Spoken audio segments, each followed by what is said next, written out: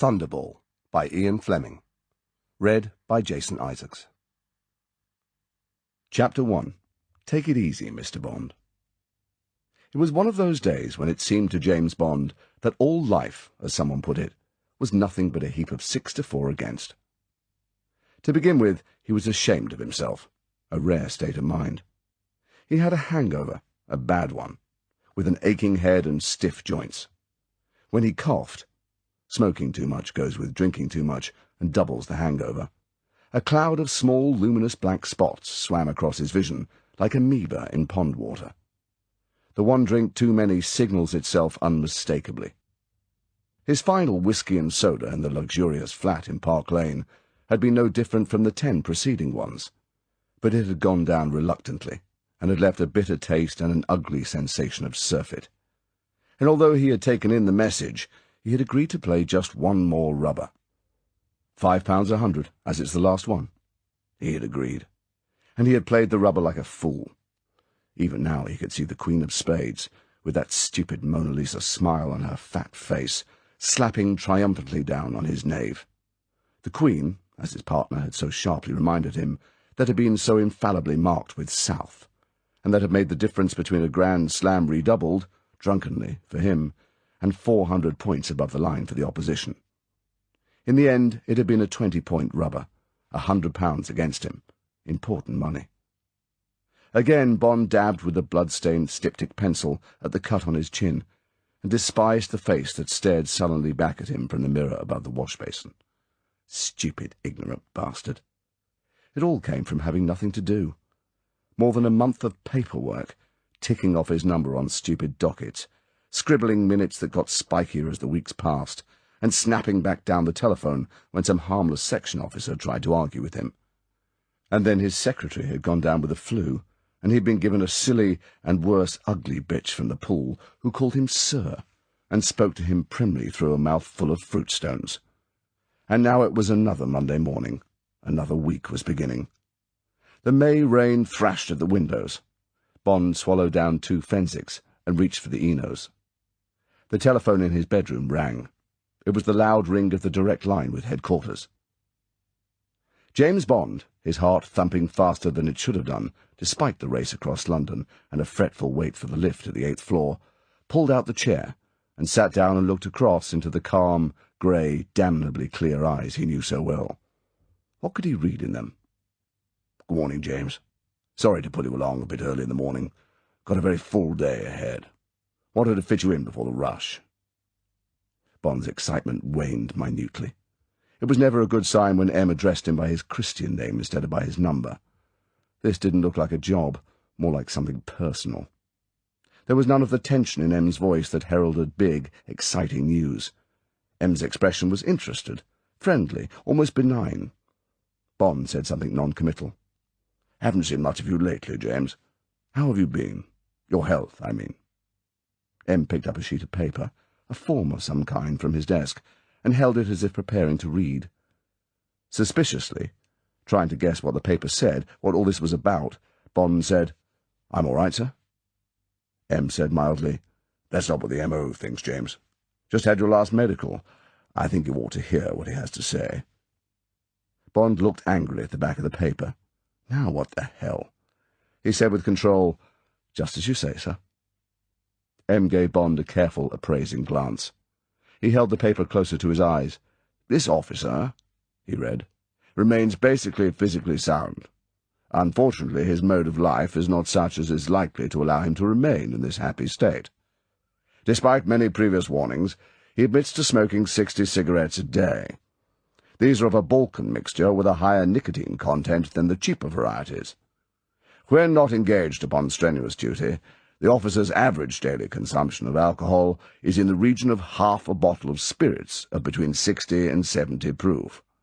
On examination, there continues to be little definite sign of deterioration. The tongue is furred, the blood pressure a little raised at 160/90. The liver is not palpable. On the other hand, when pressed, the officer admits to frequent occipital headaches, and there is spasm in the trapezius muscles, and so-called fibrositis nodules can be felt. I believe these symptoms to be due to this officer's mode of life. He is not responsive to the suggestion that overindulgence is no remedy for the tensions inherent in his professional calling, and can only result in the creation of a toxic state which could finally have the effect of reducing his fitness as an officer. I recommend that number 007 should take it easy for 2 to 3 weeks on a more abstemious regime, when I believe he would make a complete return to his previous exceptionally high state of physical fitness. M reached over and slid the report into his out tray. He put his hands flat down on the desk in front of him and looked sternly across at Bond. He said, "Not very satisfactory, is it, James?" Bond tried to keep impatience out of his voice. He said, "I'm perfectly fit, sir. Everyone has occasional headaches. Most weekend golfers have fibrositis. You get it from sweating, then sitting in a draught. Aspirin and embrocation get rid of them. Nothing to it, really, sir." M said severely, "That's just where you're making a big mistake, James. Taking medicine only suppresses these symptoms of yours. Medicine doesn't get to the root of the trouble. It only conceals it. The result is a more highly poisoned condition which may become chronic disease. All drugs are harmful to the system. They are contrary to nature. The same applies to most of the food we eat. White bread with all the roughage removed, refined sugar with all the goodness machined out of it, pasteurized milk which has had most of the vitamins boiled away, everything overcooked and denaturized. Why?" M reached into his pocket for his notebook and consulted it. "Do you know what our bread contains, apart from a bit of overground flour?" M looked accusingly at Bond. "It contains large quantities of chalk, also benzoyl peroxide powder, chlorine gas, sal ammoniac, and alum." M put the notebook back in his pocket. "What do you think of that?" Bond, mystified by all this, said defensively, "I don't eat all that much bread, sir." "Maybe not," said M impatiently, "but how much stone-ground whole wheat do you eat? How much yogurt, uncooked vegetables, nuts, fresh fruit?" Bond smiled. "Practically none at all, sir." "It's no laughing matter." M tapped his forefinger on the desk for emphasis. "Mark my words. There is no way to health except the natural way. All your troubles—" Bond opened his mouth to protest, but M held up his hand. "The deep-seated toxemia revealed by your medical are the result of a basically unnatural way of life. Ever heard of Bircher-Brenner, for instance? Or Neep, Preisnitz, Rickley, Schroth, Gossman, Biltz?" "No, sir." "Just so. Well, those are the men you would be wise to study. Those are the great naturopaths, the men whose teaching we have foolishly ignored. Fortunately," M's eyes gleamed enthusiastically, "there are a number of disciples of these men practicing in England. Nature cure is not beyond our reach." James Bond looked curiously at M. What the hell had got into the old man? Was all this the first sign of senile decay? But M looked fitter than Bond had ever seen him. The cold grey eyes were clear as crystal, and the skin of the hard-lined face was luminous with health. Even the iron-grey hair seemed to have new life. Then what was all this lunacy? M reached for his in-tray and placed it in front of him in a preliminary gesture of dismissal. He said cheerfully, "Well, that's all, James. Miss Moneypenny has made the reservation. 2 weeks will be quite enough to put you right. You won't know yourself when you come out. You man." Bond looked across at M, aghast.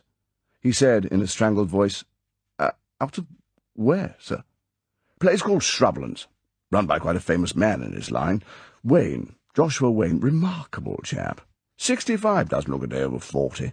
He'll take good care of you. Very up-to-date equipment, and he's even got his own herb garden. Nice stretch of country, near Washington in Sussex. And don't worry about your work here. Put it right out of your mind for a couple of weeks. I'll tell 009 to take care of the section." Bond couldn't believe his ears. He said, "But, sir, I'm perfectly all right. Are you sure? Is this really necessary?" "No," M smiled frostily. "Not necessary. Essential. If you want to stay in the 00 section, that is. I can't afford to have an officer in that section who isn't 100% fit."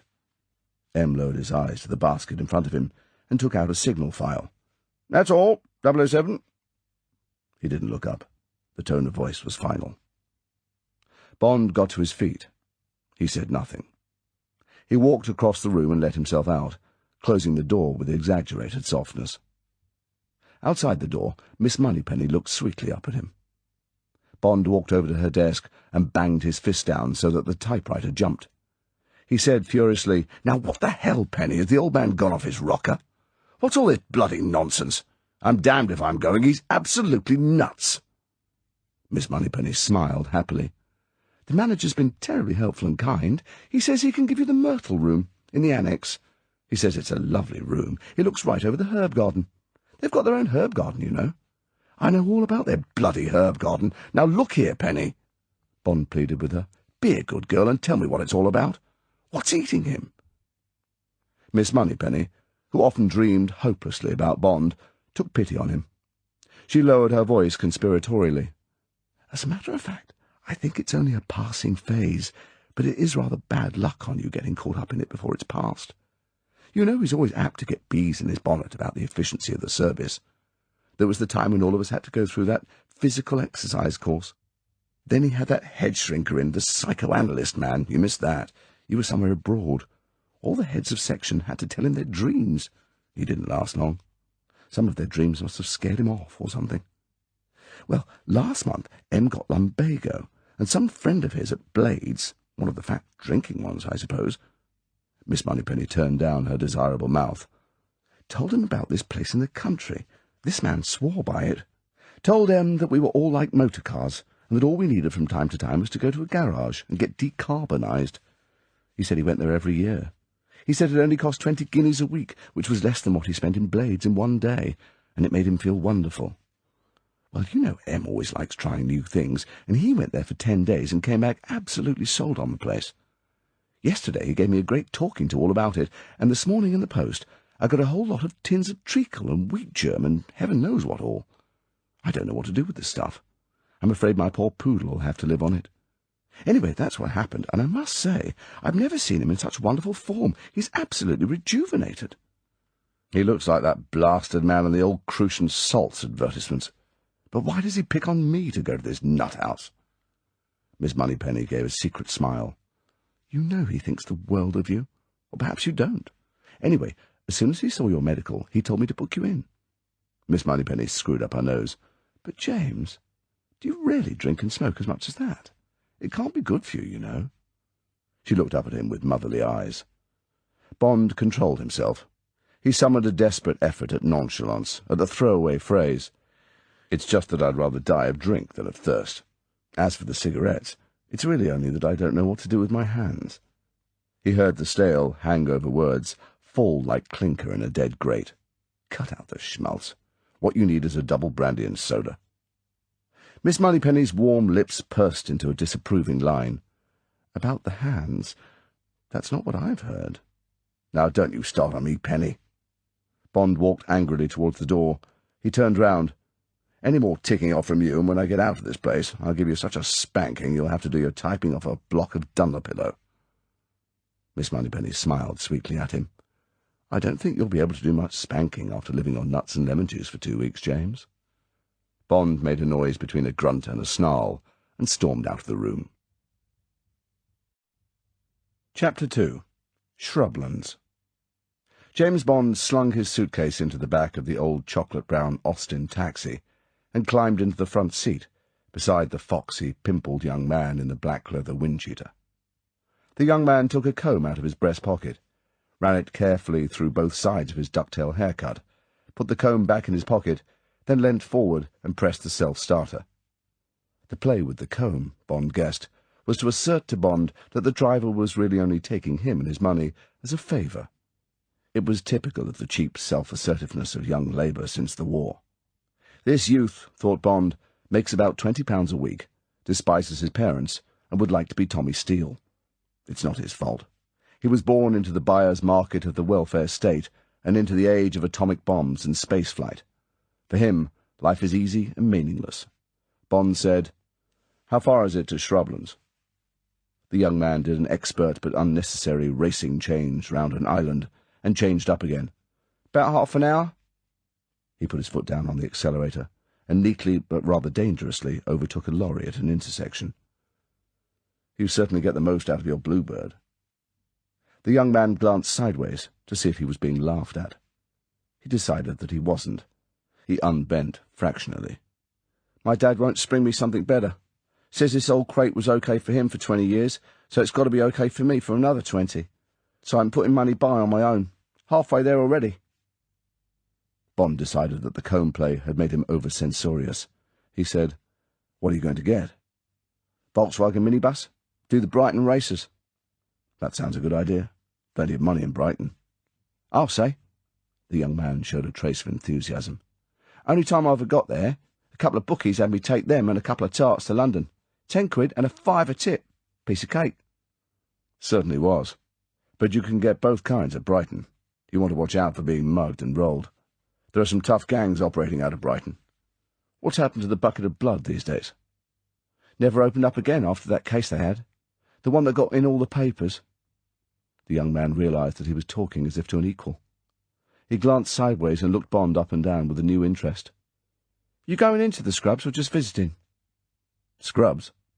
"Shrublands, Wormwood Scrubs, Scrubs," said the young man laconically.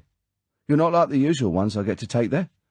Mostly fat women and old geezers who tell me not to drive so fast or it'll shake up their sciatica or something." Bond laughed. "I've got 14 days without the option. Doctor thinks it'll do me good. Got to take it easy. What do they think of the place round here?" The young man took the turning off the Brighton road and drove westwards under the downs through Poynings and Fulking. The Austin whined stolidly through the inoffensive countryside. "People think they're a lot of crackpots. Don't care for the place. All those rich folk, and they don't spend any money in the area. Tea rooms make a bit out of them, especially out of the cheats." He looked at Bond.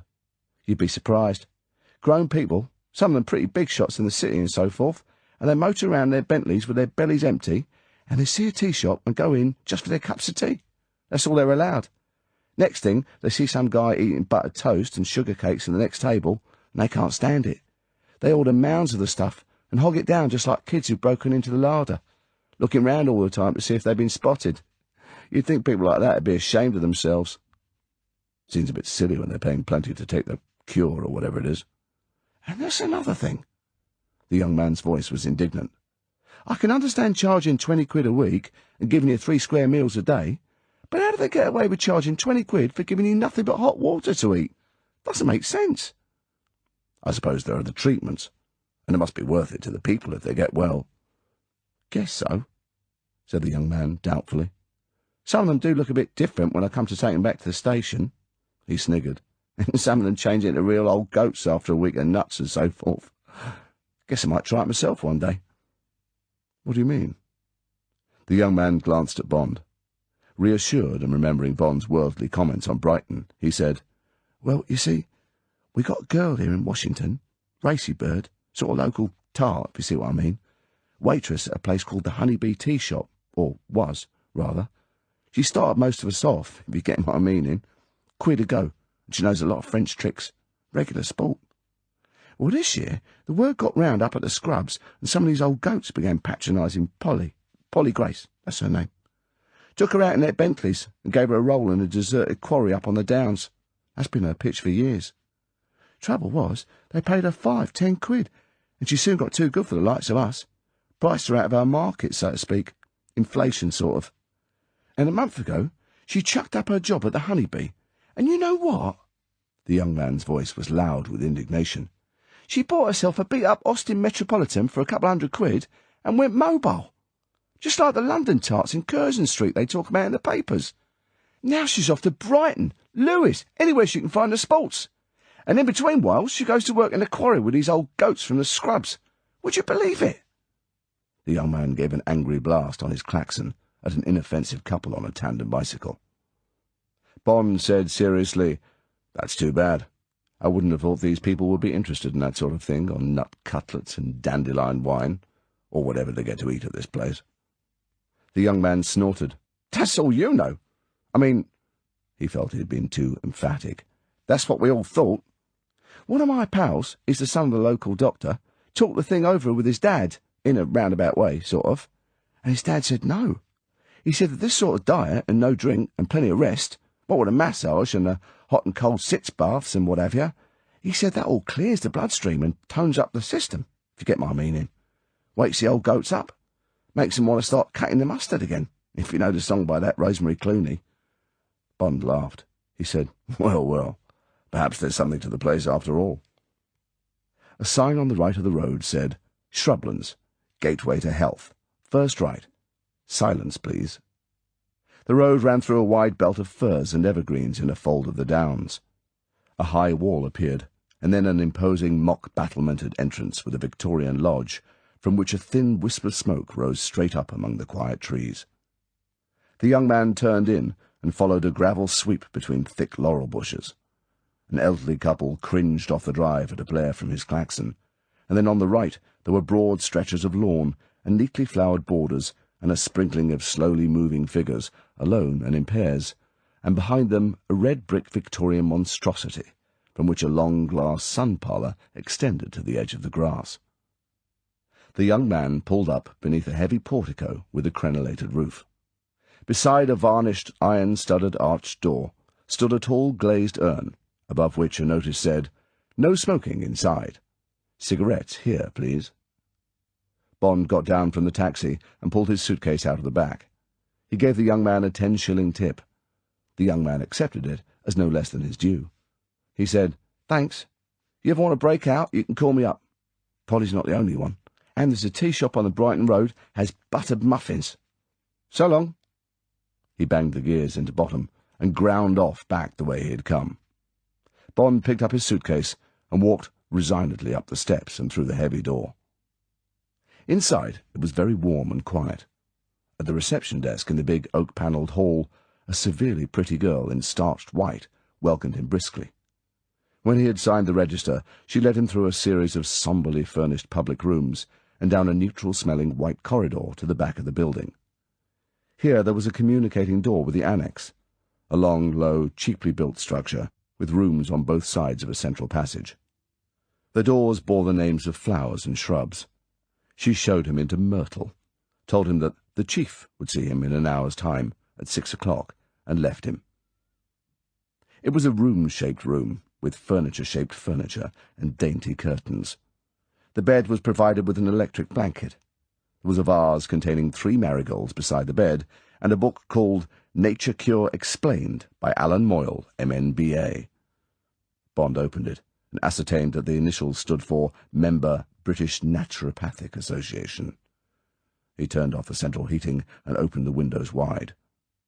The herb garden, row upon row of small nameless plants round a central sundial, smiled up at him. Bond unpacked his things and sat down in the single armchair and read about eliminating the waste products from his body.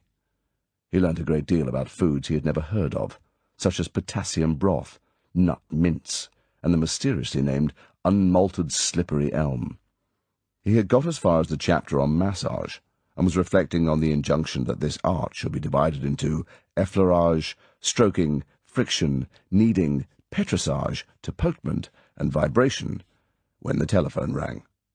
A girl's voice said that Mr. Wayne would be glad to see him in consulting room A in 5 minutes.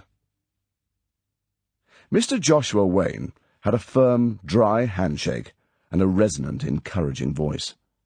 He had a lot of bushy grey hair above an unlined brow, soft, clear brown eyes, and a sincere and Christian smile. He appeared to be genuinely pleased to see Bond and to be interested in him. He wore a very clean smock-like coat with short sleeves, from which strong, hairy arms hung relaxed. Below were rather incongruous pinstripe trousers. He wore sandals over socks of conservative grey, and when he moved across the consulting room, his stride was a springy lope. Mr. Wayne asked Bond to remove all his clothes except his pants. When he saw the many scars, he said politely, "Dear me, you do seem to have been in the wars, Mr. Bond." Bond said indifferently, "Near miss. During the war." "Really? War between peoples is a terrible thing. Now just breathe in deeply, please." Mr. Wayne listened at Bond's back and chest, took his blood pressure, weighed him and recorded his height, and then, after asking him to lie face down on a surgical couch, handled his joints and vertebrae with soft, probing fingers. While Bond replaced his clothes, Mr. Wayne wrote busily at his desk. Then he sat back. "Well, Mr. Bond, Nothing much to worry about here, I think. Blood pressure a little high, slight osteopathic lesions in the upper vertebrae. They'll probably be causing your tension headaches, by the way, and some right sacroiliac strain with the right ilium slightly displaced backwards. Due to a bad fall sometime, no doubt? Mr. Wayne raised his eyebrows for confirmation. Bond said, "Perhaps." Inwardly, he reflected that the bad fall had probably been when he had had to jump from the Arlberg Express after Heinkel and his friends had caught up with him around the time of the Hungarian uprising in 1956. "Well, now." Mr. Wayne drew a printed form towards him and thoughtfully ticked off items on a list. "Strict dieting for 1 week to eliminate the toxins in the bloodstream, massage to tone you up, irrigation, hot and cold sitz baths, osteopathic treatment, and a short course of traction to get rid of the lesions. That should put you right. And complete rest, of course. Just take it easy, Mr. Bond. You're a civil servant, I understand. Do you good to get away from all that worrying paperwork for a while." Mr. Wayne got up and handed the printed form to Bond. "Treatment rooms in half an hour, Mr. Bond. No harm in starting right away." "Thank you." Bond took the form and glanced at it. "What's traction, by the way?" "A mechanical device for stretching the spine. Very beneficial." Mr. Wayne smiled indulgently. "Don't be worried by what some of the other patients tell you about it. They call it the rack. You know what wags some people are." "Yes." Bond walked out and along the white-painted corridor. People were sitting about, reading or talking in soft tones in the public rooms. They were all elderly middle-class people, mostly women, many of whom wore unattractive quilted dressing gowns. The warm, close air and the frumpish women gave Bond claustrophobia.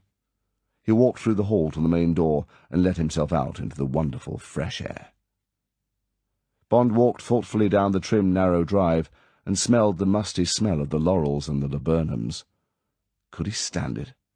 Was there any way out of this hellhole short of resigning from the service?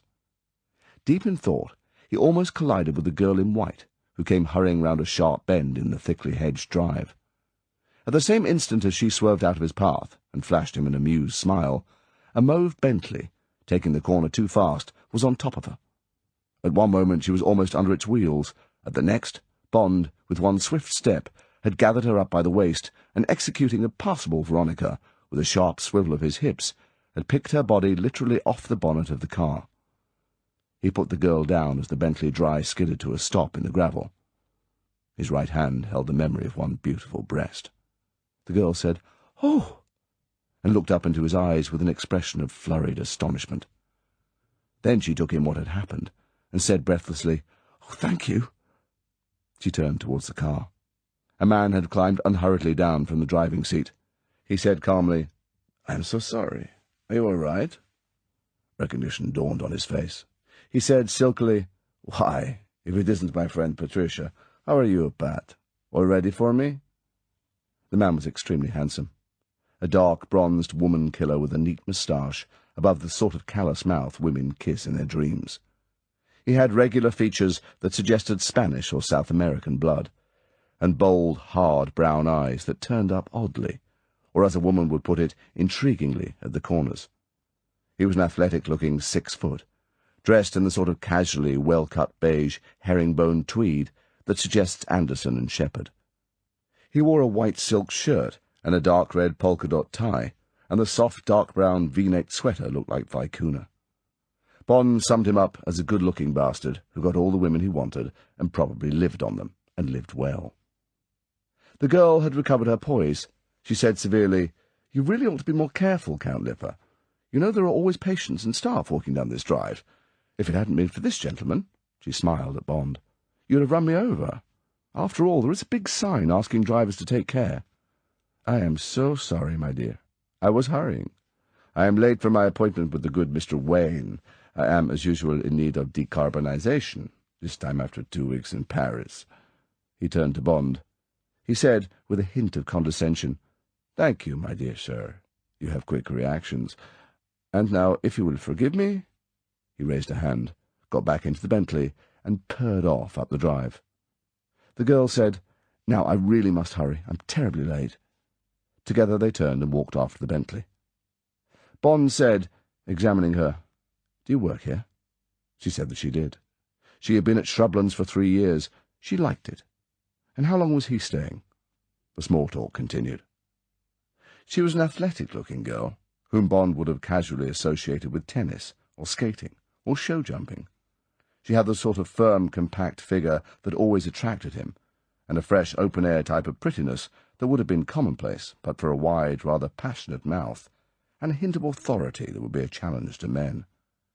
She was dressed in a feminine version of the white smock worn by Mr. Wayne, and it was clear from the undisguised curves of her breasts and hips that she had little on underneath it. Bond asked her if she didn't get bored. What does she do with her time off? She acknowledged the gambit with a smile and a quick glance of appraisal. I've got one of those bubble cars. I get about the country quite a lot. And there are wonderful walks, and one's always seeing new people here. Some of them are very interesting. That man in the car, Count Lipper, he comes here every year. He tells me fascinating things about the Far East, China, and so on. He's got some sort of a business in a place called Macau. It's near Hong Kong, isn't it? Yes, that's right. So those turned-up eyes were a dash of Chinaman. It would be interesting to know his background.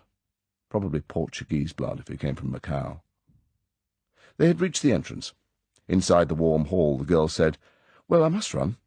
Thank you again." She gave him a smile that, for the benefit of the watching receptionist, was entirely neutral. "I hope you enjoy your stay." She hurried off towards the treatment rooms. Bond followed, his eyes on the taut swell of her hips. He glanced at his watch, and also went down the stairs and into a spotlessly white basement that smelled faintly of olive oil and aerosol disinfectant. Beyond a door marked Gentleman's Treatment, he was taken in hand by an india-rubbery masseur in trousers and singlet. Bond undressed, and with a towel round his waist, followed the man down a long room divided into compartments by plastic curtains. In the first compartment, side by side, 2 elderly men lay, the perspiration pouring down their strawberry faces, in electric blanket baths. In the next were 2 massage tables. On one, the pale, dimpled body of a youngish but very fat man wobbled obscenely beneath the pummelling of his masseur. Bond, his mind recoiling from it all, took off his towel and lay down on his face and surrendered himself to the toughest deep massage he had ever experienced. Vaguely, against the jangling of his nerves and the aching of muscles and tendons, he heard the fat man heave himself off his table, and moments later another patient take his place. He heard the man's masseur say, "I'm afraid we'll have to take the wristwatch off, sir."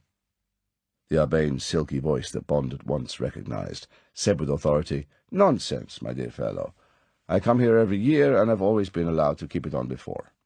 I'd rather keep it on, if you don't mind." "Sorry, sir." The masseur's voice was politely firm. "You must have had someone else doing the treatment. It interferes with the flow of blood when I come to treat the arm and hand.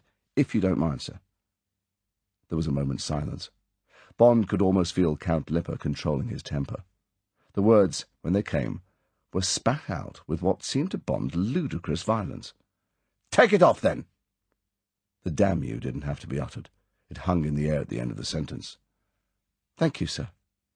There was a brief pause, and then the massage began. The small incident seemed odd to Bond. Obviously one had to take off one's wristwatch for a massage. Why had the man wanted to keep it on? It seemed very childish. "Turn over, please, sir." Bond obeyed. Now his face was free to move. He glanced casually to his right. Count Lipper's face was turned away from him. His left arm hung down towards the floor. Where the sunburn ended, there was a bracelet of almost white flesh at the wrist. In the middle of the circle where the watch had been, there was a sign tattooed in red on the skin. It looked like a small zigzag, crossed by 2 vertical strokes. So, Count Lipper had not wanted this sign to be seen.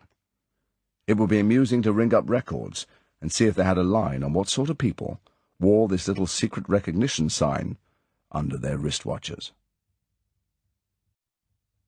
Chapter 3. The Rack.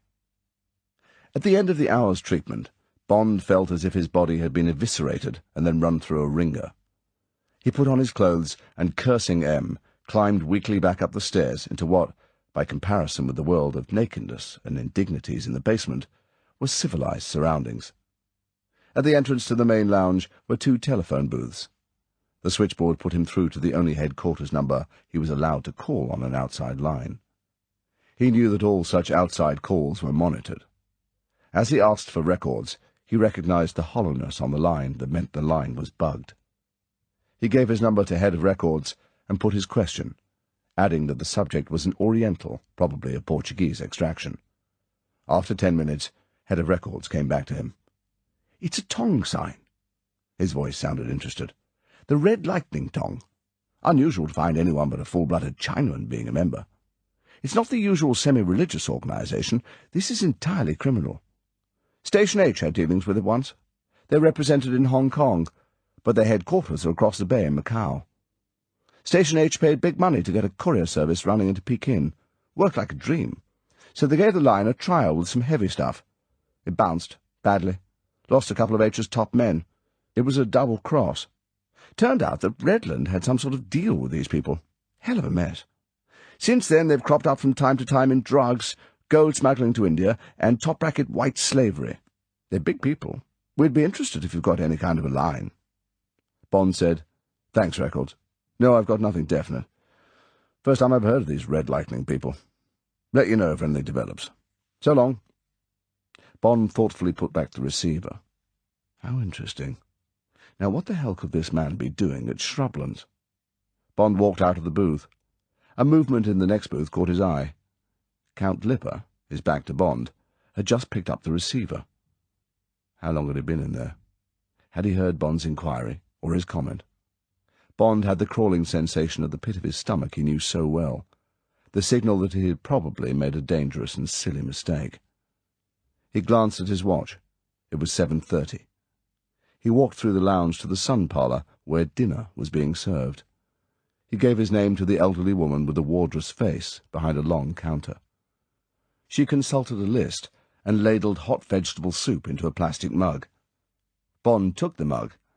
He said anxiously, "Is that all?" The woman didn't smile. She said severely, "You're lucky. You wouldn't be getting as much on starvation. And you may have soup every day at midday and 2 cups of tea at 4 o'clock." Bond gave her a bitter smile. He took the horrible mug over to one of the little cafe tables near the windows overlooking the dark lawn, and sat down and sipped the thin soup while he watched some of his fellow inmates meandering aimlessly, weakly through the room. Now he felt a grain of sympathy for the wretches. Now he was a member of their club. Now he had been initiated. He drank the soup down to the last neat cube of carrot and walked abstractedly off to his room, thinking of Count Lipper, thinking of sleep, but above all, thinking of his empty stomach. After 2 days of this, Bond felt terrible. He had a permanent slight nagging headache. The whites of his eyes had turned rather yellow, and his tongue was deeply furred. His masseur told him not to worry. This was as it should be. These were the poisons leaving his body. Bond, now a permanent prey to lassitude, didn't argue. Nothing seemed to matter any more but the single orange and hot water for breakfast, the mugs of hot soup, and the cups of tea which Bond filled with spoonfuls of brown sugar, the only variety that had Mr. Wayne's sanction. On the 3rd day, after the massage and the shock of the sitz baths, Bond had on his programme osteopathic manipulation and traction. He was directed to a new section of the basement, withdrawn and silent. When he opened the designated door, he expected to find some hairy H-man waiting for him with flexed muscles. H-man, he had discovered, stood for health man. It was the smart thing to call oneself if you were a naturopath. He stopped in his tracks. The girl, Patricia something, whom he had not set eyes on since his first day, stood waiting for him beside the couch. He closed the door behind him and said, "Good Lord, is this what you do?" She was used to this reaction of the men patients, and rather touchy about it. She didn't smile. She said in a business-like voice, "Nearly 20% of osteopaths are women. Take off your clothes, please. Everything except your pants." When Bond had amusedly obeyed, she told him to stand in front of her. She walked round him, examining him with eyes in which there was nothing but professional interest. Without commenting on his scars, she told him to lie face downwards on the couch, and with strong, precise, and thoroughly practised holds went through the handling and joint cracking of her profession. Bond soon realized that she was an extremely powerful girl. His muscled body, admittedly unresistant, seemed to be easy-going for her. Bond felt a kind of resentment of the neutrality of this relationship between an attractive girl and a half-naked man. At the end of the treatment, she told him to stand up and clasp his hands behind her neck. Her eyes, a few inches away from his, held nothing but professional concentration. She hauled strongly away from him, presumably with the object of freeing his vertebra. This was too much for Bond. At the end of it, when she told him to release his hands, he did nothing of the sort. He tightened them, pulled her head sharply towards him, and kissed her full on the lips. She ducked quickly down through his arms and straightened herself, her cheeks red and her eyes shining with anger. Bond smiled at her, knowing that he had never missed a slap in the face, and a hard one at that, by so little. He said, "It's all very well, but I just had to do it. You shouldn't have a mouth like that if you're going to be an osteopath." The anger in her eyes subsided a fraction. She said, "The last time that happened, the man had to leave by the next train." Bond laughed. He made a threatening move towards her. "If I thought there was any hope of being kicked out of this damn place, I'd kiss you again." She said, "Don't be silly. Now pick up your things. You've got half an hour's traction." She smiled grimly. "That ought to keep you quiet." Bond said morosely, "Oh, all right, but only on condition you let me take you out on your next day off." "We'll see about that. It depends how you behave at the next treatment." She held open the door. Bond picked up his clothes and went out, almost colliding with a man coming down the passage. It was Count Lipper, in slacks and a gay wind-cheater. He ignored Bond. With a smile and a slight bow, he said to the girl, "Here comes the lamb to the slaughter. I hope you're not feeling too strong today." His eyes twinkled charmingly. The girl said briskly, "Just get ready, please. I shan't be a moment putting Mr. Bond on the traction table." She moved off down the passage, with Bond following. She opened the door of a small ante-room, told Bond to put his things down on a chair, and pulled aside plastic curtains that formed a partition. Just inside the curtains was an odd-looking kind of surgical couch, in leather and gleaming aluminium. Bond didn't like the look of it at all. While the girl fiddled with a series of straps attached to 3 upholstered sections that appeared to be on runners, Bond examined the contraption suspiciously. Below the couch was a stout electric motor, on which a plate announced that this was the Hercules motorized traction table. A power drive, in the shape of articulated rods, stretched upwards from the motor to each of the 3 cushioned sections of the couch, and terminated in tension screws to which the 3 sets of straps were attached. In front of the raised portion where the patient's head would lie, and approximately level with his face, was a large dial marked in pounds, pressure up to 200. After 150 pounds, the numerals were in red. Below the headrest were grips for the patient's hands. Bond noted gloomily that the leather on the grips was stained with, presumably, sweat. "Lie face downwards here, please." The girl held the straps ready. Bond said obstinately, "Not until you tell me what this thing does. I don't like the look of it." The girl said patiently, "This is simply a machine for stretching your spine. You've got some mild spinal lesions. It will help to free those. And at the base of your spine, you've got some right sacroiliac strain. It'll help that too. You won't find it bad at all. Just a stretching sensation. It's very soothing, really. Quite a lot of patients fall asleep." "This one won't," said Bond firmly. "What strength are you going to give me? Why are those top figures in red? You sure I'm not going to be pulled apart?" The girl said, with a touch of impatience, "Don't be silly. Of course, if there was too much tension, it might be dangerous, but I shall be starting you at only 90 pounds, and in a quarter of an hour I shall come and see how you're getting on, and probably put you up to 120. Now come along. I've got another patient waiting." Reluctantly, Bond climbed up on the couch and lay on his face with his nose and mouth buried in a deep cleft in the headrest. He said, his voice muffled by the leather, "If you kill me, I'll sue." He felt the straps being tightened round his chest and then round his hips. The girl's skirt brushed the side of his face as she bent to reach the control lever beside the big dial. The motor began to whine. The straps tightened and then relaxed, tightened and relaxed. Bond felt as if his body was being stretched by giant hands, It was a curious sensation, but not unpleasant. With difficulty Bond raised his head. The needle on the dial stood at 90. Now the machine was making a soft iron hee-hawing, like a mechanical donkey, as the gears alternatively engaged and disengaged to produce the rhythmic traction. "Are you all right?" "Yes." He heard the girl pass through the plastic curtains, and then the click of the outer door. Bond abandoned himself to the soft feel of the leather at his face, to the relentless intermittent haul on his spine, and to the hypnotic whine and drone of the machine. It really wasn't too bad. How silly to have had nerves about it. A quarter of an hour later, he heard again the click of the outside door and the swish of the curtains. "All right?" "Fine." The girl's hand came into his line of vision as she turned the lever. Bond raised his head. The needle crept up to 120. Now the pull was really hard, and the voice of the machine was much louder. The girl put her head down to his. She laid a reassuring hand on his shoulder. She said, her voice loud above the noise of the gears, "Only another quarter of an hour to go." "All right." Bond's voice was careful. He was probing the new strength of the giant haul on his body. The curtains swished. Now the click of the outside door was drowned by the noise of the machine. Slowly Bond relaxed again into the arms of the rhythm. It was perhaps 5 minutes later when a tiny movement of the air against his face made Bond open his eyes.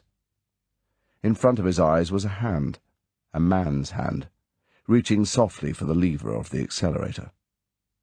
Bond watched it, at first fascinated, and then with dawning horror as the lever was slowly depressed and the straps began to haul madly at his body. He shouted. Something, he didn't know what. His whole body was racked with a great pain. Desperately he lifted his head and shouted again. On the dial the needle was trembling at 200. His head dropped back, exhausted. Through a mist of sweat he watched the hand softly release the lever. The hand paused, and turned slowly so that the back of the wrist was just below his eyes. In the centre of the wrist was the little red sign of the zigzag and the 2 bisecting lines. A voice said, quietly, close up against his ear, "You will not meddle again, my friend." Then there was nothing but the great whine and groan of the machine and the bite of the straps that were tearing his body in half. Bond began to scream, weakly, while the sweat poured from him and dripped off the leather cushions onto the floor. Then, suddenly, there was blackness. Chapter 4. Tea and Animosity. It is just as well that the body retains no memory of pain. Yes, it hurt, that abscess, that broken bone, but just how it hurt, and how much, is soon forgotten by the brain and the nerves. It is not so with pleasant sensations. A scent, a taste, the particular texture of a kiss. These things can be almost totally recalled. Bond, gingerly exploring his sensations as life came flooding back into his body, was astonished at the web of agony that had held his body so utterly and now completely dissolved. It was true that his whole spine ached as if it had been beaten, each vertebra separately with wooden truncheons, but this pain was recognizable, something within his knowledge and therefore capable of control. The searing tornado that had entered his body and utterly dominated it, replacing his identity with its own, had gone. How had it been? What had it been like? Bond couldn't remember, except that it had reduced him to something lower in the scale of existence than a handful of grass in the mouth of a tiger. The murmur of voices grew more distinct. "But what told you first that something was wrong, Miss Fearing?" "It was the noise of the machine. I had just finished a treatment. A few minutes later I heard it. I'd never heard it so loud. I thought perhaps the door had been left open. I wasn't really worried, but I came along to make sure, and there it was, the indicator up to 200. I tore down the lever and got the straps off and ran to the surgery and found the Coramin and injected it into the vein, 1 cc. The pulse was terribly weak. Then I telephoned you." "You seem to have done everything possible, Miss Fearing, and I'm sure that you bear no responsibility for this terrible thing." Mr. Wayne's voice was doubtful. "It really is most unfortunate. I suppose the patient must have jerked the lever somehow. Perhaps he was experimenting." He might easily have killed himself. We must tell the company about this and have some safety arrangement installed. A hand gingerly clasped Bond's wrist, feeling for his pulse. Bond thought it was time to re-enter the world. He must quickly get himself a doctor, a real one, not one of these grated carrot merchants. A sudden wave of anger poured through him. This was all M's fault. M was mad. He would have it out with him when he got back to headquarters. If necessary, he would go higher, to the chiefs of staff, the cabinet, the Prime Minister. M was a dangerous lunatic, a danger to the country. It was up to Bond to save England.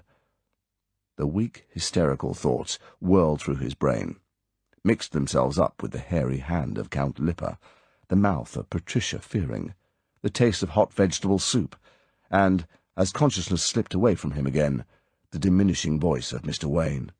No structural damage, only considerable surface abrasion of the nerve ends, and, of course, shock. You will take personal charge of the case, Miss Fearing. Rest, warmth, and effleurage. Is that understood? Rest, warmth, and effleurage. When Bond came round again, he was lying face downward on his bed, and his whole body was bathed in exquisite sensation. Beneath him was the soft warmth of an electric blanket. His back glowed with the heat from two large sun lamps, and two hands, clad in what felt to be some particularly velvety fur, were rhythmically passing, one after the other, up and down the whole length of his body, from his neck to the back of his knees. It was a most gentle and almost piercingly luxurious experience, and Bond lay and bathed himself in it. Presently he said sleepily, "Is that what they call effleurage?" The girl's voice said softly, "I thought you'd come round. The whole tone of your skin suddenly changed. How are you feeling?" "Wonderful. I'd be still better for a double whisky on the rocks." The girl laughed. "Mr. Wayne did say dandelion tea would be best for you, but I thought a little stimulant might be good. I mean, just this once. So I brought the brandy with me, and there's plenty of ice, as I'm going to give you an ice pack presently. Would you really like some? Wait, I'll put your dressing gown over you, and then you can see if you can turn over. I'll look the other way." Bond heard the lamps being pulled away. Gingerly he turned on his side. The dull ache returned, but it was already wearing off. He cautiously slipped his legs over the side of the bed and sat up. Patricia Fearing stood in front of him, clean, white, comforting, desirable. In one hand was a pair of heavy mink gloves, but with the fur covering the palm instead of the back. In the other was a glass. She held out the glass. As Bond drank and heard the reassuring, real-life tinkle of the ice, he thought, "This is a most splendid girl.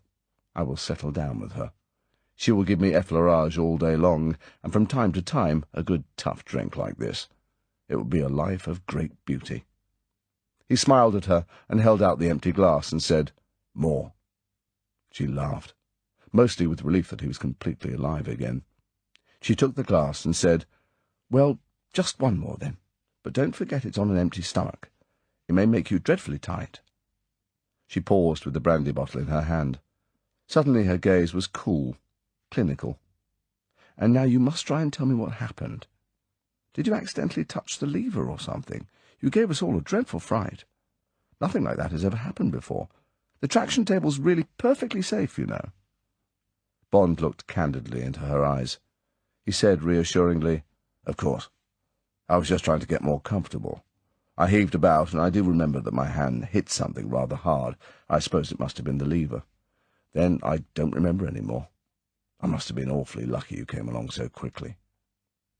She handed him the fresh drink.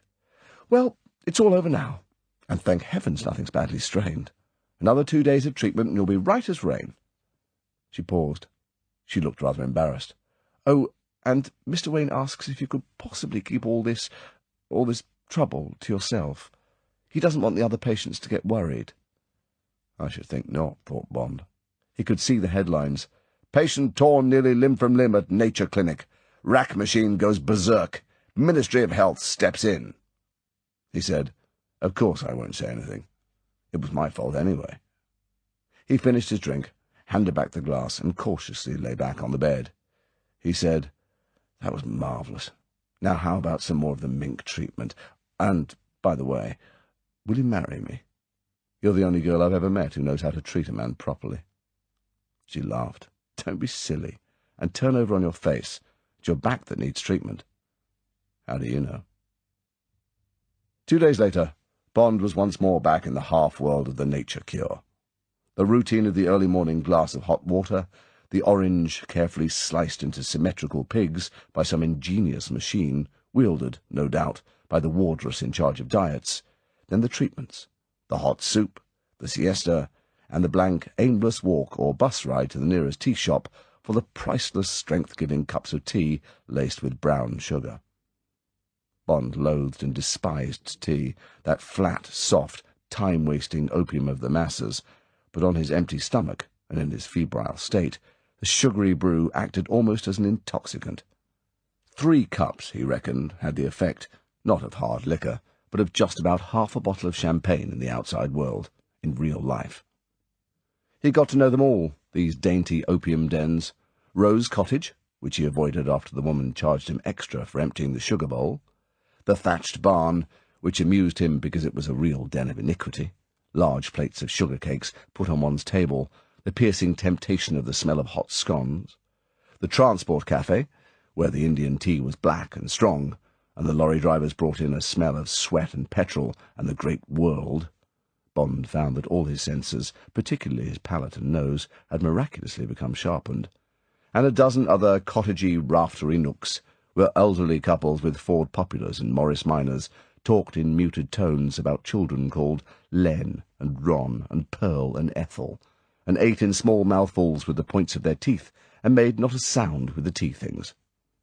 It was all a world whose ghastly daintiness and propriety would normally have sickened him. Now, empty, weak, drained of all the things that belonged to his tough, fast, basically dirty life, through Banting, he had somehow regained some of the innocence and purity of childhood. In this frame of mind, the naivety and total lack of savour, surprise, excitement of the dimity world of the nice cup of tea, of the homemade cakes, and the 1 lump or 2 were perfectly acceptable. And the extraordinary thing was that he could not remember when he had felt so well. Not strong, but without any aches and pains, clear of eye and skin, sleeping 10 hours a day, and above all, without that nagging sense of morning guilt that one is slowly wrecking one's body. It was really quite disturbing. Was his personality changing? Was he losing his edge, his point, his identity? Was he losing the vices that were so much part of his ruthless, cruel, fundamentally tough character? Who was he in process of becoming? A soft, dreaming, kindly idealist, who would naturally leave the service and become instead a prison visitor, interest himself in youth clubs, march with the H-bomb marchers, eat nut cutlets, try and change the world for the better? James Bond would have been more worried, as day by day the H-cure drew his teeth, if it had not been for 3 obsessions which belonged to his former life, and which would not leave him. A passionate longing for a large dish of spaghetti bolognese, containing plenty of chopped garlic, and accompanied by a whole bottle of the cheapest, rawest Chianti, bulk for his empty stomach and sharp taste for his starved palate. An overwhelming desire for the strong, smooth body of Patricia Fearing, and a deadly concentration on ways and means to wring the guts out of Count Lippe. The first 2 would have to wait, though tantalizing schemes for consuming both dishes on the day of his release from shrublands occupied much of his mind. So far as Count Lippe was concerned, work had started on the project from the moment Bond took up again the routine of the cure. With the cold intensity he would have employed against an enemy agent, say in a hotel in Stockholm or Lisbon during the war, James Bond set about spying on the other man. He became garrulous and inquisitive, chatting with Patricia Fearing about the various routines at shrublands. But when did the staff find time to have lunch? That man Lippe looks very fit. Always worried about his waistline. Aren't the electric blanket baths good for that? No, I haven't seen the Turkish bath cabinet. Must have a look at it sometime. And, to his masseur, haven't seen that big chap about lately. Count something, Ripper? Hipper? Oh, yes, Lippe. Oh, noon every day. I think I must try and get that time as well. Nice being clear for the rest of the day. And I'd like to have a spell in the Turkish bath thing when you finish the massage. Need a good sweat. Innocently, fragment by fragment, James Bond built up a plan of operations, a plan that would leave him and Lipa alone among the machinery of the soundproof treatment rooms. For there would be no other opportunity. Count Lipa kept to his room in the main building until his treatment time at noon. In the afternoons, he swished away in the violet Bentley. To Bournemouth, it seemed, where he had business. The night porter let him in around 11 each night. One afternoon, in the siesta hour, Bond slipped the Yale lock on Count Lipa's room with a straight piece of plastic cut off a child's aeroplane he had bought for the purpose in Washington. He went over the room meticulously and drew a blank. All he learned from the clothes was that the Count was a much-travelled man. Shirts from Charvet, ties from Tripler, Dior and Hardy Amis, shoes from Peel, and raw silk pyjamas from Hong Kong. The dark red Morocco suitcase from Mark Cross might have contained secrets, and Bond eyed the silk linings and toyed with the Count's Wilkinson razor. But no. Better that revenge, if it could be contrived, should come out of a clear sky. That same afternoon, drinking his treacly tea, Bond scraped together the meagre scraps of his knowledge of Count Lipa. He was about 30, attractive to women, and physically, to judge from the naked body Bond had seen, very strong. His blood would be Portuguese with a dash of Chinaman, and he gave the appearance of wealth. What did he do? What was his profession? At first glance, Bond would have put him down as a tough maquereau from the Ritz bar in Paris, the Palace at St. Moritz, the Carlton at Cannes, good at backgammon, polo, water-skiing, but with the yellow streak of the man who lives on women. But Lipa had heard Bond making inquiries about him, and that had been enough for an act of violence, an inspired act that he had carried out swiftly and coolly when he finished his treatment with the Fearing girl and knew from her remark that Bond would be alone on the traction table. The act of violence might only have been designed to warn, but equally, since Lipa could only guess at the effect of a 200-pound pull on the spine, it might have been designed to kill. Why? Who was this man who had so much to hide, and what were his secrets? Bond poured the last of his tea onto a mound of brown sugar. One thing was certain. The secrets were big ones. Bond never seriously considered telling headquarters about Lipa and what he had done to Bond. The whole thing, against the background of shrublands, was so unlikely and so utterly ridiculous. And somehow Bond, the man of action and resource, came out of it all as something of a ninny. Weakened by a diet of hot water and vegetable soup, the ace of the Secret Service had been tied to some kind of a rack, and then a man had come along and just pulled the lever up a few notches, and reduced the hero of 100 combats to a quivering jelly. No. There was only one solution, a private solution, man to man. Later, perhaps, to satisfy his curiosity, it might be amusing to put through a good trace on Count Lipa, with SIS records, with the CID, with the Hong Kong station. But for the time being, Bond would stay quiet, keep out of Count Lipa's way, and plan meticulously for just the right kind of payoff. By the time the 14th day, the last day, came, Bond had it all fixed, the time, the place, and the method. At 10 o'clock, Mr. Joshua Wayne received Bond for his final check-up. When Bond came into the consulting room, Mr. Wayne was standing by the open window doing deep breathing exercises. With a final thorough exhalation through the nostrils, he turned to greet Bond with an "Ah, Bisto" expression on his healthily flushed face. His smile was elastic with good fellowship. "And how's the world treating you, Mr. Bond? No ill effects from that unhappy little accident, no?" "Quite so.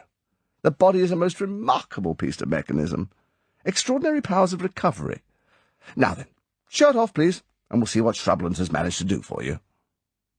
10 minutes later, Bond, blood pressure down to 132/84, weight reduced by 10 pounds, osteopathic lesions gone, clear of eye and tongue, was on his way down to the basement rooms for his final treatment. As usual, it was clammily quiet and neutral-smelling in the white rooms and corridors. From the separate cubicles there came an occasional soft exchange between patient and staff, and, in the background, intermittent plumbing noises. The steady whir of the ventilation system created the impression of the deep innards of a liner in a dead calm. It was nearly 12:30. Bond lay face down on the massage table and listened for the authoritative voice and the quick slap of the naked feet of his prey. The door at the end of the corridor sighed open and sighed shut again. "Morning, Beresford. All ready for me? Make it good and hot today. Last treatment. 3 more ounces to lose, right?" "Very good, sir." The gym shoes of the chief attendant, followed by the slapping feet, came down the corridor outside the plastic curtain of the massage room, and on to the end room of all, the electric Turkish bath. The door sighed shut, and a few minutes later sighed again as the attendant, having installed Count Lipa, came back down the corridor. 20 minutes went by. 25. Bond rolled off the table. "Well, thanks, Sam. You've done me a power of good. I'll be back to see you again one of these days, I expect. I'll just go along and have a final salt rub and a sitz bath. You cut along to your carrot cutlets, don't worry about me. I let myself out when I finished." Bond wrapped a towel round his waist and moved off down the corridor. There was a flurry of movement and voices as the attendants got rid of their patients and made their way through the staff door for the luncheon break. The last patient, a reformed drunk, called back from the entrance, "See you later, Gator." Somebody laughed. Now the petty officer voice of Beresford sounded down the corridor, making certain that everything was shipshape. "Windows, Bill?" "OK. Your next is Mr. Dunbar at 2 sharp. Len, tell the laundry we should need more towels after lunch. Ted! You there, Ted?" Well then, Sam, look after Count Lippert, would you? Turkish bath." Bond had listened to this routine for a whole week, noting the men that cut minutes off their duty and got off early to lunch, noting the ones that stayed to do their full share of the last chores. Now, from the open door of the empty shower room, he called back, in Sam's deep voice, "OK, Mr. Beresford," and waited for the crisp squeak of gym shoes on the linoleum. There it was. The brief pause halfway down the corridor, and then the double sigh as the staff door opened and shut. Now there was dead silence save for the hum of the fans. The treatment rooms were empty. Now there was only James Bond and Count Lipa. Bond waited a moment and then came out of the shower room and softly opened the door to the Turkish bath. He had had one session in the place just to get the geography clear in his mind, and the scene was exactly as he remembered. It was a white cubicle treatment room like all the others, but in this one the only object was a big cream metal and plastic box, about 5 feet tall by 4 feet square. It was closed on all sides but the top. The front of the big cabinet was hinged to allow a patient to climb in and sit inside, and there was a hole in the top with a foam rubber support for the nape of the neck and the chin, through which the patient's head emerged. The rest of his body was exposed to the heat from many rows of naked electric bulbs inside the cabinet, and the degree of heat was thermostatically controlled by a dial at the back of the cabinet. It was a simple sweatbox, designed, as Bond had noticed on his previous visit to the room, by the Medikalischer Maschinenbau GmbH, 44 Franziskanerstrasse, Ulm, Bavaria. The cabinet faced away from the door. At the hiss of the hydraulic fastener, Count Lipa said angrily, "God damn it, Beresford, let me out of this thing. I'm sweating like a pig." "You said you wanted it hot, sir." Bond's amiable voice was a good approximation to the chief attendant's. "Don't argue, God damn it, let me out of here." "I don't think you quite realise the value of the heat in the HQ, sir. Heat resolves many of the toxins in the bloodstream, and for the matter of that, in the muscle tissue also. A patient suffering from your condition of pronounced toxemia will find much benefit from the heat treatment." Bond found the H-lingo rattling quite easily off the tongue. He was not worried about the consequences to Beresford. He would have the solid alibi of luncheon in the staff canteen. "Don't give me that crap, I tell you, let me out of here!" Bond examined the dial on the back of the machine. The needle stood at 120. What should he give the man? The dial ran up to 200 degrees. That much might roast him alive. This was only to be a punishment, not a murder. Perhaps 180 would be a just retribution. Bond clicked the knob up to 180. He said, "I think just half an hour of real heat will do you the world of good, sir." Bond dropped the sham voice. He added sharply, "And if you catch fire, you can sue." The dripping head tried to turn, failed. Bond moved towards the door. Count Lipa now had a new voice, controlled but desperate. He said, woodenly, concealing the knowledge and the hate, "Give you £1,000 and we're quits."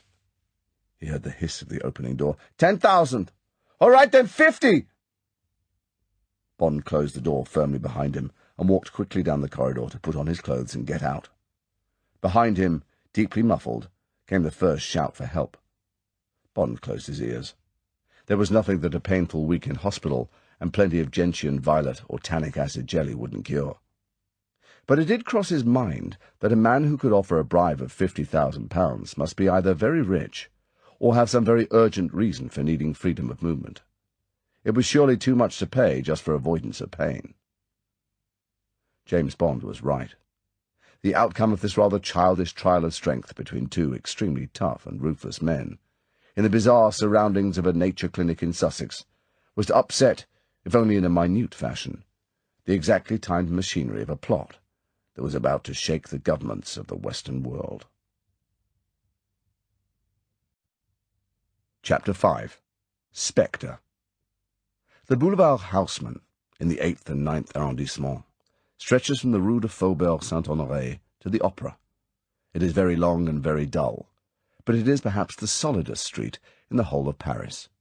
Not the richest, the Avenue d'Iéna has that distinction, but rich people are not necessarily solid people, and too many of the landlords and tenants in the Avenue d'Iéna have names ending in escu, ovich, ski, and stein, and these are sometimes not the endings of respectable names. Moreover, the Avenue d'Iéna is almost entirely residential. The occasional discreet brass plate giving the name of a holding company in Liechtenstein or in the Bahamas, or the Canton de Vaud in Switzerland, are there for tax purposes only. The cover names for private family fortunes seeking alleviation from the punitive burden of the revenue, or, more briefly, tax dodging. The Boulevard Haussmann is not like that. The massive turn-of-the-century bastard Second Empire buildings in heavily ornamented brick and stucco are the sièges, the seats of important businesses. Here are the head offices of the Gros Industriels from Lille, Lyon, Bordeaux, Clermont-Ferrand, the locaux of the Gros Légumes, the big vegetables, in cotton, artificial silk, coal, wine, steel, and shipping.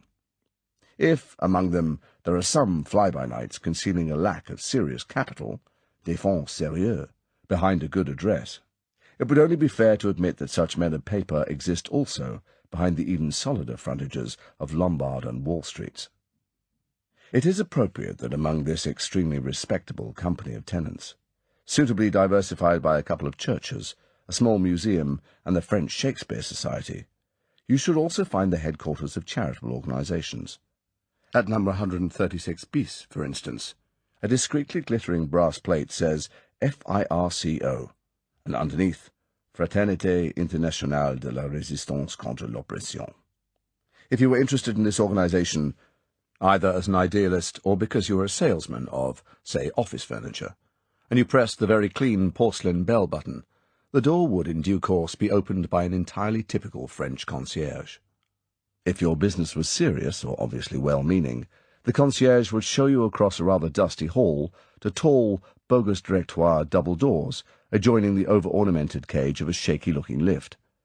Inside the doors, you would be greeted by exactly what you had expected to see, a large, dingy room needing a fresh coat of its café au lait paint, in which half a dozen men sat at cheap desks and typed or wrote amidst the usual accoutrements of a busy organization, in-and-out baskets, telephones, in this case the old-fashioned standard ones that are typical of such an office in this part of Paris, and dark green metal filing cabinets in which drawers stand open. If you are observant of small details, you might register that all the men were of approximately the same age group, between 30 and 40, and that in an office where you would have expected to find women doing the secretarial work, there were none. Inside the tall door you would receive the slightly defensive welcome appropriate to a busy organization accustomed to the usual proportion of cranks and time-wasters, but in response to your serious inquiry, the face of the man at the desk near the door would clear and become cautiously helpful. The aims of the fraternity? We exist, monsieur, to keep alive the ideals that flourished during the last war among members of all resistance groups. No, monsieur, we are entirely unpolitical. Our funds? They come from modest subscriptions from our members, and from certain private persons who share our aims. You have perhaps a relative, a member of a resistance group, whose whereabouts you seek. Certainly, monsieur. The name? Gregor Karlsky, last heard of with Mikhailovich in the summer of 1943. Jules! He might turn to a particular man and call out, Karlsky! Gregor! Mikhailovich, 1943. Jules would go to a cabinet, and there would be a brief pause. Then the reply might come back, dead, killed in the bombing of the General's headquarters, October 21st, 1943. I regret, monsieur. Is there anything further we can do for you? Then perhaps you would care to have some of our literature. Forgive me for not having time to spare to give you more details of Firko myself, but you will find everything there. This happens to be a particularly busy day. This is the International Refugee Year, and we have many inquiries such as yours from all over the world. Good afternoon, monsieur. Pas de quoi. So, or more or less so, it would be, and you would go out onto the boulevard satisfied and even impressed with an organization that was doing its excellent, if rather vague work, with so much dedication and efficiency. On the day after James Bond had completed his nature cure and had left for London, after, the night before, scoring a most satisfactory left and right of spaghetti bolognese and Chianti at Lucian's in Brighton, and of Miss Patricia Fearing on the squab seats from her bubble car high up on the Downs, an emergency meeting of the trustees of Firko was called for 7 o'clock in the evening. The men, for they were all men, came from all over Europe, by train or car or aeroplane, and they entered number 136 bis, singly or in pairs, some by the front door and some by the back, at intervals during the late afternoon and evening. Each man had his allotted time for arriving at these meetings, so many minutes, up to 2 hours before 0 hour, and each man alternated between the back and the front door from meeting to meeting. Now there were 2 concierges for each door, and other less obvious security measures, warning systems, closed-circuit television scanning of the 2 entrances, and complete sets of dummy Firko minutes, backed up 100% by the current business of the Firko organization on the ground floor. Thus, if necessary, the deliberations of the trustees could, in a matter only of seconds, be switched from clandestine to overt, as solidly overt as any meeting of principals in the Boulevard Haussmann could possibly be. At 7 o'clock precisely, the 20 men who made up this organization strode, lounged, or sidled, each according to his character, into the workmanlike boardroom on the 3rd floor. Their chairman was already in his seat. No greetings were exchanged. They were ruled by the chairman to be a waste of breath, and, in an organization of this nature, hypocritical. The men filed round the table and took their places at their numbers, the numbers from 1 to 21 that were their only names, and that, as a small security precaution, advanced round the rota by 2 digits at midnight on the 1st of every month. Nobody smoked. Drinking was taboo and smoking frowned upon, and nobody bothered to glance down at the bogus Firko agenda on the table in front of him. They sat very still and looked up the table of the chairman with expressions of the sharpest interest, and what in lesser men would have been obsequious respect. Any man seeing number 2, for that was the chairman's number of the month, even for the first time, would have looked at him with some degree of the same feelings, for he was one of those men, one meets perhaps only 2 or 3 in a lifetime, who seem almost to suck the eyes out of your head. These rare men are apt to possess 3 basic attributes. Their physical appearance is extraordinary, they have a quality of relaxation, of inner certainty, and they exude a powerful animal magnetism. The herd has always recognized the otherworldliness of these phenomena, and in primitive tribes you will find that any man singled out by nature in this fashion will also have been chosen by the tribe to be their chief. Certain great men of history, perhaps Genghis Khan, Alexander the Great, Napoleon among the politicians, have had these qualities. Perhaps they even explain the hypnotic sway of an altogether more meagre individual, the otherwise inexplicable Adolf Hitler, over 80 million of the most gifted nation in Europe. Certainly number 2 had these qualities, and any man in the street would have recognized them, let alone these 20 chosen men. For them, despite the deep cynicism ingrained in their respective callings, despite their basic insensitivity towards the human race, he was, however reluctantly, their supreme commander, almost their god. This man's name was Ernest Stavro Blofeld, and he was born in Gdynia of a Polish father and a Greek mother on May the 28th, 1908. After matriculating in economics and political history at the University of Warsaw, he studied engineering and radionics at the Warsaw Technical Institute, and at the age of 25 obtained a modest post in the central administration of the Ministry of Posts and Telegraphs. This would seem a curious choice for such a highly gifted youth, but Blofeld had come to an interesting conclusion about the future of the world. He had decided that fast and accurate communication lay in a contracting world at the very heart of power. Knowledge of the truth before the next man, in peace or war, lay, he thought, behind every correct decision in history, and was the source of all great reputations.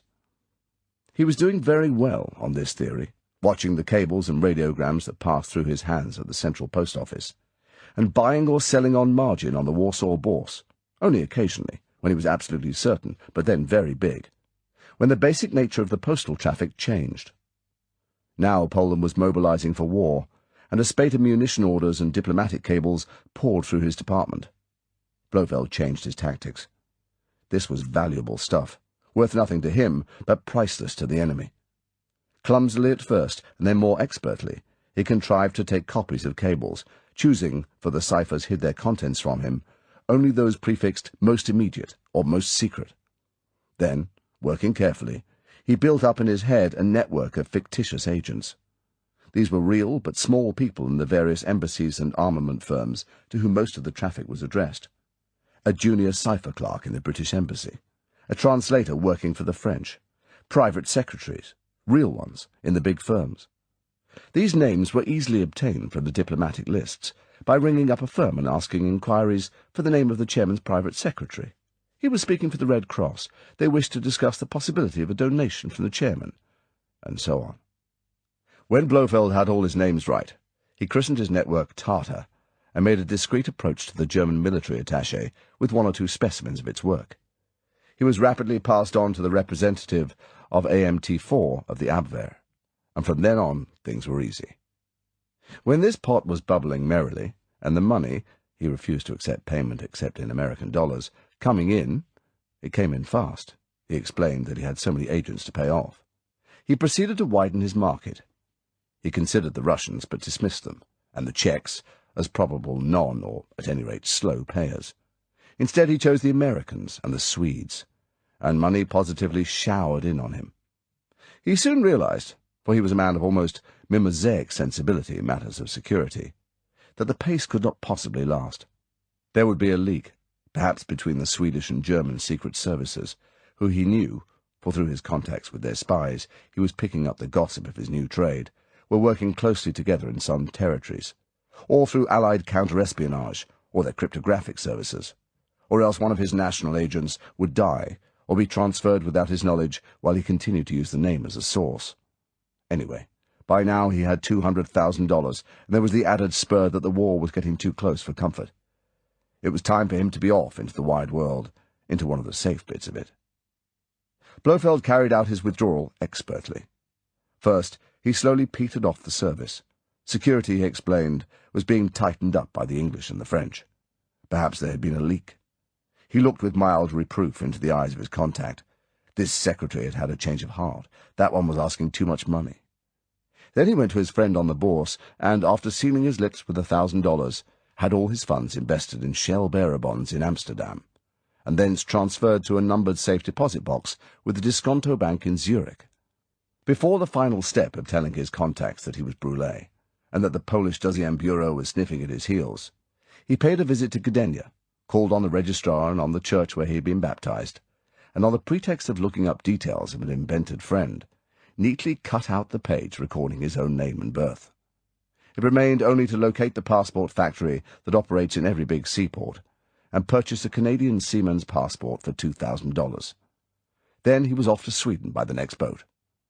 After a pause in Stockholm for a careful look round the world and some cool thinking about the probable course of the war, he flew to Turkey on his original Polish passport, transferred his money from Switzerland to the Ottoman Bank in Istanbul, and waited for Poland to fall. When, in due course, this happened, he claimed refuge in Turkey, and spent a little money amongst the right officials in order to get his claim established. Then he settled down. Ankara Radio was glad to have his expert services, and he set up Rahir, another espionage service built along the lines of Tartar, but rather more solidly. Blofeld wisely waited to ascertain the victor before selling his wares, and it was only when Rommel had been kicked out of Africa that he plumped for the Allies. He finished the war in a blaze of glory and prosperity, and with decorations or citations from the British, Americans, and French. Then, with $500,000 in Swiss banks and a Swedish passport in the name of Serge Angstrom, he slipped off to South America for a rest, some good food, and a fresh think. And now Ernst Blofeld, the name to which he had decided it was perfectly safe to return, sat in the quiet room in the Boulevard Haussmann, gazed slowly round the faces of his 20 men, and looked for eyes that didn't squarely meet his. Blofeld's own eyes were deep black pools, surrounded, totally surrounded, as Mussolini's were, by very clear whites. The doll-like effect of this unusual symmetry was enhanced by long silken black eyelashes that should have belonged to a woman. The gaze of these soft doll's eyes was totally relaxed, and rarely held any expression stronger than a mild curiosity in the object of their focus. They conveyed a restful certitude in their owner and in their analysis of what they observed. To the innocent, they exuded confidence, a wonderful cocoon of confidence in which the observed one could rest and relax, knowing that he was in comfortable, reliable hands.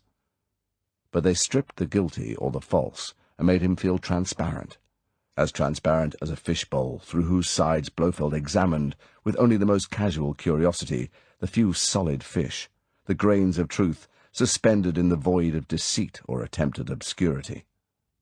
Blofeld's gaze was a microscope, the window on the world of a superbly clear brain, with a focus that had been sharpened by 30 years of danger, and of keeping just one step ahead of it, and of an inner self-assurance built up on a lifetime of success in whatever he had attempted. The skin beneath the eyes that now slowly, mildly surveyed his colleagues was unpouched. There was no sign of debauchery, illness, or old age on the large, white, bland face under the square, wiry, black crew-cut. The jawline, going to the appropriate middle-aged fat of authority, showed decision and independence. Only the mouth, under a heavy, squat nose, marred what might have been the face of a philosopher or a scientist. Proud and thin, like a badly healed wound, the compressed dark lips, capable only of false, ugly smiles, suggested contempt, tyranny, and cruelty, but to an almost Shakespearean degree. Nothing about Blofeld was small. Blofeld's body weighed about 20 stone. It had once been all muscle. He had been an amateur weightlifter in his youth, but in the past 10 years it had softened, and he had a vast belly that he concealed behind roomy trousers and well-cut double-breasted suits, tailored that evening out of beige doeskin. Blofeld's hands and feet were long and pointed. They were quick-moving when they wanted to be, but normally, as now, they were still and reposed. For the rest, he didn't smoke or drink, and he had never been known to sleep with a member of either sex. He didn't even eat very much. So far as vices or physical weaknesses were concerned, Blofeld had always been an enigma to everyone who had known him. The 20 men who looked up the long table at this man, and waited patiently for him to speak, were a curious mixture of national types, but they had certain characteristics in common. They were all in the 30 to 40 age group. They all looked extremely fit, and nearly all of them, there were 2 who were different, had quick, hard, predatory eyes, the eyes of the wolves and the hawks that prey upon the herd. The 2 who were different were both scientists with scientists' otherworldly eyes. Kurtzer, the East German physicist who had come over to the West 5 years before and had exchanged his secrets for a modest pension and retirement in Switzerland, and Maslow, formerly Kandinsky, the Polish electronics expert, who in 1956 had resigned as head of the radio research department of Philips AG of Eindhoven, and had then disappeared into obscurity. The other 18 men consisted of cells of 3, Blofeld accepted the communist triangle system for security reasons, from 6 national groups, and within these groups from 6 of the world's great criminal and subversive organizations. There were 3 Sicilians from the top echelon of the Unione Siciliano, the Mafia, 3 Corsican Frenchmen from the Union Corse, the secret society, contemporary with and similar to the Mafia that runs nearly all organized crime in France, 3 former members of Smersh, the Soviet organization for the execution of traitors and enemies of the state, that had been disbanded on the orders of Khrushchev in 1958 and replaced by the Special Executive Department of the MWD, 3 of the top surviving members of the former Sonderdienst of the Gestapo, 3 tough Yugoslav operatives who had resigned from Marshal Tito's secret police, and 3 Highland Turks, the Turks of the plains are no good, formerly members of Blofeld's Rahir and subsequently responsible for Cristal, the important Middle East heroin pipeline whose outlet is Beirut. These 18 men, all experts in conspiracy, in the highest ranges of secret communication and action, and above all of silence, also shared one supreme virtue. Every man had a solid cover. Every man possessed a valid passport with up-to-date visas for the principal countries in the world, and an entirely clean sheet with Interpol and with their respective national police forces. That factor alone, the factor of each man's cleanliness after a lifetime in big crime, was his highest qualification for membership of Spectre, the Special Executive for Counterintelligence, Terrorism, Revenge, and Extortion. The founder and chairman of this private enterprise for private profit was Ernest Stavro Blofeld. Chapter 6. Violet-Scented Breath. Blofeld completed his inspection of the faces. As he had anticipated, only one pair of eyes had slid away from his. He had known he was right. The double-checked reports had been entirely circumstantial, but his own eyes and his intuition had to be the seal. He slowly put both hands under the table. One hand remained flat on his thigh. The other went to a side pocket, and drew out a thin gold vinaigrette, and placed it on the table in front of him. He prized open the lid with his thumbnail, took out a violet-scented cachou, and slipped it into his mouth. It was his custom, when unpleasant things had to be said, to sweeten his breath. Blofeld tucked the cachou under his tongue and began to talk in a soft, resonant, and very beautifully modulated voice. "I have a report to make to members about the big affair, about Plan Omega." Blofeld never prefixed his words with gentlemen, friends, colleagues, or the like. These were fripperies. "But before I proceed to that matter, for security's sake, I propose to touch upon another topic." Blofeld looked mildly round the table. The same pair of eyes evaded his. He continued in a narrative tone of voice. "The executive will agree that the first 3 years of our experience have been successful. Thanks in part to our German section, the recovery of Himmler's jewels from the Mondsee was successfully accomplished in total secrecy, and the stones disposed of by our Turkish section in Beirut. Income £750,000. The disappearance of the safe with its contents intact from the MWD headquarters in East Berlin has never been traced to our Russian section, and the subsequent sale to the American Central Intelligence Agency yielded $500,000. The interception of 1,000 ounces of heroin in Naples, the property of the Pastori circuit, when sold to the Firponi interests in Los Angeles, brought in $800,000. The British Secret Service paid £100,000 for the Czech germ warfare files from the State Chemical Factory in Pilsen. The successful blackmail of former SS Gruppenführer Sontag, living under the name of Santos in Havana, yielded a meagre $100,000, unfortunately all the man possessed. And the assassination of Perrin, the French heavy-water specialist, who went over to the Communists through Berlin, added, thanks to the importance of his knowledge and the fact that we got him before he talked, 1 billion francs from the Deuxième Bureau. In round sums, as the Special Executive knows from our accounts, the total income to date, not counting our last and undistributed dividend, has amounted to approximately £1.5 million sterling in the Swiss francs and Venezuelan bolivars, in which, for reasons of prudence, they continue to be the hardest currencies in the world, we convert all our takings. This income, as the Special Executive will be aware, has been distributed in accordance with our charter as to 10% for overheads and working capital, 10% to myself, and the remainder in equal shares of 4% to the members, a profit each member of approximately £60,000. This amount I regard as a barely adequate remuneration for members' services, £20,000 a year is not in accordance with our expectations, but you will be aware that Plan Omega will yield sufficient to provide each of us with a considerable fortune, and will allow us, if we wish to do so, to wind up our organization and transfer our respective energies to other pursuits. Blofeld looked down the table. He said amiably, "Any questions?" The 20 pairs of eyes, on this occasion all of them, gazed stolidly, unemotionally back at their chairman. Each man had made his own calculation, knew his own mind. There was no comment to be extracted from these good, though narrow minds. They were satisfied, but it was not a part of their harsh personalities to say so. These were known things that their chairman had spoken. It was time for the unknown. Blofeld slipped a second cachou into his mouth, manoeuvred it under his tongue, and continued. "Then so be it. And now to the last operation, completed a month ago, and yielding $1 million.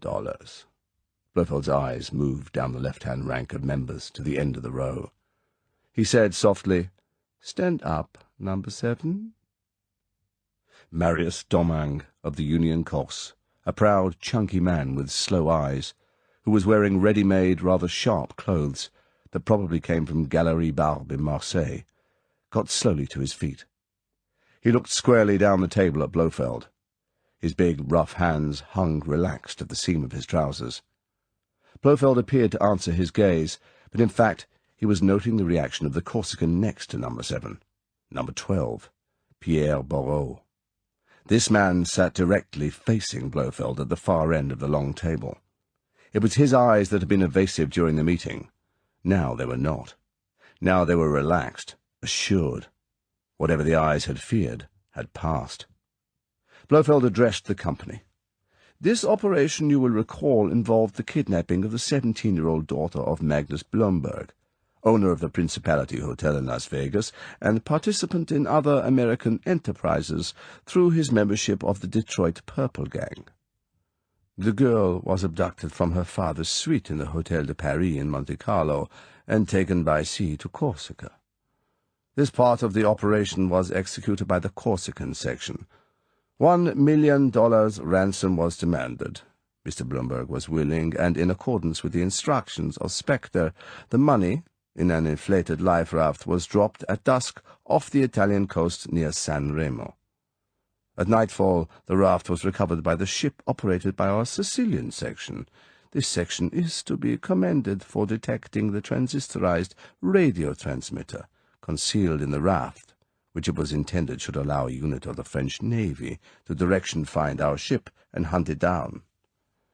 On receipt of the ransom money, and in accordance with our undertaking, the girl was returned to her parents, apparently suffering from no ill effects except for the hair dye that had been necessary to transfer her from Corsica to a wagon-lit in the blue train from Marseille. I say apparently. From a source in the police commissariat at Nice, I now learn that the girl was violated during her captivity in Corsica." Blofeld paused, to allow this intelligence time to sink in.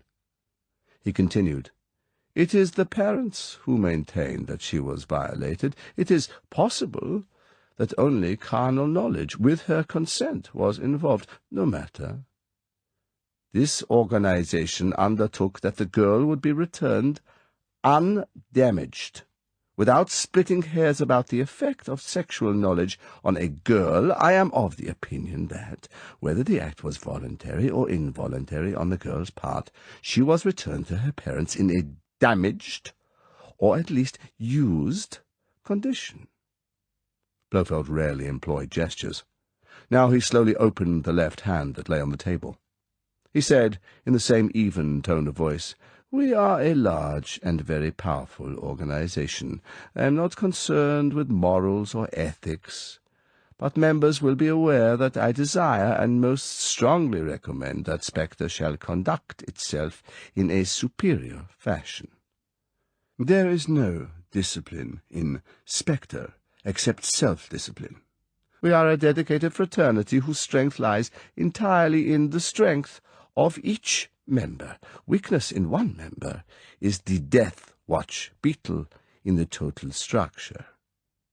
You are aware of my views in this matter, and on the occasions when cleansing has been necessary, you have approved my action. In this case, I have already done what I considered necessary vis-à-vis this girl's family. I have returned $500,000 with an appropriate note of apology. This despite the matter of the radio transmitter, which was a breach of our contract with the family. I dare say they knew nothing of the ruse. It was typical police behavior, a pattern that I was expecting. The dividend for all of us from this operation will be correspondingly reduced. Regarding the culprit, I have satisfied myself that he is guilty. I have decided on the appropriate action. Blofeld looked down the table. His eyes were fixed on the man standing on number 7. The Corsican, Marius Domingue, looked back at him steadily. He knew he was innocent. He knew who was guilty. His body was still with tension. But it was not fear. He had faith, as they all had, in the rightness of Blofeld. He could not understand why he had been singled out as a target for all the eyes that were now upon him. But Blofeld had decided, and Blofeld was always right. Blofeld noted the man's courage and sensed the reasons for it. He also observed the sweat shining on the face of number 12, the man alone at the head of the table. Good. The sweat would improve the contact. Under the table, Blofeld's right hand came up off his thigh, found the knob, and pulled the switch.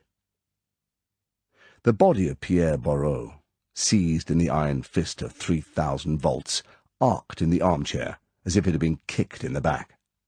The rough mat of black hair rose sharply straight up on his head and remained upright, a gollywogged fringe for the contorted, bursting face. The eyes glared wildly and then faded. A blackened tongue slowly protruded between the snarling teeth and remained hideously extended. Thin wisps of smoke rose from under the hands, from the middle of the back and from under the thighs, where the concealed electrodes in the chair had made contact. Blofeld pulled back the switch. The lights in the room that had dimmed to orange, making a dull supernatural glow, brightened to normal.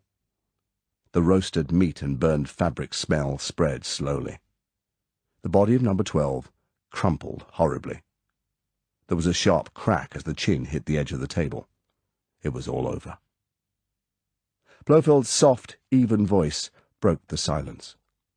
He looked down the table at number 7. He noted that the staunch, impressive stance had not quavered. This was a good man with good nerves. Blofeld said, "Sit down, number 7. I am satisfied with your conduct." Satisfaction was Blofeld's highest expression of praise. It was necessary to distract the attention of number 12. He knew that he was under suspicion. There might have been an untidy scene. Some of the men round the table nodded their understanding. As usual, Blofeld's reasoning made good sense. No one was greatly perturbed or surprised by what they had witnessed. Blofeld always exercised his authority, meted out justice, in full view of the members.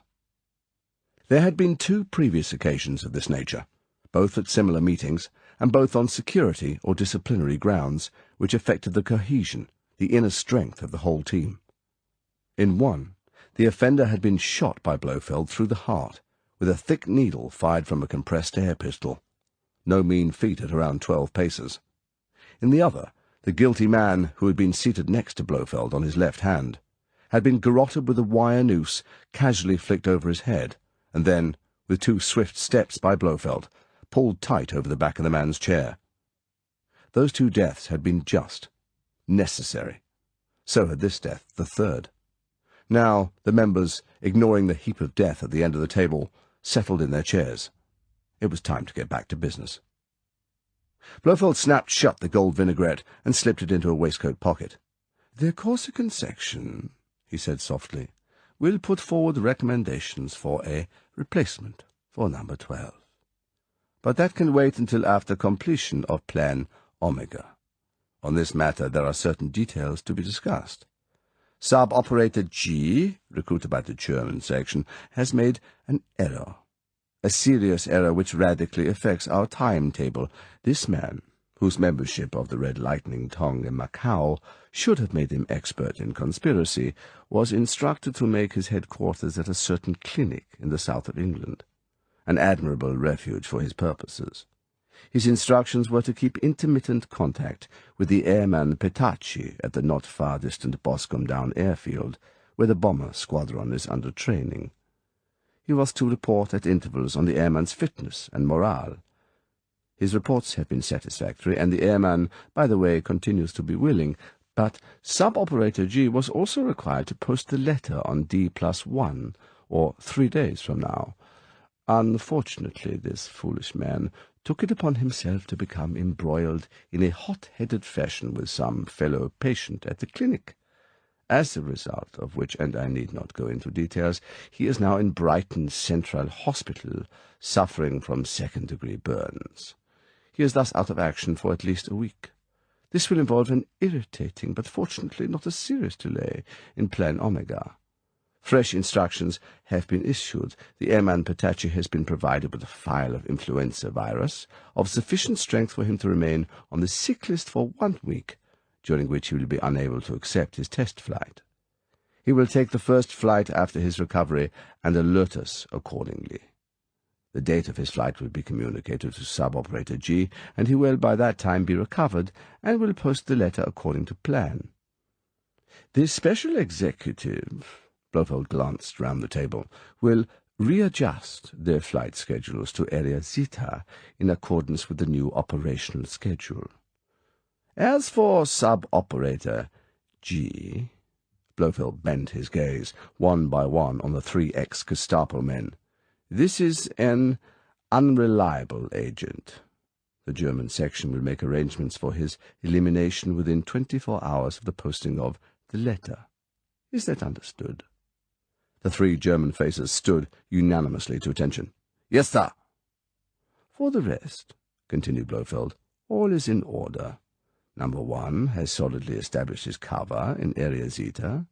The treasure-hunting myth continues to be built up and has already gained full credence. The crew of the yacht, all hand-picked sub-operators, are accepting the discipline and the security regulations better than had been expected. A suitable land base has been secured. It is remote and not easily accessible. It belongs to an eccentric Englishman, the nature of whose friends and personal habits demands seclusion. Your arrival in Area Zeta continues to be minutely planned. Your wardrobe awaits you in Areas F and D, according to your various flight plans.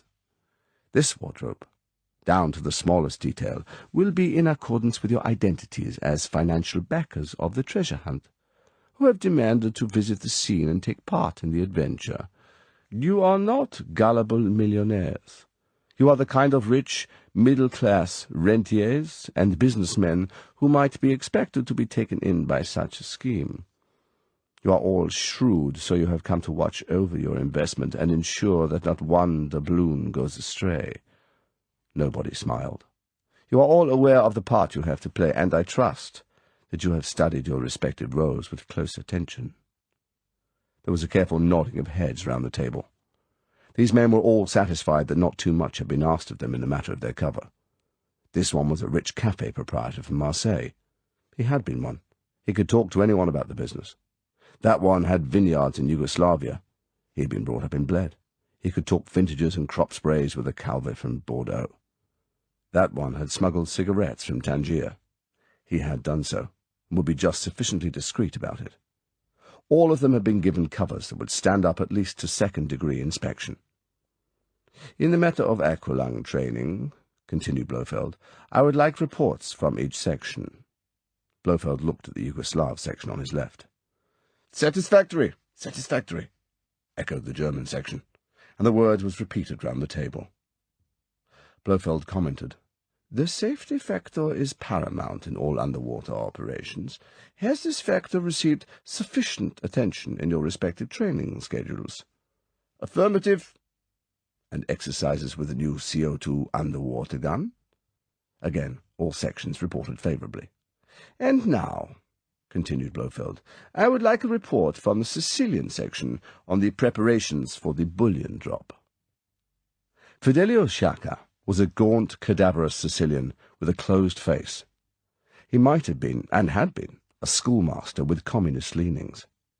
He spoke for the section because his English, the compulsory language of the special executive, was the best. He said, in a careful, expository tone of voice, "The chosen area has been carefully reconnoitred. It is satisfactory. I have here," he touched the briefcase on his lap, "the plans and detailed timetable for the information of the chairman and members. Briefly, the designated area, Area T, is on the northwest slopes of Mount Etna, above the tree line, that is to say, between the altitudes of 2,000 and 3,000 meters. This is an uninhabited and uncultivated area of black lava on the upper slopes of the volcano, more or less above the small town of Bronte. For the purpose of the drop, an area approximately 2 kilometers square will be marked out by the torches of the recovery team. In the center of this area will be positioned a Decca aircraft homing signal as an additional navigational aid. The bullion flight, which I estimate conservatively, will consist of 5 Mark IV transport comets, should make their run in at 10,000 feet at an airspeed of 300 miles per hour. Having regard to the weight of each consignment, multiple parachutes will be needed, and, owing to the harsh nature of the terrain, a very careful packing in foam rubber will be essential. The parachutes and the packings should be coated in Deglo or some phosphorescent paint to assist recovery. No doubt," the man opened his hands, "the Spectre memorandum of dropping instructions will include these and other details. But very careful planning and coordination by those responsible for the flight will be necessary." "And the recovery team?" Blofeld's voice probed softly, but with an urgent edge to it.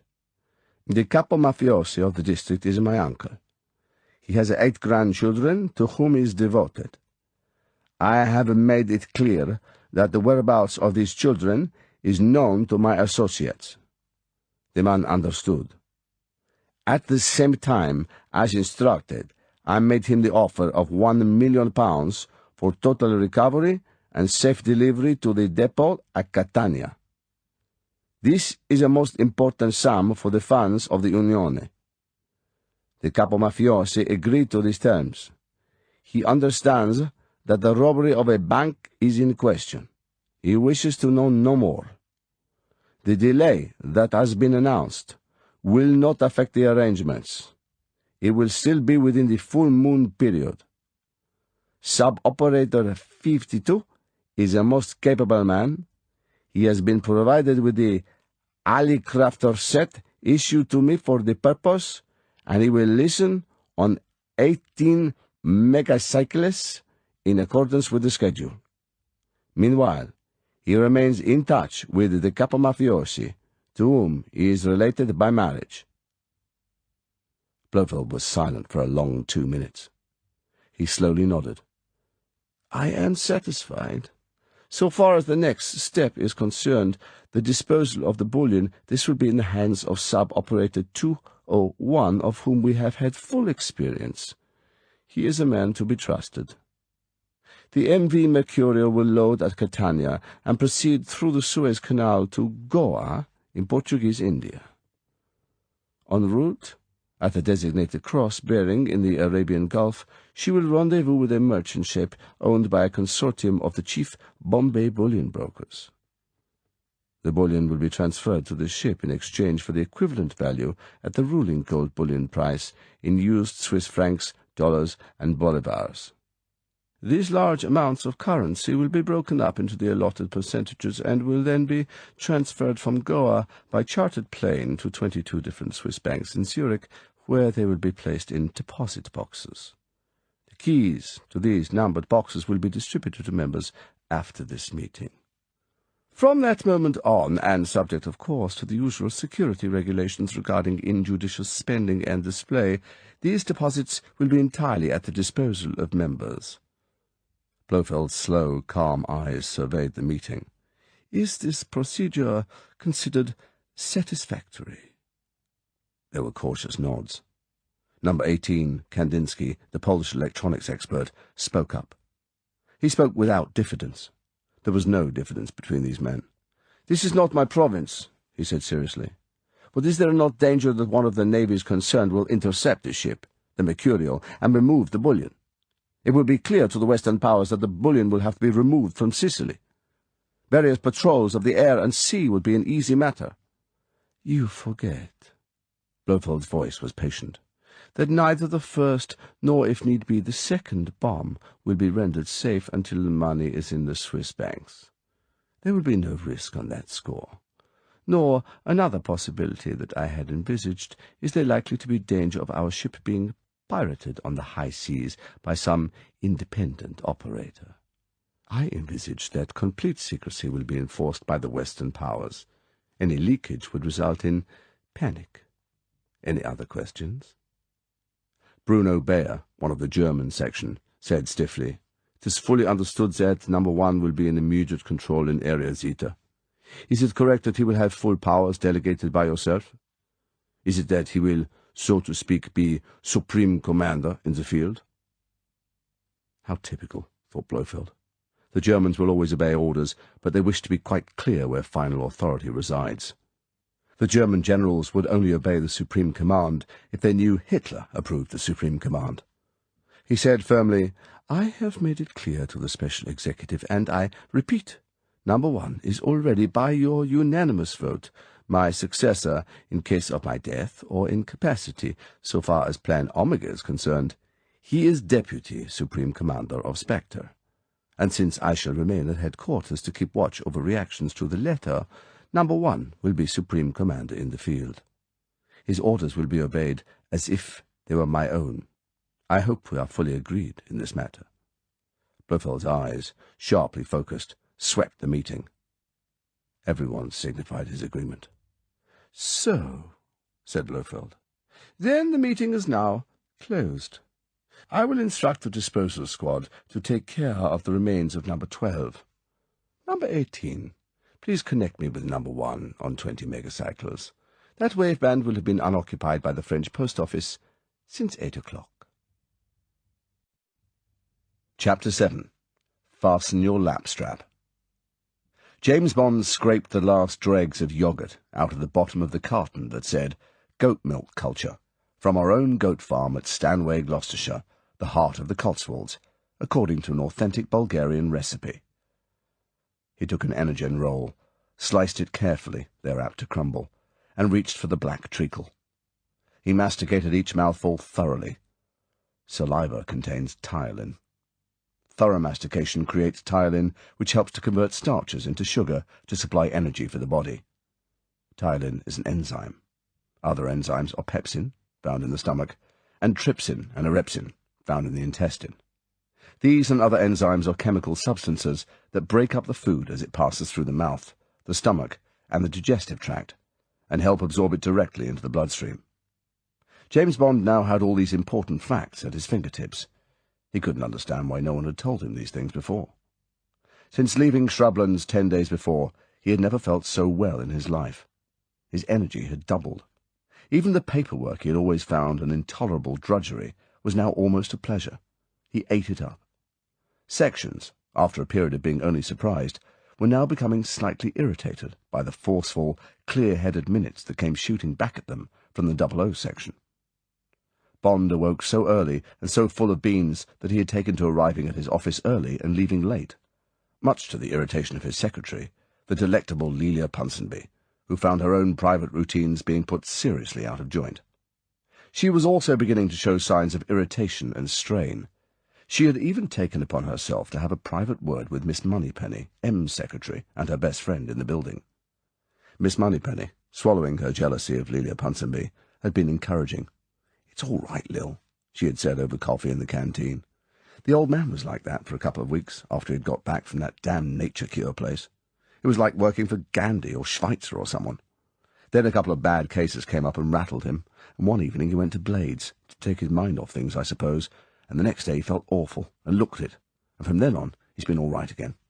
I suppose he got back on the champagne cure or something. It's really the best for men. It makes them awful, but at least they're human like that. It's when they get godlike one can't stand them. May, Bond's elderly Scottish treasure, came in to clear the breakfast things away. Bond had lit up a Duke of Durham, king-size with filter. The authoritative Consumers' Union of America rates this cigarette the one with the smallest tar and nicotine content. Bond had transferred to the brand from the fragrant but powerful Moreland Balkan mixture with the 3 gold rings round the paper he had been smoking since his teens. The Dukes tasted of almost nothing, but they were at least better than Vanguard's, the new tobaccoless cigarette from America, that, despite its health-protecting qualities, filled the room with a faint burning leaf smell that made visitors to his office inquire whether something was on fire somewhere. May was fiddling about with the breakfast things, her signal that she had something to say. Bond looked up from the centre news page of the Times. "Anything on your mind, May?" May's elderly, severe features were flushed. She said defensively, "I have that." She looked straight at Bond. She was holding the yoghurt carton in her hand. She crumpled it in her strong fingers and dropped it among the breakfast things on the tray. "It's not my place to say it, Mr. James, but you're poisoning yourself." Bond said cheerfully, "I know, May. You're quite right, but at least I've got them down to 10 a day." "I'm not talking about your wee bitty smoke. I'm talking about this." May gestured at the tray. "This pap." The word was spat out with disdain. Having got this off her chest, May gathered steam. "It's no recht for a man to be eating bairns' food and slops and such like. You needn't worry that I'll talk, Mr. James, but I'm knowing more about your life than maybe you're wishing I did. There's been times when they brought you home from hospital, and there's talk you've been in a motoring accident or some such, but I'm not the old fool you think I am, Mr. James. Motoring accidents don't make one small hole in your shoulder or your leg or somewhere. Why, you've got scars on you, the new. You needn't grin like that. I've seen 'em. That could only be made by bullets. And these guns and knives and things you carry around when you're off abroad. May put her hands on her hips. Her eyes were bright and defiant. "You can tell me to mind my own business and pack me off back to Glenorchy. But before I go, I'm telling you, Mr. James, that if you get yourself into another fight, and you've got nothing but yon muck in your stomach, they'll be bringing you home in a hearse. That's what they'll be doing." In the old days, James Bond would have told May to go to hell and leave him in peace. Now, with infinite patience and good humour, he gave May a quick run through the basic tenets of live as against dead foods. "You see, May," he said reasonably, "all these denaturized foods, white flour, white sugar, white rice, white salt, whites of eggs, these are dead foods. Either they're dead anyway, like whites of egg, or they've had all the nourishment refined out of them. They're slow poisons, like fried foods and cakes and coffee and heaven knows how many of the things I used to eat. And anyway, look how wonderfully well I am. I feel absolutely a new man since I took to eating the right things and gave up drink and so on.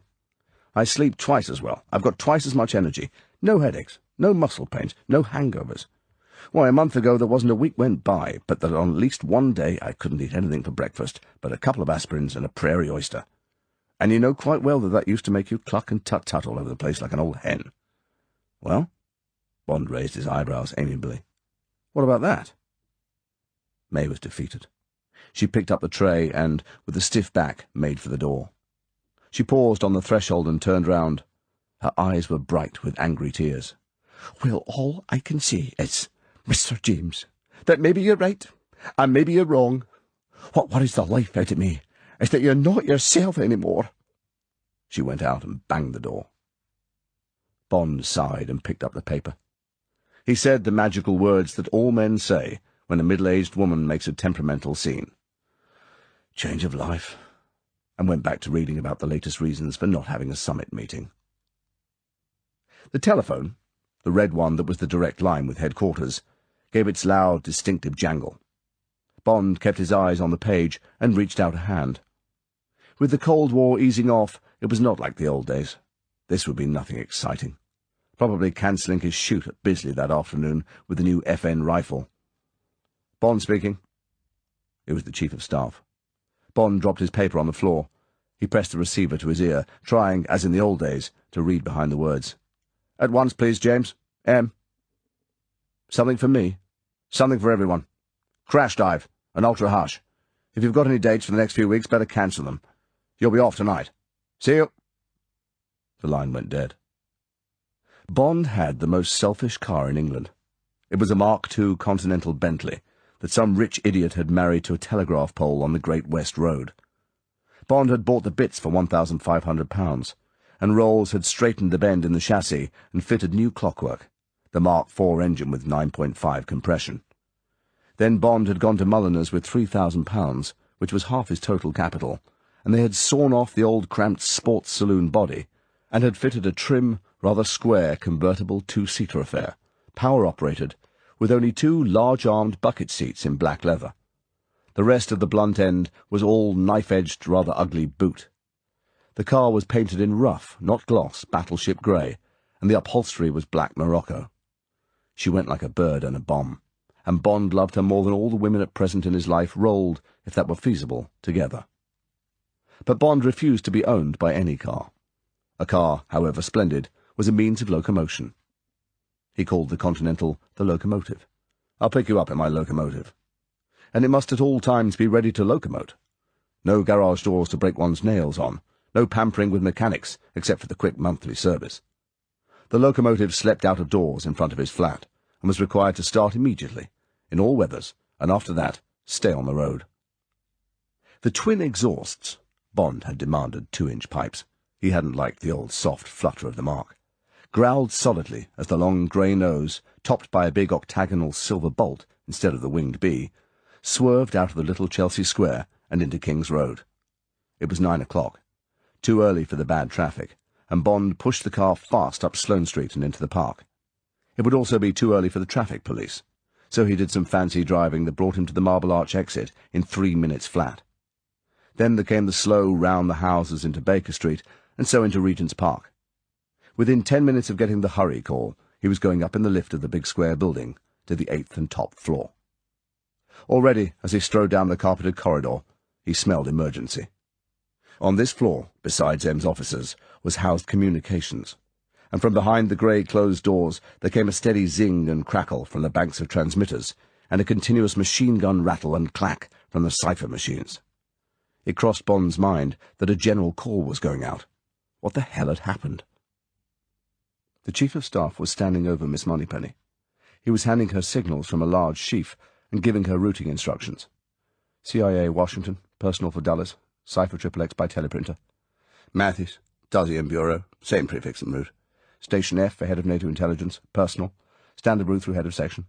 This one by safe hand, head of MI5, personal, copy to Commissioner of Police, personal, and these, he handed over a thick batch, personal to heads of stations from M, cipher XX by Whitehall Radio and Portishead. All right? Clear them as quick as you can, there's a good girl. There'll be more coming. We're in for a bad day. Miss Moneypenny smiled cheerfully. She liked what she called the shot and shell days. It reminded her of when she had started in the service as a junior in the cipher department. She leant over and pressed the switch on the intercom. 007's here, sir. She looked up at Bond. You're off. The Chief of Staff grinned and said, Fasten your lapstrap. The red light went on above M's door. Bond walked through. Here it was entirely peaceful. M sat relaxed, sideways to his desk, looking out of the broad window at the distant, glittering fretwork of London's skyline.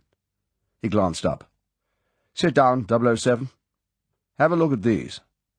He reached out and slid some foolscap-sized photostats across the desk. Take your time. He picked up his pipe and began to fill it, absent-minded fingers dipping into the shell-based tobacco jar at his elbow. Bond picked up the top photostat. It showed the front and back of an addressed envelope, dusted for fingerprints, which were all over its surface. M glanced sideways. Smoke if you like.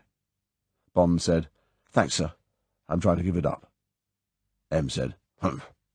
Put his pipe in his mouth, struck a match, and inhaled a deep lungful of smoke. He settled himself deeper in his chair. The grey sailor's eyes gazed through the window introspectively, seeing nothing. The envelope, prefixed Personal and Most Immediate, was addressed to the Prime Minister, by name, at number 10, Downing Street, Whitehall, London, SW1.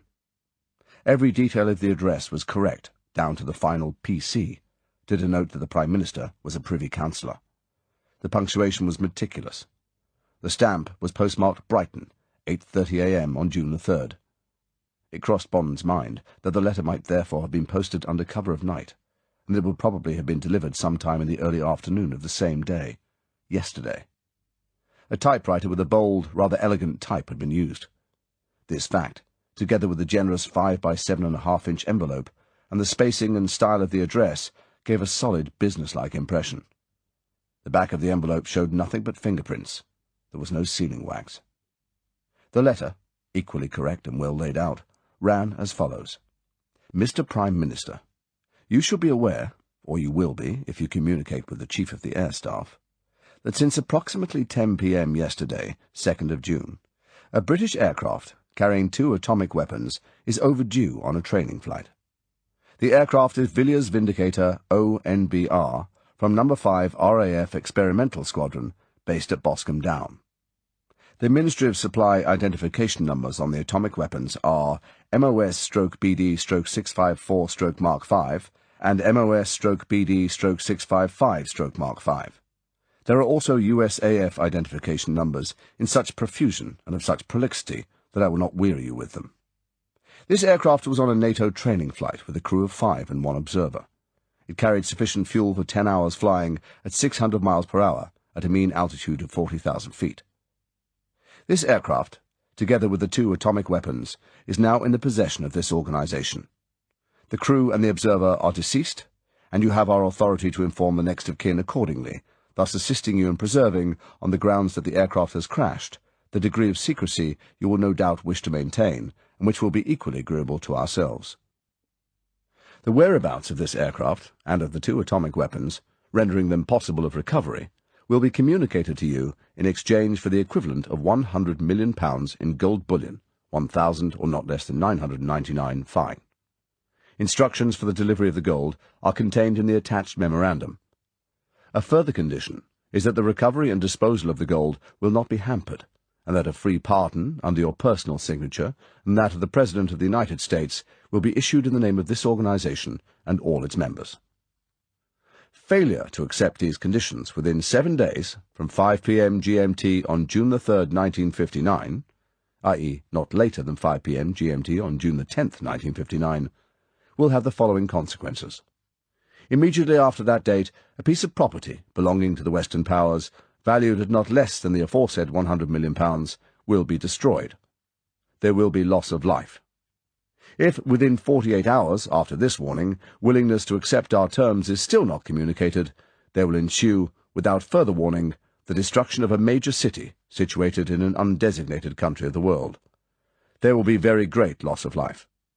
Moreover, between the 2 occurrences, this organization will reserve to itself the right to communicate to the world the 48-hour time limit.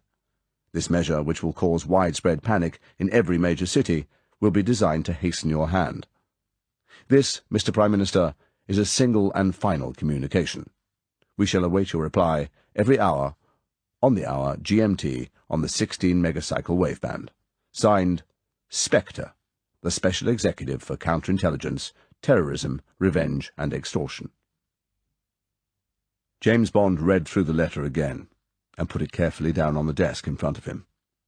He then turned to the second page, a detailed memorandum for the delivery of the gold. Northwestern slopes of Mount Etna in Sicily. Decca navigational aid transmitting on full moon period between midnight and 0100 GMT. Individual quarter-ton consignments packed in 1-foot thick foam rubber. Minimum of 3 parachutes per consignment. Nature of planes and flight schedule to be communicated on the 16 megacycle waveband not later than 24 hours before the operation. Any countermeasures initiated will be considered a breach of contract and will result in the detonation of atomic weapon number 1 or number 2, as the case may be. The typed signature was the same. Both pages had one last line. Copy to the President of the United States of America by registered airmail, posted simultaneously. Bond laid the photostat quietly down on top of the others.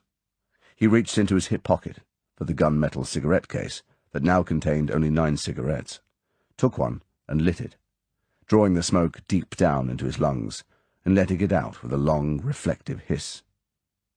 M swiveled his chair round so they were facing each other. "Well?" Bond noticed that M's eyes, 3 weeks before so clear and vital, were now bloodshot and strained. No wonder. He said, "If this plane and the weapons really are missing, I think it stands up, sir. I think they mean it. I think it's a true bill." M said, "So does the War Cabinet. So do I." He paused. "Yes, the plane with the bombs is missing, and the stock numbers on the bombs are correct." Chapter 8. Big Fleas Have Little Fleas. Bond said, "What is there to go on, sir?" "Damned little. Practically speaking, nothing. Nobody's ever heard of these Spectre people. We know there's some kind of independent unit working in Europe. We've bought some stuff from them, so have the Americans. And Matthews admits now that Galtz, that French heavy-water scientist who went over last year, was assassinated by them, for big money, as a result of an offer he got out of the blue. No names were mentioned. It was all done on the radio, the same 16 megacycles as mentioned in the letter, to the Deuxième Communications section. Matthews accepted on the off-chance. They did a neat job. Matthews paid up, a suitcase full of money left at a Michelin road sign on N1. But no one can tie them in with these Spectre people. When we and the Americans dealt, there were endless cutouts, really professional ones. But anyway, we were more interested in the end product than the people involved. We both paid a lot of money, but it was worth it. If it's the same group working this, they're a serious outfit, and I've told the PM so. But that's not the point. The plane is missing, and the 2 bombs, just as the letter says. All details exactly correct. The Vindicator was on a NATO training flight south of Ireland and out into the Atlantic. M reached for a bulky folder and turned over some pages. He found what he wanted. Yes, it was to be a 6-hour flight leaving Boscombe Down at 8 p.m. and due back at 2 a.m. There was an RAF crew of 5 and a NATO observer, an Italian, a man called Petacci, Giuseppe Petacci, squadron leader in the Italian Air Force, seconded to NATO. Fine flyer, apparently, but they're checking on his background now. He was sent over here on a normal tour of duty. The top pilots from NATO have been coming over for months to get used to the Vindicator and the bomb release routines. This plane's apparently going to be used for the NATO long-range striking force.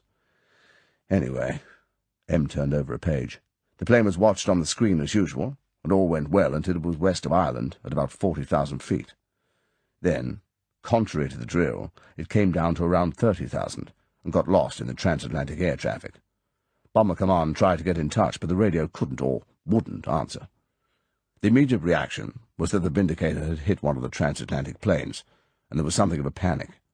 But none of the companies reported any trouble, or even a sighting. M looked across at Bond. And that was the end of it. The plane just vanished. Bond said, "Did the American DEW line pick it up? Their defense early warning system?" "There's a query on that, the only grain of evidence we've got. Apparently, about 500 miles east of Boston, there was some evidence that a plane had peeled off the inward route to Idlewild and turned south. But that's another big traffic lane, for the northern traffic from Montreal, Gander, down to Bermuda and the Bahamas and South America. So these DEW operators just put it down as a BOAC or Trans-Canada plane." It certainly sounds as if they've got the whole thing worked out pretty well, hiding in these traffic lanes. Could the plane have turned northwards in the middle of the Atlantic and made for Russia? Yes, or southwards. There's a big block of space about 500 miles out from both shores that's out of radar range. Better still, it could have turned on its tracks and come back into Europe on any of 2 or 3 air lanes.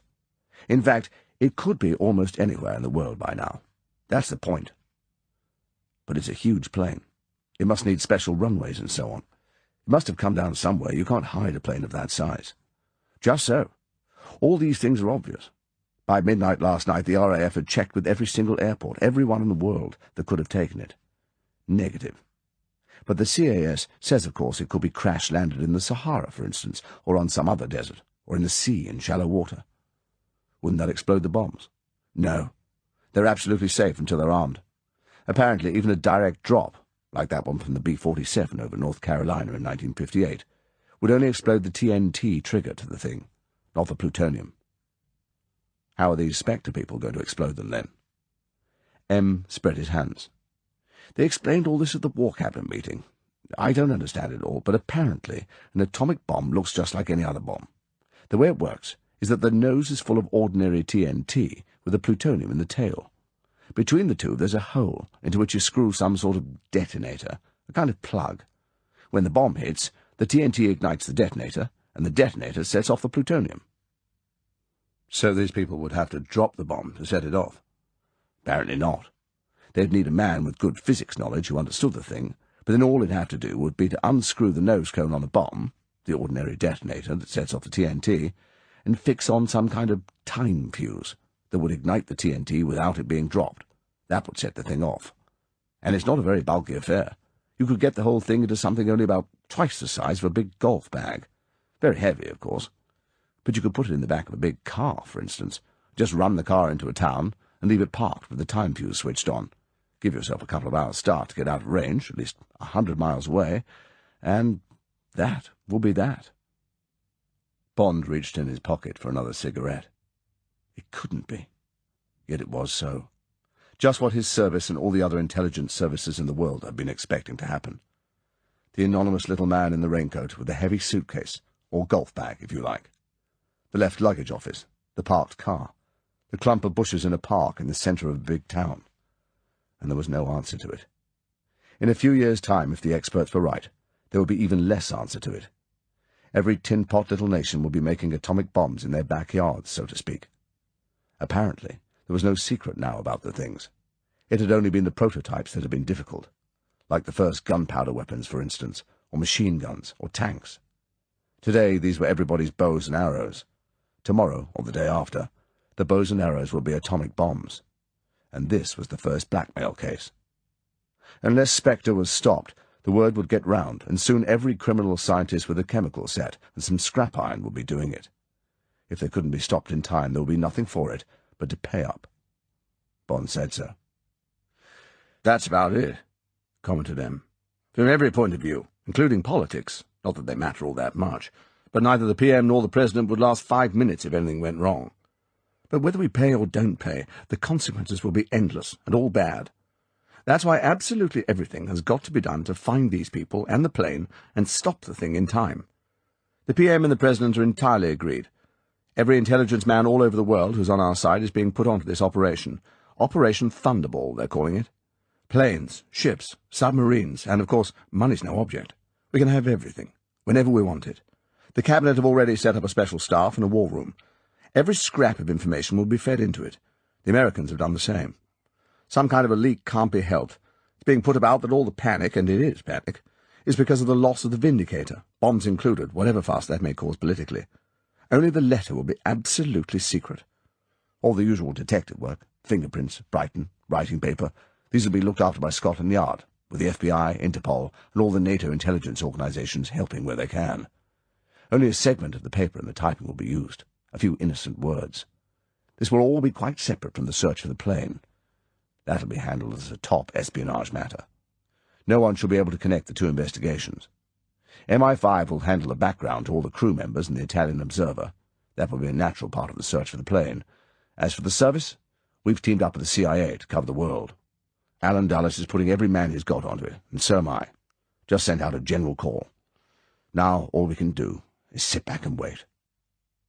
Bond lit another cigarette, his sinful third in 1 hour. He said, putting unconcern into his voice, "Where do I come in, sir?" M looked vaguely at Bond, as if seeing him for the first time. Then he swiveled his chair and gazed again through the window at nothing. Finally, he said, in a conversational tone of voice, "I've committed a breach of faith with the PM in telling you all this, 007. I was under oath to tell no one what I've just told you. I decided to do what I've done because I have an idea, a hunch, and I wish this idea to be pursued by a—" he hesitated, "by a reliable man." It seemed to me that the only grain of possible evidence in this case was the DEW radar plot, a doubtful one, I admit, of the plane that left the east-west air channel over the Atlantic and turned south towards Bermuda and the Bahamas. I decided to accept this evidence, although it has not aroused much interest elsewhere. I then spent some time studying a map and charts of the Western Atlantic, and I endeavoured to put myself in the minds of Spectre, or rather, for there is certainly a mastermind behind all this, in the mind of the chief of Spectre, my opposite number, so to speak. And I came to certain conclusions. I decided that a favourable target for bomb number 1, and for bomb number 2, if it comes to that, would be in America rather than in Europe. To begin with, the Americans are more bomb-conscious than we in Europe, and therefore more susceptible to persuasion if it came to using bomb number 2. Installations worth more than £100 million, and thus targets for bomb number 1, are more numerous in America than in Europe. And finally, guessing that Spectre is a European organisation, from the style of the letter and from the paper, which is Dutch, by the way, and also from the ruthlessness of the plot, it seemed to me at least possible that an American rather than a European target might have been chosen. Anyway, going on these assumptions, and assuming that the plane could not have landed in America itself, or off American shores, the coastal radar network is too good, I looked for a neighbouring area which might be suitable, and— M glanced round at Bond and away again. I decided on the Bahamas. The group of islands, many of them uninhabited, surrounded mostly by shoal water over sand, and possessing only one simple radar station, and that one concerned only with civilian air traffic and manned by local civilian personnel. South, towards Cuba, Jamaica, and the Caribbean, offers no worthwhile targets. Anyway, it's too far from the American coastline. Northwards towards Bermuda has the same disadvantages. But the nearest of the Bahama group is only 200 miles, only 6 or 7 hours in a fast motorboat or yacht, from the American coastline. Bond interrupted. If you're right, sir, why didn't Spectre send their letter to the President instead of the PM? For the sake of obscurity. To make us do what we are doing, hunting all round the world instead of only in one part of it. And for maximum impact. Spectre would realize that the arrival of the letter right on top of the loss of the bomber would hit us in the solar plexus. It might, they would reason, even shake the money out of us without any further effort. The next stage of their operation, attacking target number 1, is going to be a nasty business for them. It's going to expose their whereabouts to a considerable extent. They'd like to collect the money and close the operation as quickly as possible. That's what we've got to gamble on. We've got to push them as close to the use of number 1 bomb as we dare, in the hope that something will betray them in the next 6 3/4 days. It's a slim chance. I'm pinning my hopes on my guess. M swung his chair round to the desk. And on you. Well? He looked hard at Bond. Any comments? If not, you'd better get started. You're booked on all New York planes from now till midnight, then on by BOAC. I thought of using an RAF Canberra, but I don't want your arrival to make any noise. You're a rich young man looking for some property in the islands. That'll give you an excuse to do as much prospecting as you want. Well? All right, sir. Bond got to his feet. I'd rather have had somewhere more interesting. The Iron Curtain leak, for instance. I can't help feeling this is a bigger operation than a small unit could take on. For my money, this looks more like a Russian job. They get the experimental plane and the bombs, they obviously want them, and throw dust in our eyes with all this Spectre ballyhoo. If Smersh was still in business, I'd say they've got a finger in it somewhere, just their style. But the eastern stations may pick up something on that if there's anything in the idea. Anything else, sir? Who do I cooperate with in Nassau? The governor knows you're coming. They've got a well-trained police force. CIA is sending down a good man, I gather, with a communications outfit. They've got more of that sort of machinery than we have. Take a cipher machine with the XXX setting.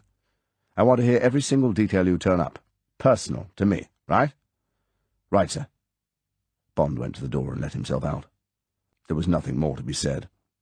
This looked like the biggest job the service had ever been given, and in Bond's opinion, for he didn't give much for M's guess, he had been relegated to the back row of the chorus.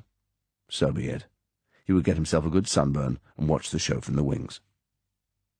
When Bond walked out of the building, carrying the neat leather cipher case, an expensive movie camera perhaps, slung over his shoulder, the man in the beige Volkswagen stopped scratching the burn scab under his shirt, loosened, for the 10th time, the long-barreled .45 in the holster under his arm, started the car and put it in gear. He was 20 yards behind Bond's parked Bentley. He had no idea what the big building was. He had simply obtained Bond's home address from the receptionist at Shrublands, and as soon as he got out of the Brighton hospital, he had carefully tailed Bond. The car was hired, under an assumed name. When he had done what had to be done, he would go straight to London Airport and take the first plane out to any country on the continent. Count Lipper was a sanguine individual. The job, the private score he had to settle, presented no problem to him. He was a ruthless, vengeful man, and he had eliminated many obstreperous and perhaps dangerous people in his life. He reasoned that, if they ever came to hear of this, Spectre would not object. The overheard telephone conversation on that first day at the clinic showed that his cover had been broached, however slightly, and it was just conceivable that he could be traced through his membership of the Red Lightning Tong. From there to Spectre was a long step, but Sub-Operator G knew that once a cover began to run, it ran like an old sock. Apart from that, this man must be paid off. Count Lipper had to be quits with him. Bond was getting into his car. He had slammed the door. Sub-Operator G watched the blue smoke curl from the twin exhausts. He got moving. On the other side of the road, and 100 yards behind the Volkswagen, Spectre No. 6 slipped his goggles down over his eyes, stamped the 500cc Triumph into gear, and accelerated down the road. He swerved neatly through the traffic. He had been a test rider for DKW at one time in his post-war career, and stationed himself 10 yards behind the off-rear wheel of the Volkswagen, and just out of the driver's line of vision in the windscreen mirror. He had no idea why Sub-Operator G was following the Bentley, nor who the Bentley belonged to. His job was to kill the driver of the Volkswagen. He put his hand into the leather satchel he carried slung over his shoulder, took out the heavy grenade, it was twice the normal military size, and watched the traffic ahead for the right pattern to allow his getaway. Sub-Operator G was watching for a similar pattern. He also noted the spacing on the lampposts on the pavement, in case he might be blocked and have to run off the road. Now the cars ahead were sparse. He stamped his foot into the floor and, driving with his left hand, drew out the Colt with his right. Now he was up with the Bentley's rear bumper. Now he was alongside. The dark profile was a sitting target. With a last quick glance ahead, he raised the gun. It was the cheeky iron rattle of the Volkswagen's air-cooled engine that made Bond turn his head. And it was this minute reduction of the target area that saved his jaw. If he had then accelerated, the second bullet would have got him. But some blessed instinct made his foot stamp the brake at the same time as his head ducked so swiftly that his chin hit the horn button, nearly knocking him out. Almost simultaneously, instead of a third shot, there came the roar of an explosion, and the remains of his windshield, already shattered, cascaded around him. The Bentley had stopped. The engine stalled. Brakes screamed. There were shouts and the panicky screams of horns. Bond shook his head and cautiously raised it. The Volkswagen, one wheel still spinning, lay on its side in front of and broadside to the Bentley. Most of the roof had been blown off. Inside, and half sprawling into the road, was a horrible glinting mess. Flames were licking at the blistered paintwork. People were gathering. Bond pulled himself together and got quickly out of his car. He shouted, "Stand back! The petrol tank'll go!" Almost as he said the words, there came a dull boom and a cloud of black smoke. The flames spurted. In the distance, sirens sounded. Bond edged through the people and strode quickly back towards his headquarters, his thoughts racing. The inquiry made Bond lose 2 planes to New York. By the time the police had put out the fire and had transported the bits of man and the bits of machinery and bomb casing to the morgue, it was quite clear that they would have nothing to go on but the shoes, the number on the gun, some fibres and shreds of clothing, and the car. The car hire people remembered nothing but a man with dark glasses, a driver's license in the name of Johnston, and a handful of fivers. The car had been hired 3 days before, for 1 week. Plenty of people remembered the motorcyclist, but it seemed that he had no rear number plate. He had gone like a bat out of hell towards Baker Street. He wore goggles, medium build, nothing else. Bond had not been able to help. He had seen nothing of the Volkswagen driver. The roof of the Volkswagen had been too low. There'd only been a hand and the glitter of a gun. The Secret Service asked for a copy of the police report, and M instructed that this should be sent to the Thunderball war room. He saw Bond briefly again, rather impatiently, as if it had all been Bond's fault. Then he told Bond to forget about it. It was probably something to do with one of his past cases, a hangover of some kind. The police would get to the bottom of it in time. The main thing was Operation Thunderball. Bond had better get a move on. By the time Bond left the building for the second time, it had begun to rain. One of the mechanics from the carpool at the back of the building had done what he could, knocking out the remains of the Bentley's windscreen and cleaning the bits out of the car. But when he got home at lunchtime, Bond was soaked to the skin. He left the car in a nearby garage, telephoned Rolls and his insurance company. He had got too close to a lorry carrying steel lengths for reinforced concrete, presumably. No, he had not got the lorry's number. Sorry, but you know how it is when these things happen all of a sudden. And then went home and had a bath, and changed into his dark blue tropical worsted. He packed carefully, one large suitcase and a hold-all for his underwater swimming gear, and went through to the kitchen. May was looking rather contrite. It seemed as if she might make another speech. Bond held up his hand. "Don't tell me, May. You were right. I can't do my work on carrot juice. I've got to be off in an hour, and I need some proper food. Be an angel, and make me your kind of scrambled eggs. 4 eggs, 4 rashers of that American hickory-smoked bacon if we've got any left, hot buttered toast, your kind, not wholemeal, and a big pot of coffee, double strength. And bring in the drink tray." May looked at him, relieved, but aghast. "Whatever happened, Mr. James?" Bond laughed at the expression on her face. "Nothing, May. It just occurred to me that life's too short. Plenty of time to watch the calories when one gets to heaven." Bond left May tut-tutting at this profanity, and went off to look to his armament. Chapter 9. Multiple Requiem. So far as Spectre was concerned, Plan Omega had gone exactly as Blofeld had known it would, and Phases 1 to 3 in their entirety had been completed on schedule and without a hitch. Giuseppe Petacci, the late Giuseppe Petacci, had been well chosen. At the age of 18, he had been co-pilot of a Fokker-Wulf 200 from the Adriatic Anti-Submarine Patrol, one of the few hand-picked Italian airmen who had been allowed to handle these German planes. The group was issued with the latest German pressure mines, charged with the new hexagen explosive, just when the tide had turned in the Allied battle up the spine of Italy. Petacci had known where his destiny lay, and had gone into business for himself. On a routine patrol, he had shot the pilot and the navigator very carefully with one .38 bullet in the back of the head for each of them, and had brought the big plane skimming in just above the waves to avoid the anti-aircraft fire to the harbour of Bari. Then he had hung his shirt out of the cockpit as a token of surrender, and had waited for the RAF launch. He had been decorated by the English and the Americans for this exploit, and had been awarded £10,000 from special funds for his presentation to the Allies of the pressure mine. He had told a highly coloured story to the intelligence people of having been a one-man resistance ever since he had been old enough to join the Italian Air Force, and he emerged at the end of the war as one of Italy's most gallant resistance heroes. From then on, life had been easy. Pilot and later captain in Alitalia when it got going again, and then back into the new Italian Air Force as colonel. His secondment to NATO followed, and then his appointment as one of the 6 Italians chosen for the advanced striking force.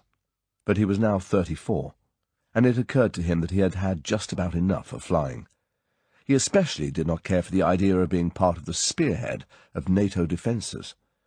It was time for younger men to provide the heroics. And all his life he had had a passion for owning things, flashy, exciting, expensive things. He had most of what he desired, a couple of gold cigarette cases, a solid gold Rolex Oyster perpetual chronometer on a flexible gold bracelet, a white convertible Lancia Gran Turismo, plenty of sharp clothes, and all the girls he wanted. He had once been briefly married, but it had not been a success. Now he desired, and what he desired he often got, a particular gear-bodied 3500 GT Maserati he had seen at the Milan Motor Show. He also wanted out of the pale green corridors of NATO, out of the Air Force, and therefore off to new worlds with a new name. Rio de Janeiro sounded just right. But all this meant a new passport, plenty of money, and organismo, the vital organismo. The organismo turned up bearing just those gifts that Petacci lusted for. It came in the shape of an Italian named Fonda, who was at that time No. 4 Inspector, and who had been casing the personnel of NATO via Versailles and Paris nightclubs and restaurants for just such a man. It had taken one whole very careful month to prepare the bait and inch it forward towards the fish, and when it was finally presented, No. 4 had been almost put off by the greed with which it had been gobbled. There was delay while the possibility of a double cross was probed by Spectre, but finally all the lights were green, and the full proposition was laid out for inspection. Petacci was to get on the Vindicator training course and hijack the plane. There was no mention of atomic weapons. This was a Cuban revolutionary group who wanted to call attention to its existence and aims by a dramatic piece of self-advertisement. Petacci closed his ears to this specious tale. He didn't mind in the least who wanted the plane, so long as he was paid.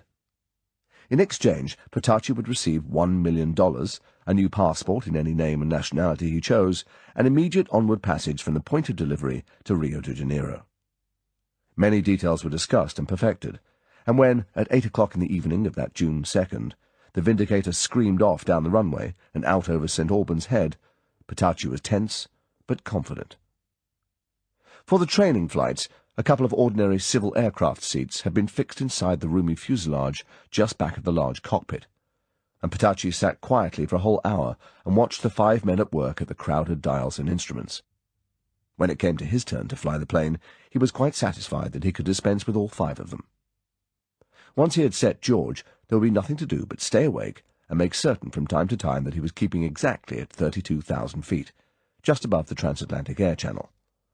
There would be a tricky moment when he turned off the east-west channel onto the north-south for the Bahamas, but this had all been worked out for him, and every move he would have to make was written down in the notebook in his breast pocket. The landing was going to need very steady nerves, but for $1 million, the steady nerves would be summoned. For the 10th time, Petacci consulted the Rolex. Now! He verified and tested the oxygen mask in the bulkhead beside him and laid it down ready. Next, he took the little red-ringed cylinder out of his pocket and remembered exactly how many turns to give the release valve. Then he put it back in his pocket and went through into the cockpit. "Hello, Seppi. Enjoying the flight?" The pilot liked the Italian. They had gone out together on 1 or 2 majestic thrashers in Bournemouth. "Sure, sure." Petacci asked some questions, verified the course set on George, checked the airspeed and altitude. Now everyone in the cockpit was relaxed, almost drowsy. 5 more hours to go. Rather a bind missing north by northwest at the Odeon, but one would catch up with it at Southampton. Petacci stood with his back to the metal map rack that held the log and the charts. His right hand went to his pocket, felt for the release valve, and gave it 3 complete turns. He eased the cylinder out of his pocket and slipped it behind him and down behind the books. Petacci stretched and yawned. "It's time for Aziz," he said amiably. He had got the slang phrase pat. It rolled easily off the tongue. The navigator laughed. "What do they call it in Italian? Zizzo?" Petacci grinned cheerfully. He went through the open hatch, got back to his chair, clamped on his oxygen mask, and turned the control regulator to 100% oxygen to cut out the air bleed. Then he made himself comfortable and watched. They had said it would take under 5 minutes.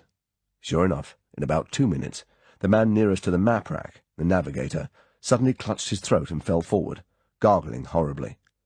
The radio operator dropped his earphones and started forward, but with his second step he was down on his knees. He lurched sideways and collapsed. Now the 3 other men began to fight for air, briefly, terribly. The co-pilot and the flight engineer writhed off their stools together. They clawed vaguely at each other and then fell back, spread-eagled. The pilot groped up towards the microphone above his head, said something indistinctly, got half to his feet, turned slowly so that his bulging eyes, already dead, seemed to stare through the hatchway into Petacci's, and then thudded down on top of the body of his co-pilot. Petacci glanced at his watch. 4 minutes flat. Give them 1 more minute.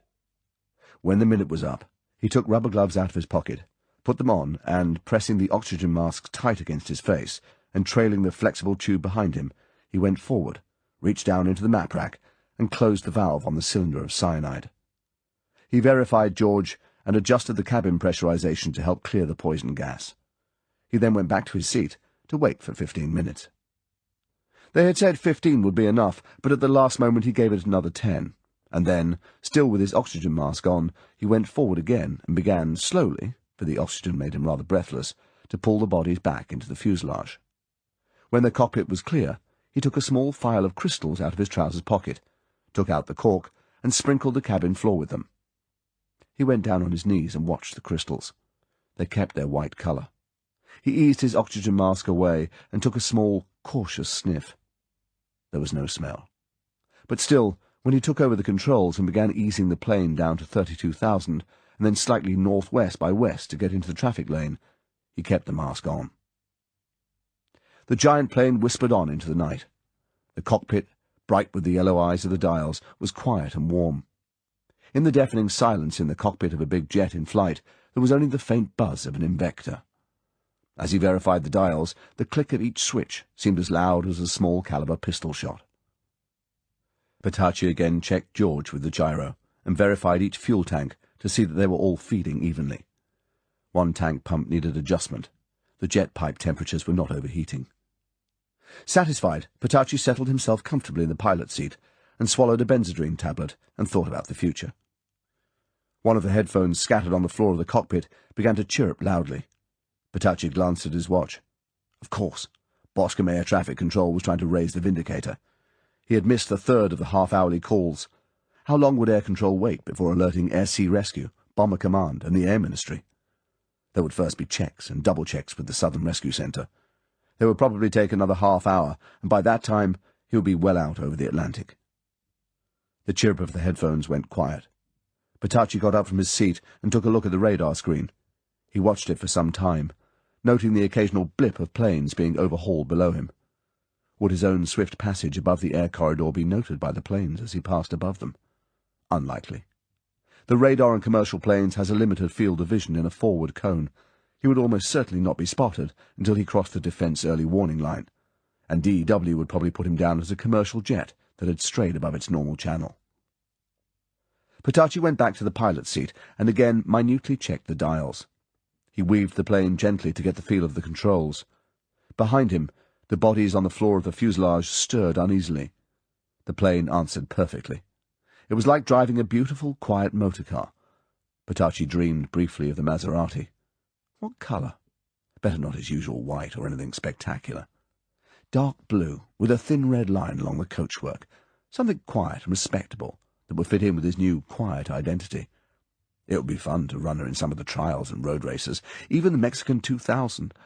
But that would be too dangerous. Supposing he won, and his picture got into the papers? No. He would have to cut out anything like that. He would only drive the car really fast when he wanted to get a girl. They melted in a fast car. Why was that? The sense of surrender to the machine, to the man whose strong, sunburned hands were on the wheel. But it was always so. You turned the car into a wood after 10 minutes at 150, and you would almost have to lift the girl out and lay her down on the moss. Her limbs would be so trembling and soft. Petacci pulled himself out of the daydream. He glanced at his watch. The Vindicator was already 4 hours out. At 600 miles per hour, one certainly covered the miles. The coastline of America should be on the screen by now. He got up and had a look. Yes, there, 500 miles away, was the coastline map already in high definition, the bulge that was Boston, and the silvery creek of the Hudson River. No need to check his position with weather ships Delta or Echo that would be somewhere below him. He was dead on course, and it would soon be time to turn off the east-west channel. Petacci went back to his seat, munched another benzodrine tablet, and consulted his chart. He got his hands to the controls and watched the eerie glow of the gyro compass. Now. He eased the controls gently round in a fairly tight curve, then he flattened out again, edged the plane exactly onto its new course, and reset George. Now he was flying due south. Now he was on the last lap, a bare 3 hours to go. It was time to start worrying about the landing. Petacci took out his little notebook. Watch for the lights of Grand Bahama to port, and Palm Beach to starboard. Be ready to pick up the navigational aids from number 1's yacht. ... Jettison fuel, lose height to around 1,000 feet for the last quarter of an hour, kill speed with the air brakes and lose more height. Watch out for the flashing red beacon and prepare for the final approach. Flaps down only at the check altitude with about 140 knots indicated. Depth of water will be 40 feet. You will have plenty of time to get out of the escape hatch. You will be taken on board number 1's yacht. There is a Bahamas Airways flight to Miami at 8:30 on the next morning, and then Braniff or Real Airlines for the rest of the way. Number 1 will give you the money in $1,000 bills or in traveller's checks. He will have both available. Also the passport in the name of Enrico Valli, company director. Petacci checked his position, course, and speed. Only 1 more hour to go. It was 3 a.m. GMT, 9 p.m. Nassau time. A full moon was coming up, and the carpet of clouds 10,000 feet below was the snowfield. Petacci doused the collision lights on his wingtips and fuselage. He checked the fuel. 2,000 gallons, including the reserve tanks. He would need 500 for the last 400 miles. He pulled the release valve on the reserve tanks and lost 1,000 gallons. With the loss of weight, the plane began to climb slowly, and he corrected back to 32,000. Now there was 20 minutes to go. Time to begin the long descent. Down through the cloud base, the moments of blindness, and then far below the sparse lights of North and South Bimini winked, palely against the silver sheen of the moon on the quiet sea. There were no whitecaps. The Met report he had picked up from Vero Beach on the American mainland had been right.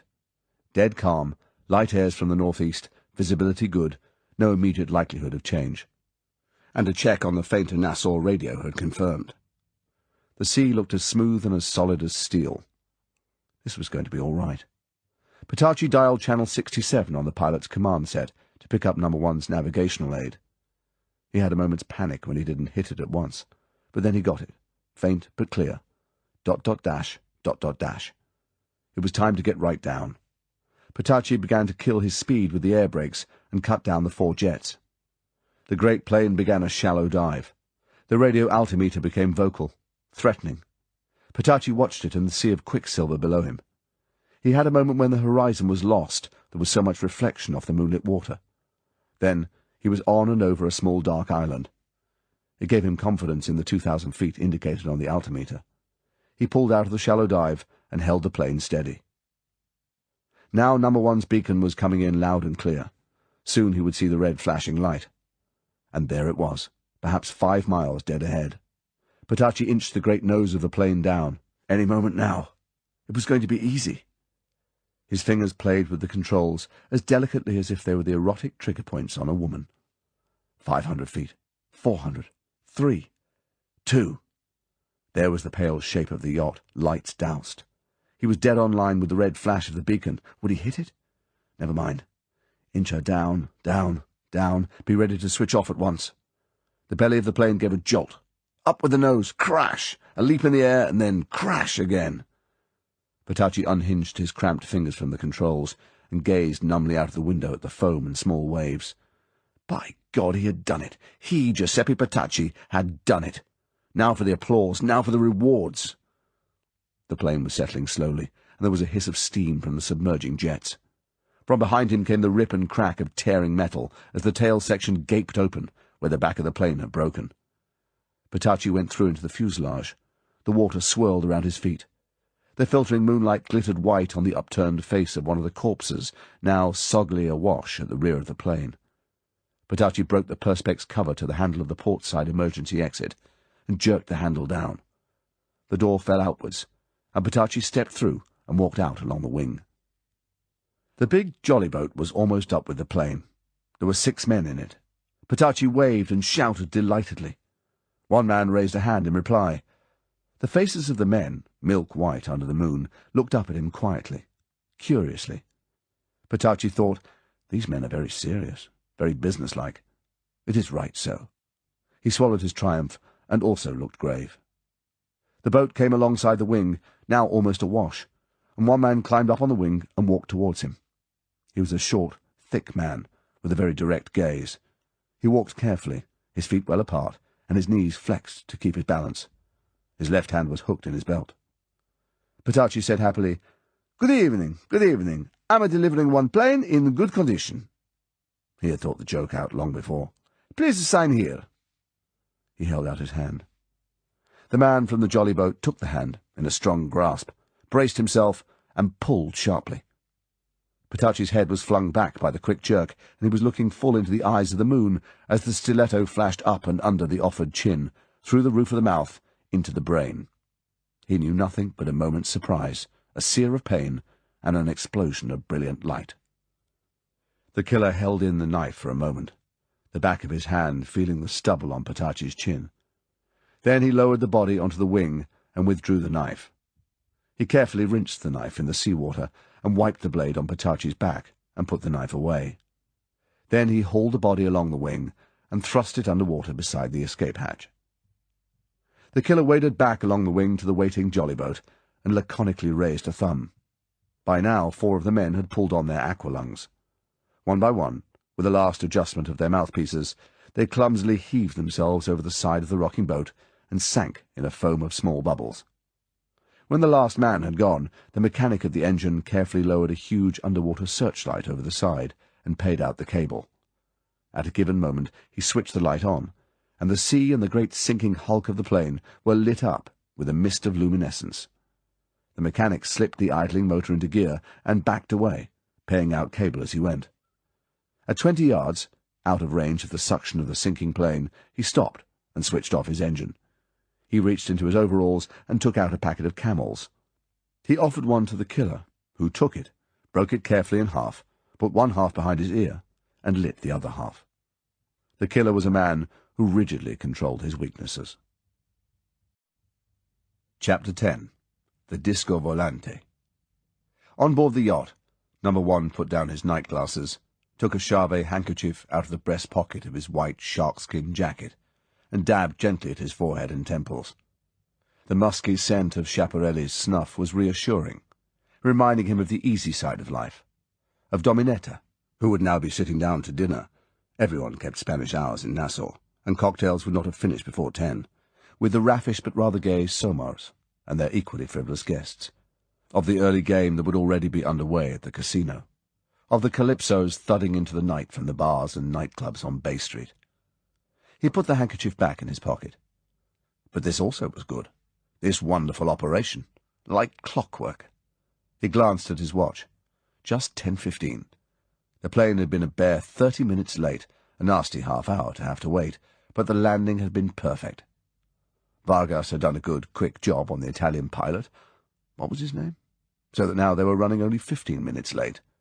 If the recovery group didn't have to use oxyacetylene cutters to get out the bombs, they would soon make that up. But one mustn't expect no hitch at all. There was a good 8 hours of darkness to go. Calm, method, efficiency, in that order. Calm, method, efficiency. Number 1 ducked down off the bridge and went into the radio cabin. It smelled of sweat and tension. Anything from the Nassau control tower? Any report of a low-flying plane? Of a possible crash into the sea off Bimini?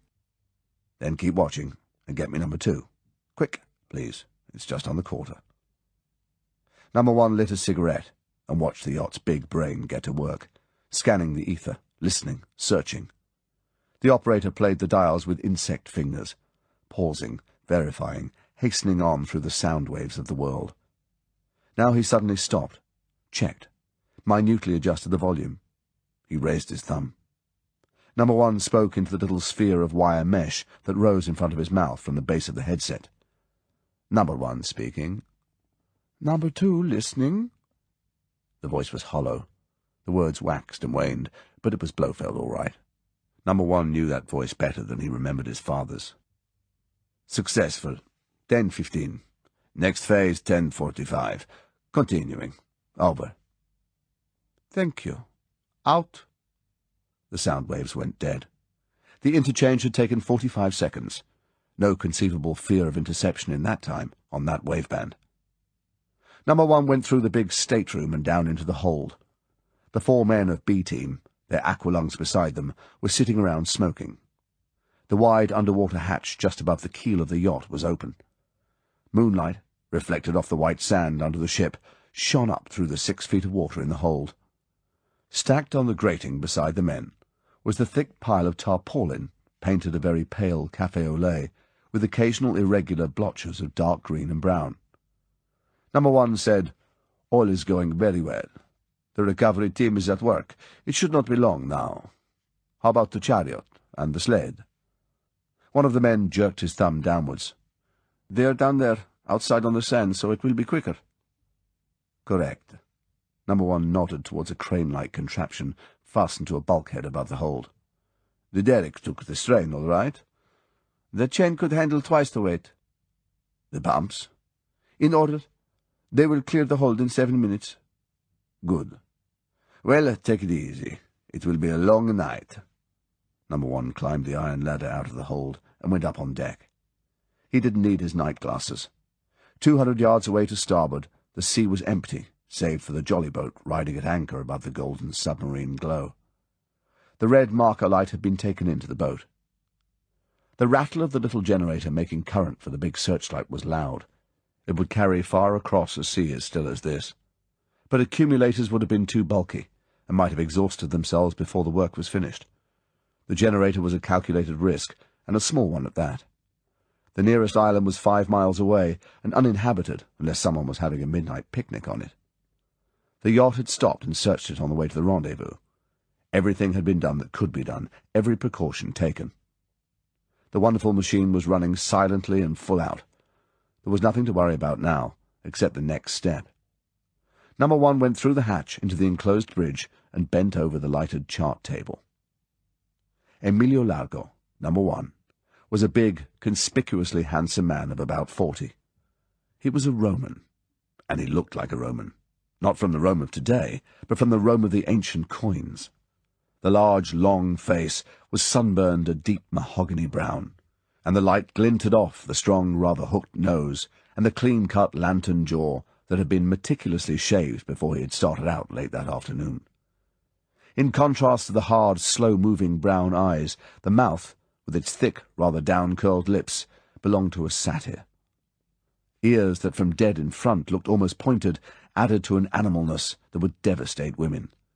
The only weakness in the fine centurion face lay in the overlong sideburns and the too carefully waved black hair that glistened so brightly with pomade that it might almost have been painted onto the skull. There was no fat on the big-boned frame. Largo had fought for Italy in the Olympic foils, was almost an Olympic-class swimmer with the Australian crawl, and only a month before had won the senior class in the Nassau Water-Ski Championships, and the muscles bulged under the exquisitely cut sharkskin jacket. An aid to his athletic prowess were his hands. They were almost twice the normal size, even for a man of his stature, and now, as they walked across the chart, holding a ruler and a pair of dividers, they looked extruding from the white sleeves that rested on the white chart, almost like large brown furry animals, quite separate from their owner. Largo was an adventurer, a predator on the herd. 200 years before, he would have been a pirate. Not one of the jolly ones of the storybooks, but a man like Blackbeard, a blood-stained cutthroat, who scythed his way through people towards gold. But Blackbeard had been too much of a bully and a roughneck, and wherever he went in the world he left behind a telltale shambles. Largo was different. There was a cool brain and an exquisite finesse behind his actions that had always saved him from the herd's revenge, from his post-war debut as head of the black market in Naples, through 5 lucrative years smuggling from Tangier, 5 more masterminding the wave of big jewel robberies on the French Riviera, down to his last 5 with Spectre. Always he got away with it. Always he had seen the essential step ahead that would have been hidden from lesser men. He was the epitome of the gentleman crook, a man of the world, a great womanizer, a high liver, with the entree to café society in 4 continents, and the last survivor, conveniently enough, of a once famous Roman family, whose fortune, so he said, he had inherited. He also benefited from having no wife, a spotless police record, nerves of steel, a heart of ice, and the ruthlessness of a Himmler. He was the perfect man for Spectre, and the perfect man, rich Nassau playboy and all, to be supreme commander of Plan Omega. One of the crew knocked on the hatch and came in. "They have signalled. The chariot and sled are on the way." "Thank you." In the heat and excitement of any operation, Largo always created calm. However much was at stake, however great the dangers, and however urgent the need for speed and quick decisions, he made a fetish of calm, of the pause, of an almost judo-like inertia. This was an act of will to which he had trained himself. He found it had an extraordinary effect on his accomplices. It tied them to him and invoked their obedience and loyalty more than any other factor in leadership.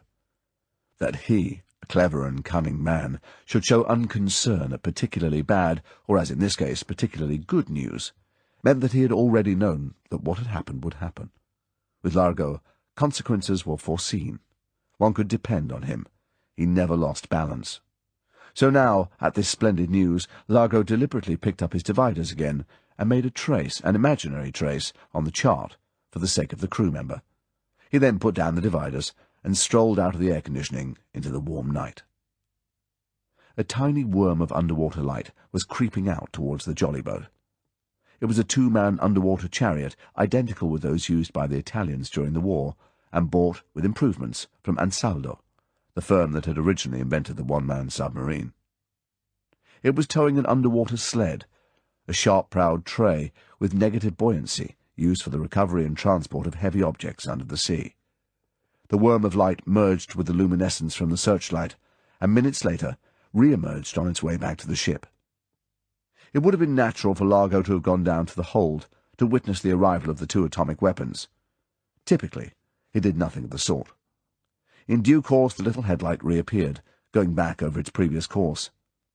Now the sled would be loaded with the huge tarpaulin, camouflaged to merge in with just this piece of underwater terrain, with its white sand and patches of coral outcrop, that would be spread so as to cover every inch of the wrecked plane, and pegged all round with corkscrew iron stanchions that would not be shifted by the heaviest surface storm or groundswell. In his imagination, Largo saw every move of the 8 men who would now be working far below the surface on the reality for which there had been so much training, so many dummy exercises. He marvelled at the effort, the incredible ingenuity that had gone into Plan Omega. Now all the months of preparation, of sweat and tears, were being repaid. There came a bright blink of light on the surface of the water not far from the jolly boat. Then another and another. The men were surfacing. As they did so, the moon caught the glass of their masks. They swam to the boat. Largo verified that all 8 were there, and clumsily heaved up the short ladder and over the side. The mechanic and Brandt, the German killer, helped them off with their gear. The underwater light was switched off and hauled inboard, and instead of the rattle of the generator, there came the muffled roar of the twin Johnstons. The boat sped back to the yacht and to the waiting arms of the derricks. The couplings were made firm and verified, and with a shrill electric whine, the boat, complete with passengers, was swung up and inboard. The captain came and stood at Largo's side. He was a big, sullen, raw-boned man who had been cashiered from the Canadian Navy for drunkenness and insubordination. He had been a slave to Largo ever since Largo had called him to the stateroom one day and broken a chair over his head on account of a questioned command. That was the kind of discipline he understood. Now he said, "The hold's clear. Okay to sail?" "Are both the teams satisfied?" They say so. Not a hitch." "First see they all get one full jigger of whiskey. Then tell them to rest. They will be going out again in just about an hour. Ask Kurtzer to have a word with me. Be ready to sail in 5 minutes." "Okay." The eyes of the physicist, Kurtzer, were bright under the moon. Largo noticed that he was trembling slightly, as if with fever. He tried to instill calm into the man. He said, cheerfully, "Well, my friend, are you pleased with your toys? The toy shop has sent you everything you want?" Kurtzer's lips trembled. He was on the verge of excited tears. He said, his voice high, "It is tremendous. You have no idea. Weapons such as I had never dreamt of. And of a simplicity, a safety. Even a child could handle these things without danger." "The cradles were big enough for them? You have room to do your work?" Yes. Kurtzer almost flapped his hands with enthusiasm. "There are no problems, none at all. The fuses will be off in no time. It will be a simple matter to replace them with a time mechanism. Maslov is already at work, correcting the threads. I am using lead screws. They are more easy to machine." "And the 2 plugs? These ignitors you were telling me about, they are safe? Where did the divers find them?" "They were in a leaden box under the pilot's seat. I have verified them. Perfectly simple. When the time comes, they will, of course, be kept apart in the hiding place. The rubber bags are splendid, just what was needed. I have verified that they seal completely watertight. No danger from radiation. Not now. Everything is in the leaden cases."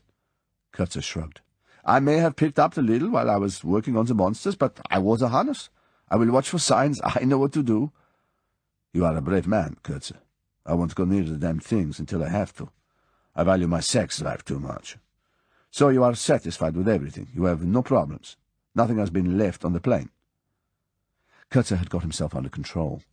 He had been bursting with the news, with his relief that the technical problems were within his power. Now he felt empty, tired. He had voided himself of the tensions that had been with him for weeks. After all this planning, all these dangers, supposing his knowledge had not been enough?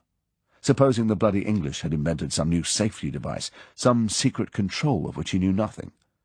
But when the time came, when he unwrapped the protective webbing and got to work with his jeweller's tools, then triumph and gratitude had flooded into him. No, now there were no problems. Everything was all right. Now there was only routine. Kurtzer said dully, "No, there are no problems. Everything is there. I will go and get the job finished." Largo watched the thin figure shamble off along the deck. Scientists were queer fish. They saw nothing but science. Kurtzer couldn't visualize the risks that still had to be run. For him, the turning of a few screws was the end of the job. For the rest of the time he would be a useless supercargo. It would be easier to get rid of him. But that couldn't be done yet. He would have to be kept on just in case the weapons had to be used. But he was a depressing little man, and a near hysteric. Largo didn't like such people near him.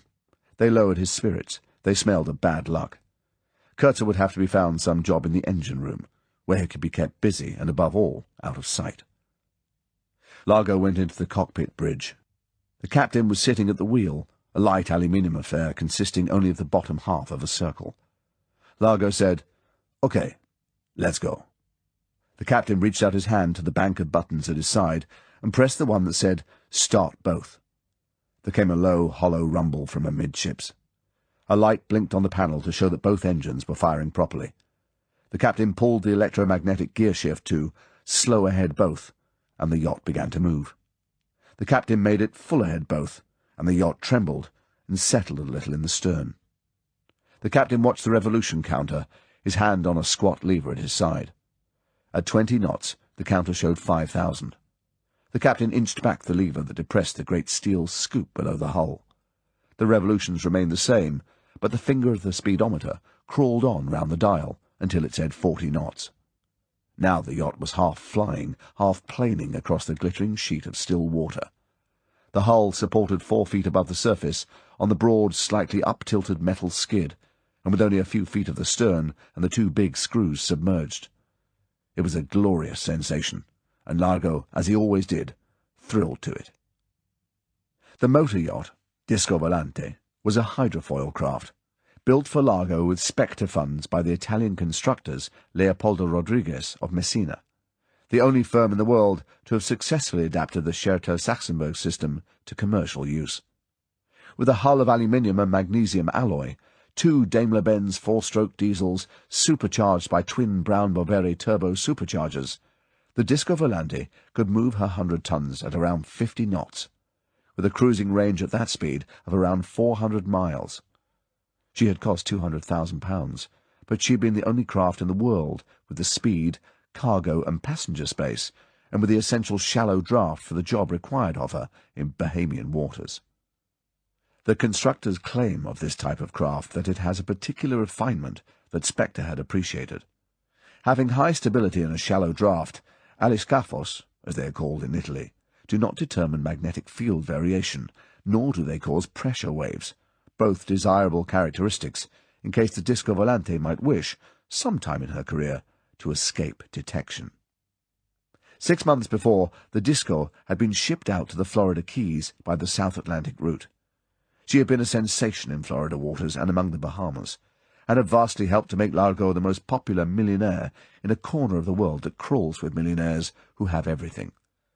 And the fast and mysterious voyages he made in the Disco, with all those underwater swimmers, and occasionally with a 2-seater Lycoming engine folding-wing amphibian mounted on the roof of the streamlined superstructure, had aroused just the right amount of excited comment. Slowly, Largo had let the secret leak out, through his own indiscretions at dinners and cocktail parties, through carefully primed members of the crew in the Bay Street bars. This was a treasure hunt, an important one. There was a pirate's map, a sunken galleon thickly overgrown with coral. The wreck had been located. Largo was only waiting for the end of the winter tourist season, and for the calms of early summer, and then his shareholders would be coming out from Europe, and work would begin in earnest. And 2 days before, the shareholders, 19 of them, had duly come trickling into Nassau by different routes, from Bermuda, from New York, from Miami. Rather dull-looking people, to be sure, just the sort of hard-headed, hard-working businessmen who would be amused by a gamble like this, a pleasant sunshine gamble with a couple of weeks' holiday in Nassau, to make up for it if the doubloons were after all not in the wreck. And that evening, with all the visitors on board, the engines of the Disco had begun to murmur, just when they should have, the harbour folk agreed, just when it was getting dark, and the beautiful dark blue and white yacht had slid out of harbour. Once in the open sea, the engines had started up their deep booming that had gradually diminished to the southeast, towards, the listeners agreed, an entirely appropriate hunting ground. The southerly course was considered appropriate because it is among the southern Bahamas that the great local treasure troves are expected to be found. It was through the southerly passages through these islands, the Crooked Island, the Mayaguana, and the Caicos passages, that the Spanish treasure ships would try and dodge the pirates and the French and British fleets as they made for home. Here, it is believed, lie the remains of the Porto Pedro, sunk in 1668, with £1 million of bullion on board. The Santa Cruz, lost in 1694, carried twice as much, and the El Capitan and San Pedro, both sunk in 1719, carried £1 million and £500,000 of treasure respectively. Every year, treasure hunts for these and other ships are carried out among the southern Bahamas. No one can guess how much, if anything, has been recovered, but everyone in Nassau knows of the £72 silver bar recovered by 2 Nassau businessmen off Gorda Quay in 1950, and since presented to the Nassau Development Board, in whose offices it is permanently on view. So all Bahamians know that treasure is there for the finding, and when the harbour folk of Nassau heard the deep boom of the disco's engines dying away to the south, they nodded wisely. But once the disco was well away, and the moon had not yet risen, with all lights doused, she swung away in a wide circle towards the west, and towards the rendezvous point she was now leaving. Now she was 100 miles, 2 hours away from Nassau. But it would be almost dawn when, after one more vital call, Nassau would again hear the boom of her engines coming in from the false southern trail. Largo got up and bent over the chart table. They had covered the course many times and in all weathers. It was really no problem. But phases 1 and 2 had gone so well that double care must be taken over phase 3. Yes, all was well. They were dead on course. 50 miles. They would be there in an hour. He told the captain to keep the yacht as she was and went below to the radio room. 11:15 was just coming up. It was call time. The small island, Dog Island, was no bigger than 2 tennis courts. It was a hunk of dead coral with a smattering of sea grape and battered screw palm that grew on nothing but pockets of brackish rainwater and sand. It was the point where the Dog Shoal broke the surface, a well-known navigational hazard that even the fishing boats kept well away from. In daylight, Andros Island showed to eastwards, but at night it was as safe as houses. The disco came up fast, and then slowly lowered herself back into the water and slid up within a cable's length of the rock. Her arrival brought small waves that lapped and sucked at the rock, and then were still. The anchor slipped silently down 40 feet and held. Down in the hold, Largo and the disposal team of 4 waited for the underwater hatch to be opened. The 5 men wore aqualungs. Largo held nothing but a powerful underwater electric torch. The 4 others were divided into 2 pairs. They wore webbing slung between them, and they sat on the edge of the iron grating, with their frogmen's feet dangling, waiting for the water to swirl in and give them buoyancy. On the webbing, between each pair, rested a 6-foot-long tapering object in an obscene grey rubber envelope. The water seeped, rushed, and then burst into the hold, submerging the 5 men. They slipped off their seats and trudged out through the hatchway, Largo in the lead, and the 2 pairs behind him at precisely tested intervals. Largo did not at first switch on his torch. It was not necessary, and it would bring stupid, dazed fish that were a distraction. It might even bring shark or barracuda, and though they would be no more than a nuisance, one of the team, despite Largo's assurances, might lose his nerve. They swam on in the soft moonlit mist of the sea. At first there was nothing but a milky void below them, but then the coral shelf of the island showed up, climbing steeply towards the surface. Sea fans, like small shrouds in the moonlight, waved softly, beckoning, and the clumps and trees of coral were grey and enigmatic. It was because of these things, the harmless underwater mysteries that make the skin crawl on the inexperienced, that Largo had decided to lead the disposal teams himself. Out in the open, where the plane had foundered, the eye of the big searchlight made, with the known object of the plane itself, the underwater world into the semblance of a big room. But this was different. This grey-white world needed the contempt of a swimmer who had experienced these phantom dangers 1,000 times before. That was the main reason why Largo led the teams. He also wanted to know exactly how the 2 grey sausages were stored away. It could happen, if things went wrong, that he would have to salvage them himself. The underpart of the small island had been eroded by the waves, so that, seen from below, it resembled a thick mushroom. Under the umbrella of coral there was a wide fissure, a dark wound in the side of the stem. Largo made for it, and, when he was close, switched on his torch. Beneath the umbrella of coral it was dark. The yellow light of the torch showed up the minute life of an inshore coral community, the pale sea urchins and the fierce black spines of sea eggs, the shifting underbrush of seaweeds, the yellow and blue seeking antenna of a langouste, the butterfly and angelfish fluttering like moths in the light, a coiled bêche de mer, a couple of meandering sea caterpillars, and the black and green jelly of a sea hare. Largo lowered the black fins on his feet, got his balance on a ledge, and looked round, shining his torch on the rock so that the two teams could get a foothold. Then he waved them on and into the smooth, broad fissure that showed a glimmer of moonlight at its far end inside the centre of the rock. The underwater cave was only about 10 yards long. Largo led the teams, one after the other, through and into the small chamber that might once perhaps have been a wonderful repository for a different kind of treasure. From the chamber, a narrow fissure led to the upper air. This would certainly become a fine blowhole in a storm, though it would be unlikely that fishermen would be close enough to the dog shoal in a storm to see the water fountaining out of the centre of the island. Above the present waterline in the chamber, Largo's men had hammered stanchions into the rock to form cradles for the 2 atomic weapons, with leather straps to hold them secure against any weather. Now, one by one, the 2 teams lifted the rubber packages up on the iron bars and made them secure. Largo examined the result and was satisfied. The weapons would be ready for him when he needed them. In the meantime, such radiation as there was would be quarantined within this tiny rock 100 miles from Nassau, and his men and his ship would be clean and innocent as snow. The 5 men trudged calmly back to the ship and into the hold through the hatch.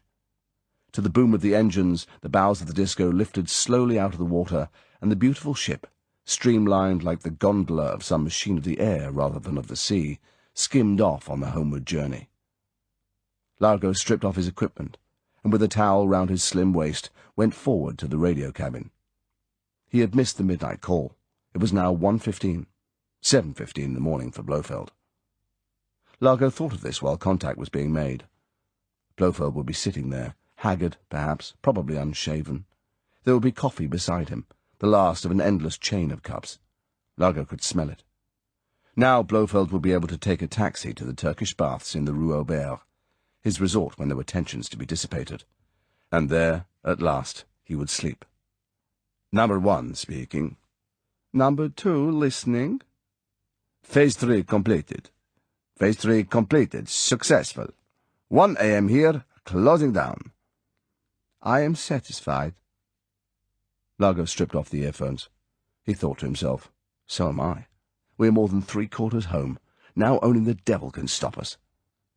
He went into the stateroom and carefully made himself a tall glass of his favourite drink, creme de menthe frappe with a maraschino cherry on top. He sipped it delicately to the end and ate the cherry. Then he took one more cherry out of the bottle, slipped it into his mouth, and went up on the bridge. Chapter 11. Domino. The girl in the sapphire-blue MG 2-seater shot down the slope of Parliament Street, and at the junction with Bay Street executed an admirable racing change through 3rd into 2nd. She gave a quick glance to the right, correctly estimated the trot of the straw-hatted horse in the shafts of the rickety cab with the gay fringe, and swerved out of the side street left-handed. The horse jerked back his head indignantly, and the coachman stamped his foot up and down on the big Bermuda bell. The disadvantage of the beautiful deep ting-tong of the Bermuda carriage bell is that it cannot possibly sound angry, however angrily you may sound it. The girl gave a cheerful wave of a sunburned hand, raced up the streets in 2nd, and stopped in front of the Pipe of Peace, the Dunhills of Nassau. Not bothering to open the low door of the MG, the girl swung one brown leg and then the other over the side of the car, showing her thighs under the pleated cream cotton skirt almost to her waist, and slipped to the pavement. By now the cab was alongside. The cabby reined in. He was mollified by the gaiety and beauty of the girl. He said, "Missy, you done almost shaved the whiskers off old Dreamy here. You want to be more careful." The girl put her hands on her hips. She didn't like being told anything by anyone. She said sharply, "Old Dreamy yourself. Some people have got work to do. Both of you ought to be put out to grass instead of clattering up the streets getting in everyone's way." The ancient negro opened his mouth, thought better of it, said a pacifying, "Okay, missy, okay," flicked at his horse, and moved on, muttering to himself. He turned on his seat to get another look at the she-devil, but she had already disappeared into the shop. "That's a fine piece of girl," he said inconsequentially, and put his horse into an ambling trot. 20 yards away, James Bond had witnessed the whole scene. He felt the same way about the girl as the cabby did. He also knew who she was. He quickened his step and pushed through the striped sunblinds into the blessed cool of the tobacconists. The girl was standing at a counter, arguing with one of the assistants. "But I tell you I don't want senior service. I tell you I want a cigarette that's so disgusting I shan't want to smoke it. Haven't you got a cigarette that stops people smoking? Look at all that." She waved a hand towards the stacked shelves. "Don't tell me that some of those don't taste horrible." The man was used to crazy tourists, and anyway, the Nasavian doesn't get excited. He said, "Well, ma'am," and turned and languidly looked along the shelves. Bond said sternly to the girl, "You can choose between 2 kinds of cigarette if you want to smoke less." She looked sharply up at him. "And who might you be?" "My name's Bond, James Bond. I'm the world's authority on giving up smoking. I do it constantly. You're lucky I happen to be handy." The girl looked him up and down. He was a man she hadn't seen before in Nassau. He was about 6 feet tall, and somewhere in his middle 30s. He had dark, rather cruel good looks, and very clear blue-grey eyes that were now observing her inspection sardonically. A scar down his right cheek showed pale against a tan so mild that he must have only recently come to the island. He was wearing a very dark blue lightweight single-breasted suit over a cream silk shirt and a black knitted silk tie. Despite the heat, he looked cool and clean, and his only concession to the tropics appeared to be the black saddle-stitched sandals on his bare feet. It was an obvious attempt at a pick-up. He had an exciting face and authority. She decided to go along, but she wasn't going to make it easy. She said coldly, "All right, tell me." "The only way to stop smoking is to stop it and not start again. If you want to pretend to stop for a week or 2, it's no good trying to ration yourself. You'll become a bore and think about nothing else, and you'll snatch at a cigarette every time the hour strikes, or whatever the intervals may be. You'll behave greedily. That's unattractive. The other way is to have cigarettes that are either too mild or too strong. The mild ones are probably the best for you." Bond said to the attendant, "A carton of Dukes, king size with filter." Bond handed them to the girl. "Here, try these," with the compliments of Faust. "Oh, but I can't. I mean—" But Bond had already paid for the carton, and for a packet of Chesterfields for himself. He took the change and followed her out of the shop. They stood together under the striped awning. The heat was terrific. The white light on the dusty street, the glare reflected back off the shop fronts opposite and off the dazzling limestone of the houses, made them both screw up their eyes. Bond said, "I'm afraid smoking goes with drinking. Are you going to give them both up, or one by one?" She looked at him quizzically. "This is very sudden, Mr. Bond.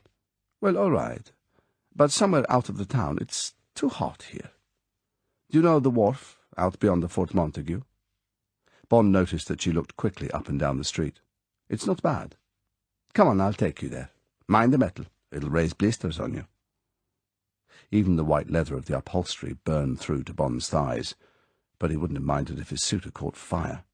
This was his first sniff at the town, and already he had got hold of the girl. And she was a fine girl at that. Bond caught hold of the leather-bound safety grip on the dashboard as the girl did a sharp turn up Frederick Street and another one onto Shirley. Bond settled himself sideways so that he could look at her. She wore a gondolier's broad-rimmed straw hat, tilted impudently down her nose. The pale blue tails of its ribbons streamed out behind. On the front of the ribbon was printed in gold, M.Y. Disco Volante. Her short-sleeved silk shirt was in half-inch vertical stripes of pale blue and white, and, with the pleated cream skirt, the whole get-up reminded Bond vaguely of a sunny day at Henley Regatta. She wore no rings and no jewellery, except for a rather masculine square gold wristwatch with a black face. Her flat-heeled sandals were of white doeskin. They matched her broad white doeskin belt and the sensible handbag that lay, with a black and white striped silk scarf, on the seat between them. Bond knew a good deal about her from the immigration form, one among 100, which he had been studying that morning. Her name was Dominetta Vitali. She had been born in Bolzano in the Italian Tyrol, and therefore probably had as much Austrian as Italian blood in her. She was 29 and gave her profession as actress. She had arrived 6 months before in the disco, and it was entirely understood that she was mistress to the owner of the yacht, an Italian called Emilio Largo. Whore, tart, prostitute were not words Bond used about women unless they were professional streetwalkers or the inmates of a brothel.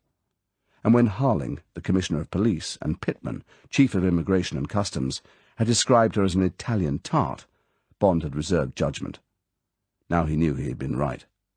This was an independent, a girl of authority and character. She might like the rich, gay life, but so far as Bond was concerned, that was the right kind of girl. She might sleep with men, obviously did, but it would be on her terms, and not on theirs. Women are often meticulous and safe drivers, but they are very seldom first class. In general, Bond regarded them as a mild hazard, and he always gave them plenty of road and was ready for the unpredictable. 4 women in a car he regarded as the highest potential danger, and 2 women nearly as lethal. Women together cannot keep silent in a car, and when women talk they have to look into each other's faces. An exchange of words is not enough. They have to see the other person's expression, perhaps in order to read behind the other's words, or to analyze the reaction to their own. So 2 women in the front seat of a car constantly distract each other's attention from the road ahead, and 4 women are more than doubly dangerous, for the driver not only has to hear and see what her companion is saying, but also, for women are like that, what the 2 behind are talking about. But this girl drove like a man. She was entirely focused on the road ahead and on what was going on in her driving mirror, an accessory rarely used by women except for making up their faces. And, equally rare in a woman, she took a man's pleasure in the feel of her machine, in the timing of her gear changes, and the use of her brakes. She didn't talk to Bond, or seem to be aware of him, and this allowed him to continue his inspection without inhibition. She had a gay, to-hell-with-you face that Bond thought would become animal in passion. In bed she would fight and bite, and then suddenly melt into hot surrender. He could almost see the proud, sensual mouth bear away from the even white teeth in a snarl of desire, and then, afterwards, soften into a half-pout of loving slavery. In profile the eyes were soft charcoal slits, such as you see on some birds, but in the shop Bond had seen them full face. Then they had been fierce and direct, with a golden flicker in the dark brown that held much the same message as the mouth. The profile, the straight, small, up-tilted nose, the determined set of the chin, and the clean-cut sweep of the jawline were as decisive as a royal command, and the way the head was set on the neck had the same authority, the poise one associates with imaginary princesses.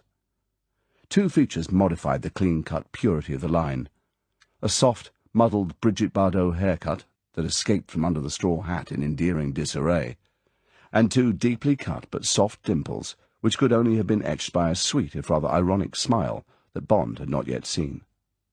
The sunburn was not overdone, and her skin had none of that dried, exhausted sheen that can turn the texture of even the youngest skin into something more like parchment.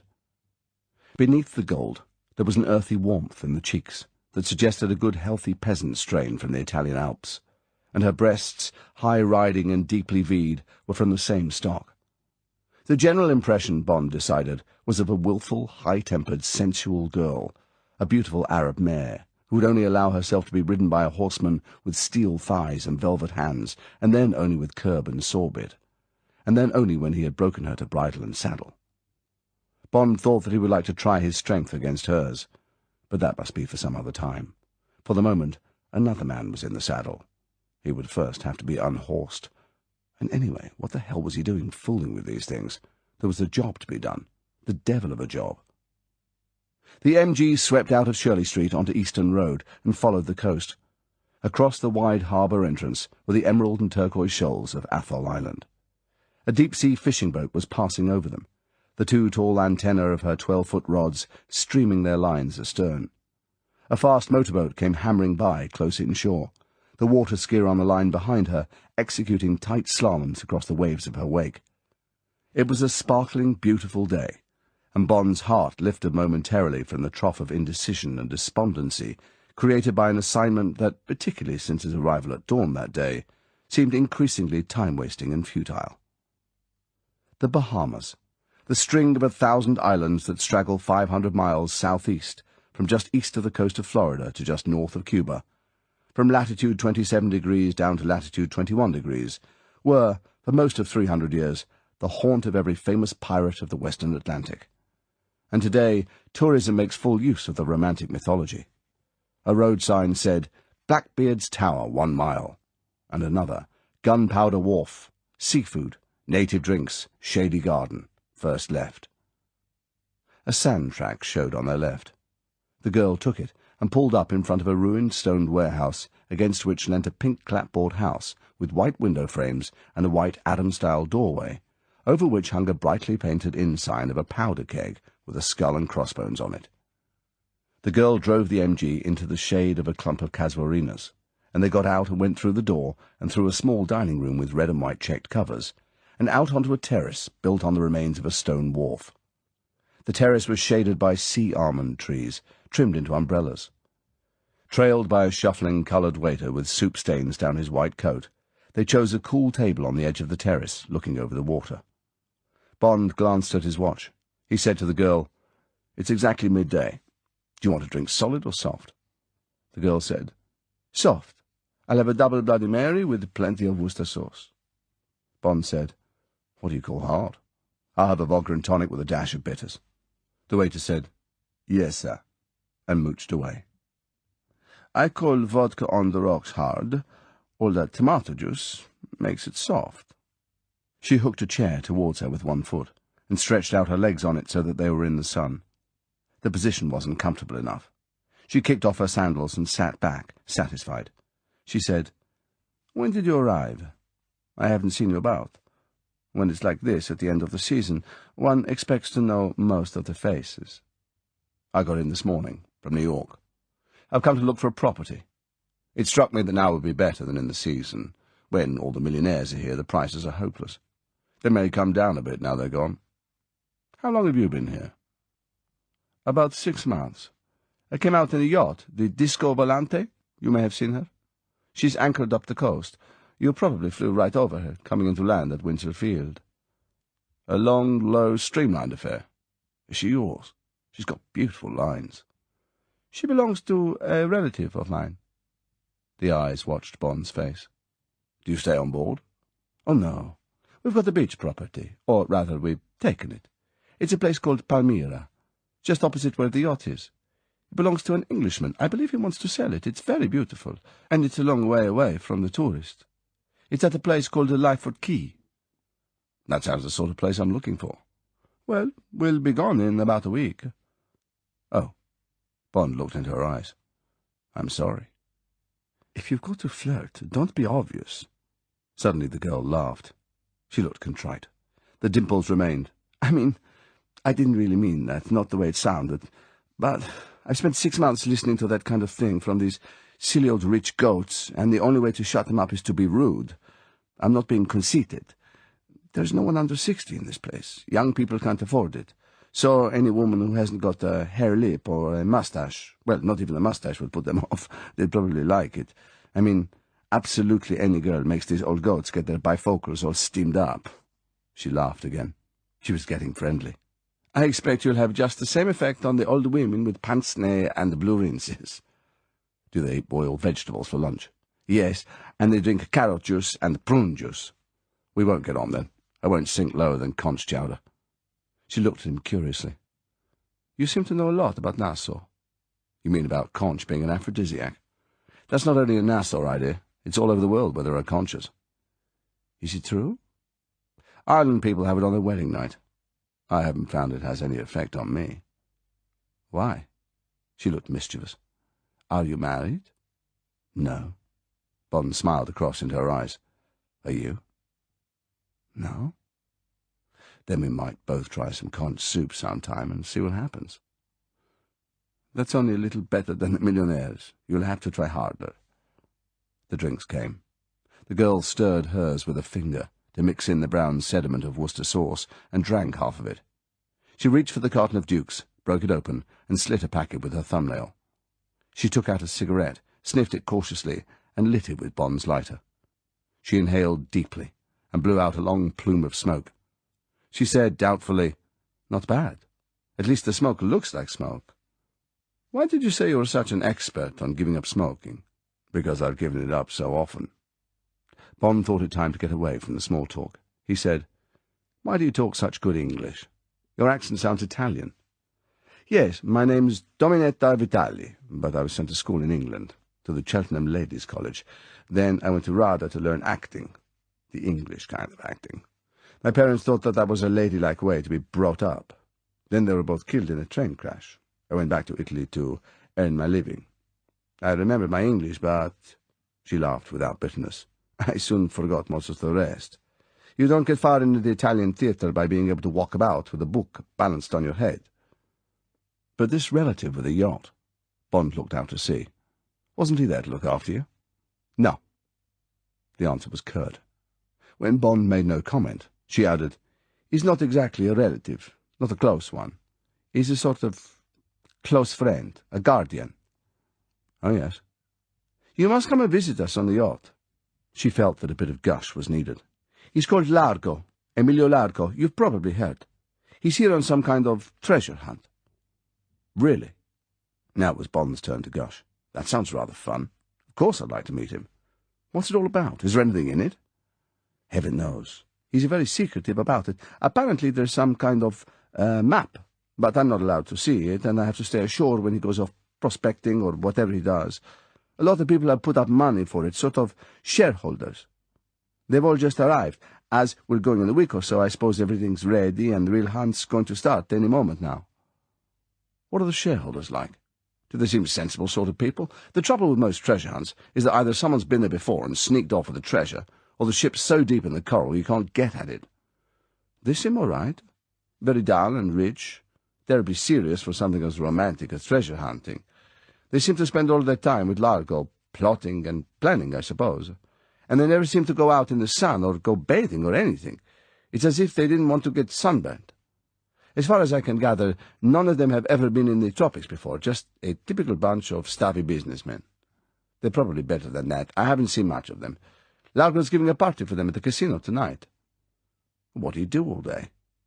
"Oh, I fool around, do a bit of shopping for the yacht, drive around in the car, bathe on other people's beaches when their houses are empty. I like underwater swimming. I've got an aqualung, and I take one of the crew out, or a fisherman. The crew are better. They all do it. I used to do it a bit. I brought my gear. Will you show me some good bits of reef sometime?" The girl looked pointedly at her watch. "I might do. It's time I went." She got up. "Thanks for the drink. I'm afraid I can't take you back. I'm going the other way. They'll get you a taxi here." She shuffled her feet into her sandals. Bond followed the girl through the restaurant to her car. She got in and pressed the starter. Bond decided to risk another snub. He said, "Perhaps I'll see you at the casino tonight, Dominetta." "Perhaps." She put the car pointedly into gear. She took another look at him. She decided that she did want to see him again. She said, "But for God's sake, don't call me Dominetta. I'm never called that. People call me Domino." She gave him a brief smile, but it was a smile into the eyes. She raised a hand. The rear wheels spat sand and gravel, and the little blue car whirled out along the driveway to the main road. It paused at the intersection, and then, as Bond watched, turned right-handed towards Nassau. Bond smiled. He said, "Bitch," and walked back into the restaurant to pay his bill and have a taxi called. Chapter 12. The Man from the CIA. The taxi took Bond out to the airport at the other end of the island by the Interfield Road. The man from the Central Intelligence Agency was due in by Pan American at 1:15. His name was Larkin, F. Larkin. Bond hoped he wouldn't be a muscle-bound ex-college man with a crew cut and a desire to show up the incompetence of the British, the backwardness of their little colony, and the clumsy ineptitude of Bond in order to gain credit with his chief in Washington. Bond hoped that at any rate he would bring the equipment he had asked for before he left London through Section A, who looked after the liaison with CIA. This was the latest transmitter and receiver for agents in the field, so that the two of them could be independent of cable officers and have instant communication with London and Washington, and the most modern portable Geiger counters for operating both on land and under water. One of the chief virtues of CIA, in Bond's estimation, was the excellence of their equipment, and he had no false pride about borrowing from them. New Providence, the island containing Nassau, the capital of the Bahamas, is a drab, sandy slab of land fringed with some of the most beautiful beaches in the world. but the interior is nothing but a waste of low-lying scrub, casuarinas, mastic, and poisonwood, with a large brackish lake at the western end. There are birds and tropical flowers and palm trees, imported fully grown from Florida, in the beautiful gardens of the millionaires round the coast, but in the middle of the island there is nothing to attract the eye but the skeleton fingers of spidery windmill pumps sticking up above the pine barrens, and Bond spent the ride to the airport reviewing the morning. He had arrived at 7 a.m. to be met by the governor's ADC, a mild error of security, and taken to the Royal Bahamian, a large old-fashioned hotel to which had recently been applied a thin veneer of American efficiency and tourist gimmicks, iced water in his room, a cellophane-wrapped basket of dingy fruit with the compliments of the manager, and a strip of sanitized paper across the lavatory seat. After a shower and a tepid touristy breakfast on his balcony overlooking the beautiful beach, he had gone up to Government House at 9 o'clock for a meeting with the Commissioner of Police, the Chief of Immigration and Customs, and the Deputy Governor. It was exactly as he had imagined it would be. The most immediates and the top secrets had made a superficial impact, and he was promised full cooperation in every aspect of his assignment. But the whole business was clearly put down as a ridiculous flap, and something that must not be allowed to interfere with the normal routine of running a small, sleepy colony, nor with the comfort and happiness of the tourists. Roddick, the Deputy Governor, a careful, middle-of-the-way man with a ginger moustache and gleaming pince-nez, had put the whole affair in a most sensible light. "You see, Commander Bond, in our opinion, and we have most carefully debated all the possibilities, all the, angles, as our American friends would say, it is inconceivable that a large four-engine plane could have been hidden anywhere within the confines of the colony. The only airstrip capable of taking such a plane, am I right, Harling, is here in Nassau. So far as landing on the sea is concerned, ditching, I think they call it. We have been in radio contact with the administrators on all the larger outer islands, and the replies are all negative. The radar people at the meteorological station—" Bond had interrupted at this point. "Might I ask if the radar screen is manned round the clock? My impression is that the airport is very busy during the day, but that there is very little traffic at night. Would it be possible that the radar is not so closely watched at night?" The Commissioner of Police, a pleasant, very military-looking man in his 40s, the silver buttons and insignia on whose dark blue uniform glittered as they only can when spit and polish is a main activity and there are plenty of batmen around, said judiciously, "I think the Commander has a point there, sir. The airport commandant admits that things do slacken off a bit when there's nothing scheduled. He hasn't got all that amount of staff, and, of course, most of them are locals, sir. Good men, but hardly up to London airport standards. And the radar at the Met Station is only a GCA set with a low horizon and range, mostly used for shipping." Quite. The Deputy Governor didn't want to be dragged into a discussion about radar sets, or the merits of Nassavian labour. "There's certainly a point there. No doubt Commander Bond will be making his own inquiries. Now there was a request from the Secretary of State," the title rolled sonorously forth, "for details and comments on recent arrivals in the island, suspicious characters and so forth. Mr. Pittman?" The Chief of Immigration and Customs was a sleek Nassavian, with quick brown eyes and an ingratiating manner. He smiled pleasantly. "Nothing out of the ordinary, sir. The usual mixture of tourists and businessmen and local people coming home. We were asked to have details for the past 2 weeks, sir."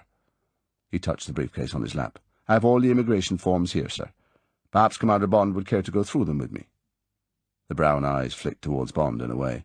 "All the big hotels have house detectives. I could probably get him further details on any particular name. All passports were checked in the normal manner. There were no irregularities, and none of these people was on our wanted list." Bond said, "Might I ask a question?" The Deputy Governor nodded enthusiastically. Of course. Anything you like. We're all here to help." "I'm looking for a group of men, probably 10 or more. They probably stick together a good deal, might be as many as 20 or 30. I guess they would be Europeans. They probably have a ship or a plane. They may have been here for months or only a few days. I gather you have plenty of conventions coming to Nassau. Salesmen, tourist associations, religious groups, heaven knows what all. Apparently they take a block of rooms in some hotel and hold meetings and so forth for a week or so. Is there anything like that going on at the moment?" "Mr. Pittman?"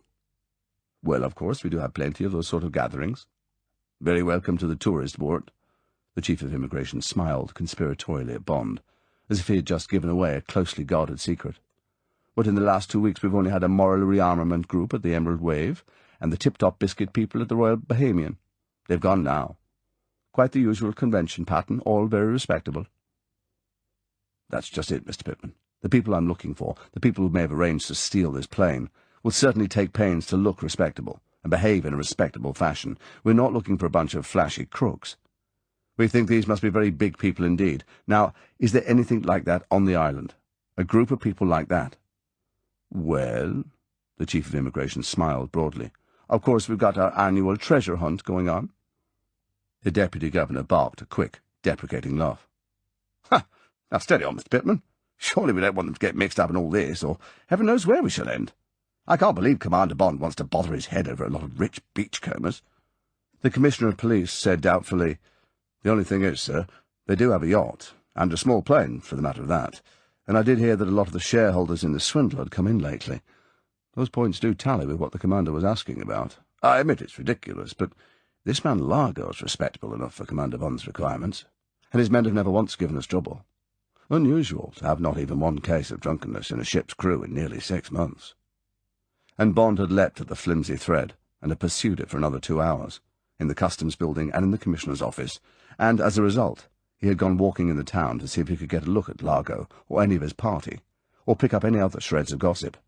As a result, he had got a good look at Domino Vitale. And now? The taxi had arrived at the airport. Bond told the driver to wait, and walked into the long, low entrance hall just as the arrival of Larkin's flight was being announced over the tannoy. He knew there would be the usual delay for customs and immigration. He went to the souvenir shop, and bought a copy of the New York Times. In its usual discreet headlines, it was still leading with the loss of the Vindicator. Perhaps it knew also about the loss of the atom bombs, because Arthur Crock, on the leader page, had a heavyweight column about the security aspects of the NATO alliance. Bond was halfway through this, when a quiet voice in his ear said, 007, meet 000. Bond swung round. It was Felix Leiter. Leiter, his CIA companion on some of the most thrilling cases in Bond's career, grinned, and thrust the steel hook that was his right hand under Bond's arm. Take it easy, friend. Dick Tracy will tell all when we get out of here. Bags are out front. Let's go.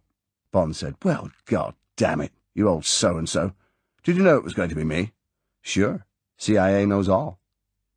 At the entrance, Leiter had his luggage, which was considerable, put aboard Bond's taxi, and told the driver to take it to the Royal Bohemian. A man standing beside an undistinguished-looking black Ford Consul saloon left the car and came up. Mr. Larkin, I'm from the Hertz Company. This is the car you ordered. We hope she's what you want. You did specify something conventional. Leiter glanced casually at the car. Looks all right. I just want a car that'll go. None of those ritzy jobs with only room for a small blonde with a sponge bag. I'm here to do property work, not jazz it up. May I see your New York license, sir? Right. Then if you just sign here, and I'll make a note of the number of your Diners Club card. When you go, leave the car anywhere you like and just notify us. We'll collect it.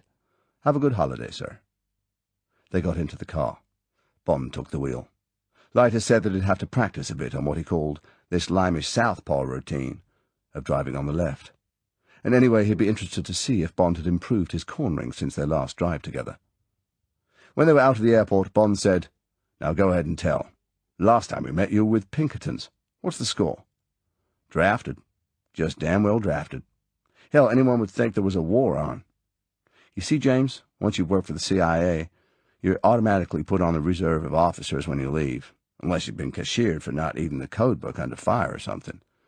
And apparently my old chief, Alan Dulles, that is, just didn't have the men to go round when the president sounded the fire alarm. So I and 20 or so other guys were just pulled in, drop everything, 24 hours to report. Hell, I thought the Russians had landed.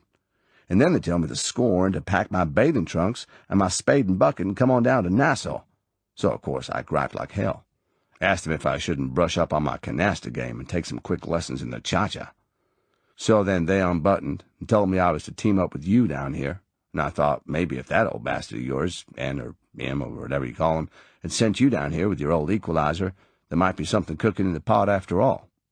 So I picked up the gear you'd asked for from admin, packed the bow and arrows instead of the spade and bucket, and here I am. And that's that. Now you tell, you old son of a bitch. Hell, it's good to see you. Bond took Leiter through the whole story, point by point from the moment he had been summoned to M's office the morning before. When he came to the shooting outside his headquarters, Leiter stopped him. "Now, what do you make of that, James? In my book, that's a pretty funny coincidence. Have you been fooling around with anybody's wife lately? Sounds more like around the loop in Chicago than a mile or so from Piccadilly." Bond said seriously, "It makes no sense to me, and none to anyone else. The only man who might have had it in for me, recently that is a crazy bastard I met down at a sort of clinic place I had to go on some blasted medical grounds." Bond, to Leiter's keen pleasure, rather sheepishly gave details of his cure at Shrublands. "I bowled this man out as a member of a Chinese tong, one of their secret societies, the Red Lightning tong. He must have heard me getting the gen on his outfit from records, on an open line from a call box in the place. Next thing, he damn near managed to murder me. Just for a lark, and to get even, I did my best to roast him alive." Bond gave the details. "Nice quiet place, Shrublands. You'd be surprised how carrot juice seems to affect people." "Where was this lunatic asylum?" "Place called Washington. Modest little place compared with yours, not far from Brighton." "And the letter was posted from Brighton." "Well, that's a hell of a long shot. I'll try another. One of the points our chaps brought up was that if a plane was to be stolen at night, and landed at night, a full moon would be the hell of an aid to the job. But the plane was taken 5 days after the full. And just supposing your roast chicken was the letter sender, and supposing the roasting forced him to delay sending the letter while he recovered. His employers would be pretty angry, yes?" "I suppose so." "And supposing they gave orders for him to be rubbed for inefficiency. And supposing the killer got to him just as he got to you to settle his private account. From what you tell me, he wouldn't have lain down under what you did to him. Well, now, just supposing all that. It adds up, doesn't it?" Bond laughed, partly in admiration. "You've been taking mescaline or something. It's a damn good sequence for a comic strip, but these things don't happen in real life. Planes with atom bombs don't get stolen in real life. Except that they do. You're slowing down, James. How many people would believe the files on some of the cases you and I have got mixed up in? Don't give me that crap about real life. There ain't no such animal." Bond said seriously, "Well, look here, Felix. Tell you what I'll do. There's just enough sense in your story, so I'll put it on the machine to M tonight, and see if the Yard can get anywhere with it. They could check with the clinic and the hospital in Brighton, if that's where he was taken, and they may be able to get on from there. Trouble is, wherever they get, there's nothing left of the man but his shoes, and I doubt if they'll catch up with the man on the motorbike. He looked like a real pro job to me." "Why not? These hijackers sound like pros. It's a pro plan. It all fits all right. You go ahead and put it on the wire, and don't be ashamed of saying it was my idea. My metal collection has got to looking a bit thin since I left the outfit." They pulled up under the portico of the Royal Bahamian, and Bond gave the keys to the parking attendant. Leiter checked in, and they went up to his room and sent for 2 double-dry martinis on the rocks and the menu. From the pretentious dishes, "For your particular consideration," printed in ornamental Gothic, Bond chose Native Seafood Cocktail Supreme, followed by disjointed home-farm chicken sauté au cresson, which was described in italics as tender farm chicken, broiled to a rich brown, basted with creamery butter, and disjointed for your convenience. Price 38 6, or $5.35. Felix Leiter went for the Baltic herring in sour cream, followed by chopped tenderloin of beef, French onion rings. Our renowned beef is chef-selected from the finest corn-fed Midwestern cattle, and aged to perfection to assure you of the very best. Price 40 3, or $5.65. When they both had commented sourly and at length about the inflated burgosity of tourist hotel food, and particularly the mendacious misuse of the English language to describe materials which had certainly been in various deep freezers for at least 6 months, they settled down on the balcony to discuss Bond's findings of the morning. Half an hour, and 1 more double-dry martini later, their luncheon came. The whole thing amounted to about 5 shillings worth of badly cooked rubbish. They ate in a mood of absent-minded irritation, saying nothing. Finally, Leiter threw down his knife and fork. "This is hamburger and bad hamburger.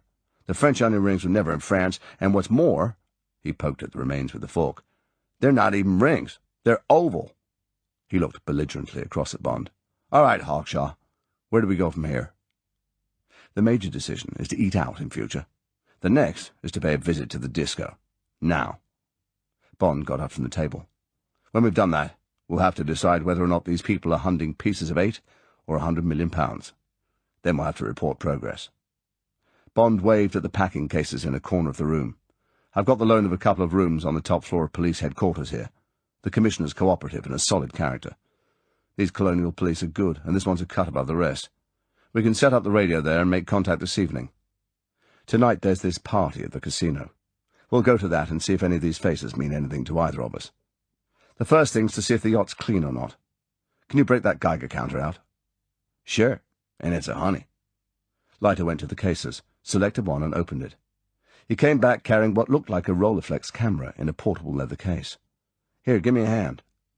Leiter took off his wristwatch and strapped on what appeared to be another watch. He slung the camera by its strap over his left shoulder. "Now run those wires from the watch up my sleeve and down inside my coat. Right, now these two small plugs go through these holes in my coat pocket and into the two holes in the box. Got it? Now we're all fixed." Leiter stood back and posed. "Man with camera and a wristwatch." He unbuttoned the flap of the camera. "See? Perfectly good lenses and all that. Even a button to press in case you have to seem to take a picture. But in the back of the make-believe, there's a metal valve, a circuit, and batteries.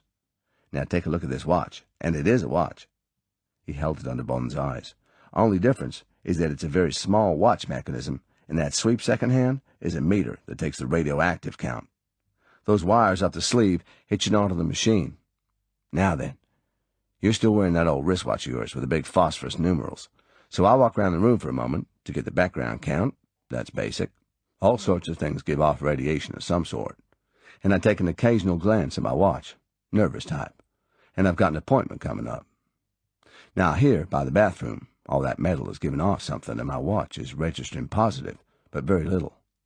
Nothing else in the room, and I've established the amount of background interference I'll have to discount when I start to get hot, right? Now I come close up to you, and my camera's only a few inches away from your hand. Here, take a look.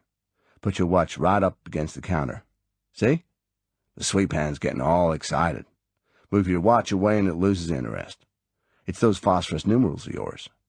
Remember the other day one of the watch companies withdrew an air pilot's watch from the market because the atomic energy people got fussy?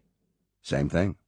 They thought this particular pilot's watch, with the big phosphorescent numerals, was giving off too much radiation to be good for the wearer. Of course, Leiter patted the camera case, this is a special job. Most types give off a clicking sound, and if you're prospecting for uranium, which is the big market for these machines, you wear earphones to try and pick up the stuff underground. For this job, we don't need anything so sensitive. If we get near where those bombs are hidden, this damn sweep hand will go right off the dial. Okay? So let's go hire ourselves a sixpenny sick and pay a call on the Ocean Greyhound. Chapter 13. My name is Emilio Largo. Leiter's sixpenny sick was the hotel launch, a smart Chrysler-engined speedboat that said it would be $20 an hour. They ran out westwards from the harbour, past Silver Key, Long Key, and Balmoral Island, and round Delaport Point. 5 miles further down the coast, encrusted with glittering seashore properties, the boatman said cost £400 per foot of beach frontage, they rounded Old Fort Point and came upon the gleaming white and dark blue ship lying with 2 anchors out in deep water just outside the reef. Leiter whistled. He said in an awe-struck voice, "Boy, is that a piece of boat. I'd sure like to have one of those to play with in my bath." Bond said, "She's Italian, built by a firm called Rodriguez at Messina. Thing called an aliscafo. She's got a hydrofoil under the hull, and when she gets going you let this sort of skid down and she rises up and practically flies. Only the screws and a few feet of the stern stay in the water. The police commissioner says she can do 50 knots in calm water. Only good for inshore work, of course, but they can carry upwards of 100 passengers when they're designed as fast ferries. Apparently this one's been designed for about 40. The rest of the space is taken up with the owner's quarters and cargo space. Must have cost damn near $250,000. The boatman broke in. They say on Bay Street that she's going to go after the treasure these next few days or so. All the people that own a share in the gold come in a few days ago. Then she spent one whole night doing a final recce, they says down Exuma Way or over by Watling's Island. Guess you folks know that's where Columbus made him first landfall on this side of the Atlantic. Around 1490-something. But could be anywhere down there. There's always been talk of treasure down amongst the Ragged Islands, even as far as Crooked Island. Fact is, she sailed out southward, here myself right until the engines died away. East by southeast, I'd say. The boatman spat discreetly over the side. "Must be plenty heap of treasure with the cost of that ship and all the money they're throwing away. Every time she go to Hoyling Wharf they say the bill's £500. Bond said casually, "Which night was it they did the final recce?" "Night after she hoiled. That'd be 2 nights ago. Sail around 6. The blank portholes of the ship watched them approach. A sailor polishing brass round the curve of the enclosed dome that was the bridge walked through the hatch into the bridge, and Bond could see him talking into a mouthpiece. A tall man in white ducks and a very wide mesh singlet appeared on deck and observed them through binoculars. He called something to the sailor, who came and stood at the top of the ladder down the starboard side. When their launch came alongside, the man cupped his hands and called down, "What is your business, please? Have you an appointment?" Bond called back, "It's Mr. Bond, Mr. James Bond, from New York. I have my attorney here. I have an inquiry to make about Palmyra, Mr. Largo's property." "One moment, please." The sailor disappeared, and returned accompanied by the man in white ducks and singlet. Bond recognized him from the police description. He called down cheerfully, "Come aboard! Come aboard!" He gestured for the sailor to go down and help fend the launch. Bond and Leiter climbed out of the launch and went up the ladder. Largo held out a hand. "My name is Emilio Largo. Mr. Bond and, Mr. Larkin, my attorney from New York. Actually, I'm English, but I have property in America." They shook hands. "I'm sorry to bother you, Mr. Largo, but it's about Palmyra, the property I believe you rent from Mr. Bryce." "Ah, yes, of course." The beautiful teeth gleamed warmth and welcome. "Come on down to the stateroom, gentlemen. I'm sorry I'm not properly dressed to receive you." The big brown hands caressed his flanks. The wide mouth turned down in deprecation. "My visitors usually announce themselves on the ship to shore, but if you would forgive the informality—" Largo allowed the phrase to die on the air, and ushered them through a low hatch and down a few aluminium steps into the main cabin. The rubber-lined hatch hissed to behind him. It was a fine, large cabin, panelled in mahogany, with a deep wine-red carpet and comfortable dark blue leather club chairs.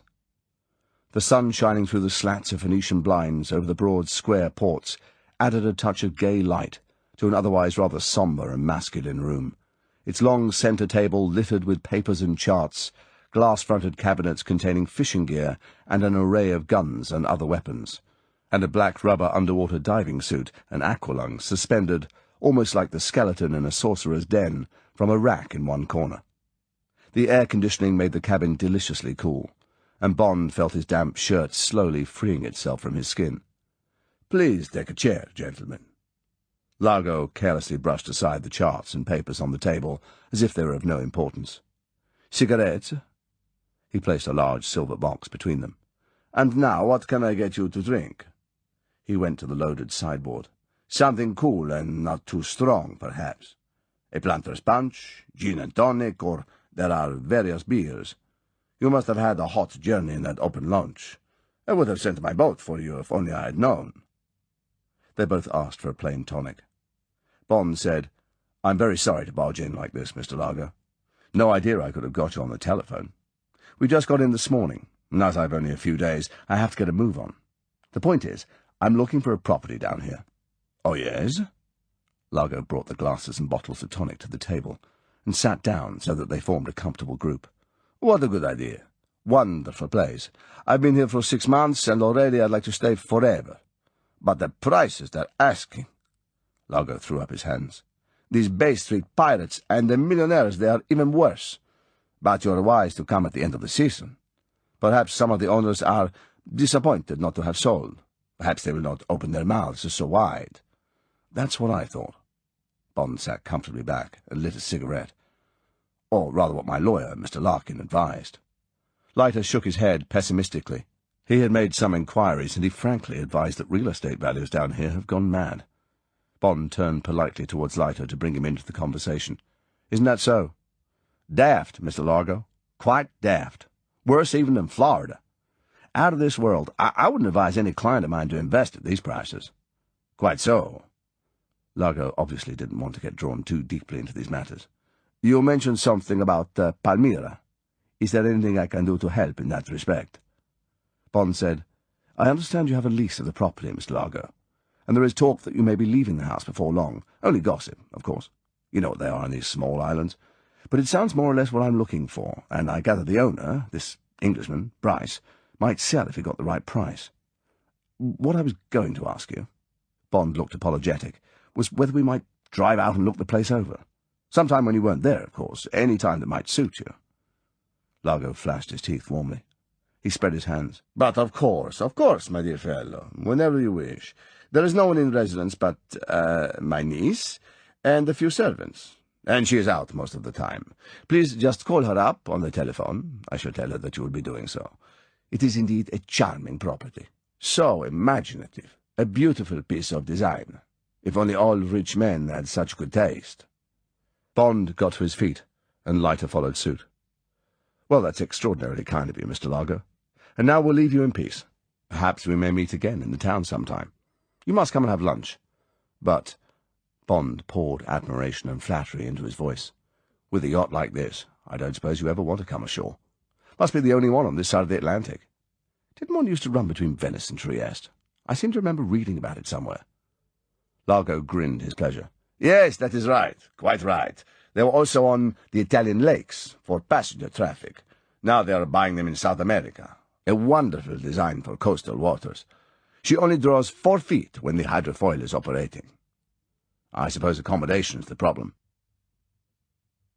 It is a weakness of all men, though not necessarily of all women, to love their material possessions. Largo said, with a trace of pricked vanity, No, I think you will find that is not so. You can spare 5 minutes? We are rather crowded at the moment. You have heard, no doubt, of our treasure hunt." He looked sharply at them, as a man would who expects ridicule. "But we will not discuss that now. No doubt you do not believe in these things. But my associates in the affair are all on board. With the crew, there are 40 of us. You will see that we are not cramped. You would like?" Largo gestured to the door in the rear of the stateroom. Felix Leiter showed reluctance. "You know, Mr. Bond, that we had that meeting with Mr. Harold Christie at 5 o'clock. Bond waved the objection aside. "Mr. Christie is a charming man. I know he won't mind if we're a few minutes late. I'd love to see over the ship, if you're sure you can spare the time, Mr. Largo." Largo said, "Come, it will not take more than a few minutes. The excellent Mr. Christie is a friend of mine. He will understand." He went to the door and held it open. Bond had been expecting the politeness. It would interfere with Leiter and his apparatus. He said firmly, "Please go first, Mr. Largo. You will be able to tell us when to duck our heads." With more affabilities, Largo led the way. Ships, however modern, are more or less the same. The corridors to port and starboard of the engine room, rows of cabin doors, which Largo explained were occupied, the large communal bathrooms, the galley, where 2 cheerful-looking Italians in white smocks laughed at Largo's jokes about the food and seemed pleased with the visitors' interest, the huge engine room where the chief engineer and his mate, Germans it seemed, gave enthusiastic information about the powerful twin diesels and explained the hydraulics of the hydrofoil depressor. It was all exactly like visiting any other ship, and saying the right things to the crew, using the right superlatives to the owner. The short space of afterdeck was occupied by the little 2-seater amphibian, painted dark blue and white to match the yacht, its wings now folded and its engine cowled against the sun, a big jolly boat to hold about 20 men, and an electric derrick to hoist them in and outboard. Bond, estimating the ship's displacement and her freeboard, said casually, "And the hold? More cabin space?" "Just storage and the fuel tanks, of course. She is an expensive ship to run. We have to carry several tons. The ballast problem is important with these ships. When her bows come up, the fuel shifts aft. We have to have big lateral tanks to correct these things."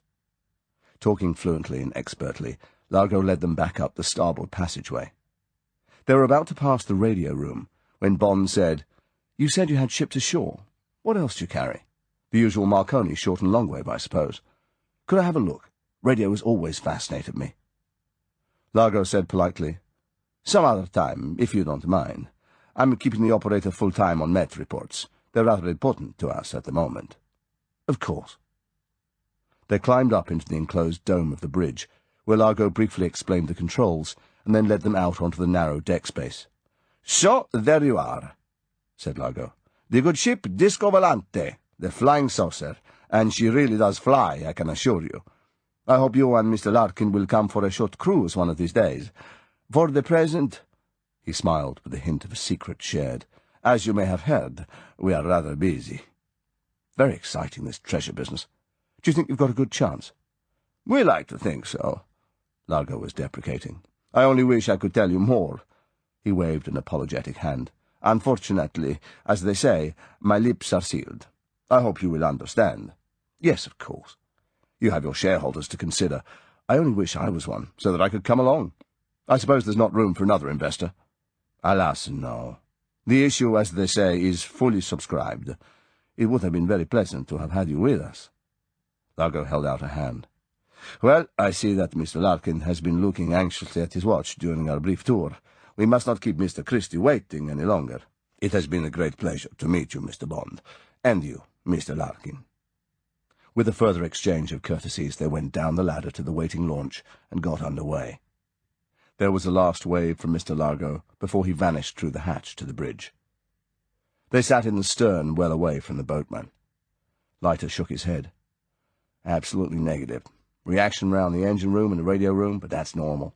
It was all normal. Damnably normal." "What did you make of him and the whole setup?" "Same as you. Damn normal. He looks what he says he is and behaves that way. Not much crew about, but the ones we saw were either ordinary crew or wonderful actors. Only two small things struck me. There was no way down to the hold that I could see, but of course it could have been a manhole under the passage carpet. But then how do you get the stores he talked of down there? And there's the hell of a lot of space in that hold, even if I don't know much about naval architecture. I'll do a check with the oiling wharf through the customs people and see just how much fuel he does carry. Then it's odd that we didn't see any of these shareholders. It was around 3 o'clock when we went on board, and most of them may have been having siestas, but surely not all 19 of them. What do they do in their cabins all the time? Another small thing. Did you notice that Largo didn't smoke, and that there was no trace of tobacco smell anywhere in the ship? That's odd. Around 40 men, and not one of them's a smoker. If one had anything else to go on, one would say that wasn't coincidence, but discipline. The real pros don't drink or smoke, but I admit it's a damned long shot. Notice the Decker Navigator and the Echo Sounder. Pretty expensive bits of equipment, both of them. Fairly normal on a big yacht, of course, but I'd expected Largo to point them out when he was showing us the bridge. Rich men are proud of their toys. But that's only clutching at straws. I'd have said the whole outfit's as clean as a whistle if it wasn't for all that missing space we weren't shown. That talk about fuel and ballast sounded a bit glib to me. What do you think? Same as you. There's at least half of that ship we didn't see. But then again, there's a perfectly good answer to that. He may have got a stack of secret treasure-hunting gear down there he doesn't want anyone to see. Remember that merchant ship off Gibraltar during the war? The Italian frogmen used it as a base. Big sort of trapdoor affair cut in the hull below the waterline. I suppose he hasn't got something like that. Bond looked sharply at Leiter. The Altera, one of the blackest marks against intelligence during the whole war. He paused. The disco was anchored in about 40 feet of water. Supposing they'd got the bombs buried in the sand below her. Would your Geiger counter have registered? Doubt it. I've got an underwater model, and we could go and have a sniff round when it gets dark. But really, James, Leiter frowned impatiently, aren't we getting a bit off beam? Seeing burglars under the bed? We got damn all to go on. Largo's a powerful-looking, piratical sort of chap, probably a bit of a crook where women are concerned, but what the hell have we got against him? Have you put a trace-through on him, and on these shareholders and the crew members? Yes. Put them all on the wire from Government House. Urgent rates. We shall get an answer by this evening. But look here, Felix. Bond's voice was stubborn. There's a damned fast ship with a plane and 40 men no one knows anything about. There's not another group or even an individual in the area who looks in the least promising. All right, so the outfit looks all right, and its story seems to stand up, but just supposing the whole thing was a phony. A damn good one, of course. But then so it ought to be with all that's at stake. Take another look at the picture. These so-called shareholders all arrived just in time for June the 3rd. On that night, the disco goes to sea and stays out till morning. Just supposing she rendezvoused that plane in shallow water somewhere. Just suppose she picked up the bombs and put them away, in the sand under the ship, if you like. Anyway, somewhere safe and convenient. Just suppose all that. And what sort of a picture do you get? A B picture, so far as I'm concerned, James. Leiter shrugged resignedly. But I guess there's just enough to make it a lead. He laughed sardonically. But I'd rather shoot myself than put it in tonight's report. If we're going to make fools of ourselves, we better do it well out of sight and sound of our chiefs. So what's on your mind? What comes next? While you get our communications going, I'm going to check with the oiling wharf. Then we'll call up this Domino girl and try and get ourselves asked for a drink and have a quick look at Largo's shore base, this Palmyra. Then we go to the casino and look over the whole of Largo's group. And then... Bond looked stubbornly at Leiter. I'm going to borrow a good man from the police commissioner to give me a hand, put on an aqualung, and go out and have a sniff around the disco with your other Geiger machine. Leiter said laconically, Destry rides again. Well, I'll go along with that, James, just for old time's sake. But don't go and stub your toe on a sea urchin or anything. I see there are free cha-cha lessons in the ballroom of the Royal Bahamian tomorrow. We've got to keep fit for those. And I guess there'll be nothing else in this trip from my memory book.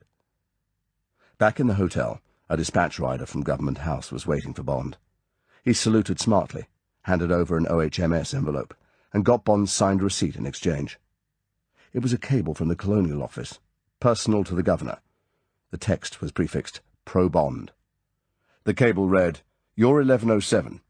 Records have nothing. Repeat nothing on these names. Stop. Informatively, all stations report negatively on Operation Thunderball. Stop. What have you? Query. The message was signed Prism, which meant that M had approved it. Bond handed the cable to Leiter. Leiter read it. He said, See what I mean? We're on a bum steer. This is a thumb twiddler. See you later in the Pineapple Bar for a dry martini that's half a jumbo olive. I'll go send a postcard to Washington and ask them to send down a couple of waves. We're going to have time on our hands. Chapter 14. Sour Martinis. As it turned out, the first half of Bond's programme for the evening went by the board. On the telephone, Domino Vitali said that it would not be convenient for them to see the house that evening. Her guardian and some of his friends were coming ashore. Yes, it was indeed possible that they might meet at the casino that evening. She would be dining on board, and the disco would then sail round and anchor off the casino. But how would she be able to recognize him in the casino? She had a very poor memory for faces. Would he perhaps wear a flower in his buttonhole or something? Bond had laughed. He said that would be all right. He would remember her by her beautiful blue eyes. They were unforgettable. And the blue rinse that matched them. He had put the receiver down halfway through the amused, sexy chuckle. He suddenly wanted to see her again very much. But the movement of the ship altered his plans for the better. It would be much easier to reconnoitre her in the harbour. It would be a shorter swim, and he would be able to go into the water under cover of the harbour police wharf. Equally, with her anchorage empty, it would be all the easier to survey the area where she had been lying. But if Largo moved the yacht about so nonchalantly, was it likely the bombs, if there were any, would be hidden at the anchorage? If they were, surely the disco would stand watch over them. Bond decided to put a decision aside until he had more and more expert information about the ship's hull. He sat in his room and wrote his negative report to M. He read it through. It would be a depressing signal to get. Should he say anything about the wisp of a lead he was working on? No, not until he had something solid. Wishful intelligence, the desire to please or reassure the recipient, was the most dangerous commodity in the whole realm of secret information. Bond could imagine the reaction in Whitehall, where the Thunderball war room would be ready, anxious to grasp at straws. M's careful, I think we may conceivably have got a lead in the Bahamas. Absolutely nothing definite, but this particular man doesn't often go wrong on these things. Yes, certainly I'll check back and see if we can get a follow-up. And the buzz would get around. M's onto something. Agent of his thinks he's got a lead. The Bahamas. Yes, I think we'd better tell the PM. Bond shuddered. The most immediates would pour into him. Elucidate your 1806. Flash fullest details. Premier wants detailed grounds for your 1806. There would be no end to the flood. Leiter would get the same from CIA. The whole place would be in an uproar. Then, in answer to Bond's tatty little fragments of gossip and speculation, there would come the blistering, "Surprised you should take this flimsy evidence seriously. Futurely confine your signals to facts." And the final degradation. "View speculative nature your 1806 and subsequents, comma. Future signals must, repeat must, be joint and countersigned by CIA representative." Bond wiped his forehead. He unlocked the case containing his cipher machine, transposed his text, checked it again, and went off to police headquarters, where Leiter was sitting at his keyboard, the sweat of concentration pouring down his neck. 10 minutes later, Leiter took off his earphones and handed over to Bond. He mopped his face with an already drenched handkerchief. "First it's sunspots, and I had to swap over to the emergency wavelength. There I found they put a baboon on the other end. You know, one of the ones that can write the whole of Shakespeare if you leave him at it long enough." He angrily waved several pages of cipher groups. "Now I've got to unscramble all this, probably from accounts about how much extra income tax this sunshine trip will cost me." He sat down at a table and began cranking away at his machine. Bond put his short message over quickly. He could see it being punched out on the tapes in one of the busy rooms on the 8th floor, going to the supervisor, being marked "Personal for M, copy to 00 section and records," then another girl hurrying off down the passage with the flimsy yellow forms on a clip file. He queried whether there was anything for him, and signed off. He left Leiter and went down to the commissioner's room. Harling was sitting at his desk with his coat off, dictating to a police sergeant. He dismissed him, pushed a box of cigarettes over his desk to Bond, and lit one himself. He smiled quizzically. "Any progress?" Bond told him that the trace on the Largo group had been negative, and that they had called on Largo and gone over the disco with a Geiger counter. This also had been negative. Bond still wasn't satisfied. He told the Commissioner what he wanted to know about the fuel capacity of the disco and the exact location of the fuel tanks. The Commissioner nodded amiably and picked up the telephone. He asked for a Sergeant Maloney of the Harbour Police. He cradled the receiver and explained, "We check all fueling. This is a narrow harbour crammed with small craft, deep-sea fishing boats and so on. Quite a fire hazard if something went wrong. We like to know what everyone's carrying and whereabouts in the ship, just in case there's some firefighting to be done or we want a particular ship to get out of range in a hurry." He went back to the telephone. "Sergeant Maloney?" He repeated Bond's questions, listened, said thank you, and put the receiver down. "She carries a maximum of 500 gallons of diesel. Took that amount in on the afternoon of June the 2nd. She also carries about 40 gallons of lubricating oil and 100 gallons of drinking water, all carried amidships just forward of the engine room. That what you want?" This made nonsense of Largo's talk of lateral tanks and the difficult ballast problem and so forth. Of course, he could have wanted to keep some secret treasure-hunting gear out of sight of the visitors, but at least there was something on board he wanted to hide, and for all his show of openness, it was now established that Mr. Largo might be a rich treasure hunter, but he was also an unreliable witness. Now Bond's mind was made up. It was the hull of the ship he wanted to have a look at. Leiter's mention of the Altera had been a long shot, but it just might pay off. Bond passed on a guarded version of his thoughts to the Commissioner. He told him where the disco would be lying that night. Was there on the force a totally reliable man who could give him a hand with his underwater recce? Was there a sound aqualung fully charged available? Harling gently asked if this was wise. He didn't exactly know the laws of trespass, but these seemed to be good citizens, and they were certainly good spenders. Largo was very popular with everyone. Any kind of scandal, particularly if the police was involved, would create the hell of a stink in the colony. Bond said firmly, "I'm sorry, Commissioner, I quite see your point, but these risks have to be run, and I've got a job to do. Surely the Secretary of State's instructions are sufficient authority?" Bond fired his broadside. "I could get specific orders from him, or from the Prime Minister, for the matter of that, in about an hour, if you feel it's necessary." The Commissioner shook his head. He smiled. "No need to use the big guns, Commander. Of course you shall have what you want. I was just giving you the local reaction. I'm sure the Governor would have given you the same warning. This is a small puddle here. We're not used to the crash treatment from Whitehall. No doubt we'll get used to it if this flap lasts long enough. Now then, yes, we've got plenty of what you want. We've got 20 men in the harbour salvage unit. Have to. You'd be surprised how often a small boat gets wrecked in the fairway, just where some cruise ship's going to anchor. And, of course, there's the occasional body. I'll have Constable Santos assigned to you. Splendid chap. Native of Eleuthera, where he used to win all the swimming prizes. He'll have the gear you want where you want it. Now just give me the details." Back in his hotel, Bond took a shower, swallowed a double bourbon old-fashioned, and threw himself down on his bed. He felt absolutely beat. The plane trip, the heat, the nagging sense that he was making a fool of himself in front of the Commissioner, in front of Leiter, in front of himself, added to the dangers, and probably futile ones at that, of this ugly night swim, had built up tensions that could only be eased by sleep and solitude. He went out like a light, to dream of Domino being pursued by a shark with dazzling white teeth that suddenly became Largo. Largo who turned on him with those huge hands. They were coming closer. They reached slowly for him. They had him by the shoulder. But then the bell rang for the end of the round, and went on ringing. Bond reached out a drugged hand for the receiver. It was Leiter. He wanted that martini with the jumbo olive. It was 9 o'clock. What the hell was Bond doing? Did he want someone to help with the zip? The pineapple room was panelled in bamboo, carefully varnished against termites. Wrought-iron pineapples on the tables and against the wall contained segments of thick red candle, and more light was provided by illuminated aquaria let into the walls and by ceiling lights enclosed in pink glass starfish. The vinylite banquettes were in ivory white, and the barman and the 2 waiters wore scarlet satin Calypso shirts with their black trousers. Bond joined Leiter at a corner table. They both wore white dinner jackets with their dress trousers. Bond had pointed up his rich property-seeking status with a wine-red cummerbund.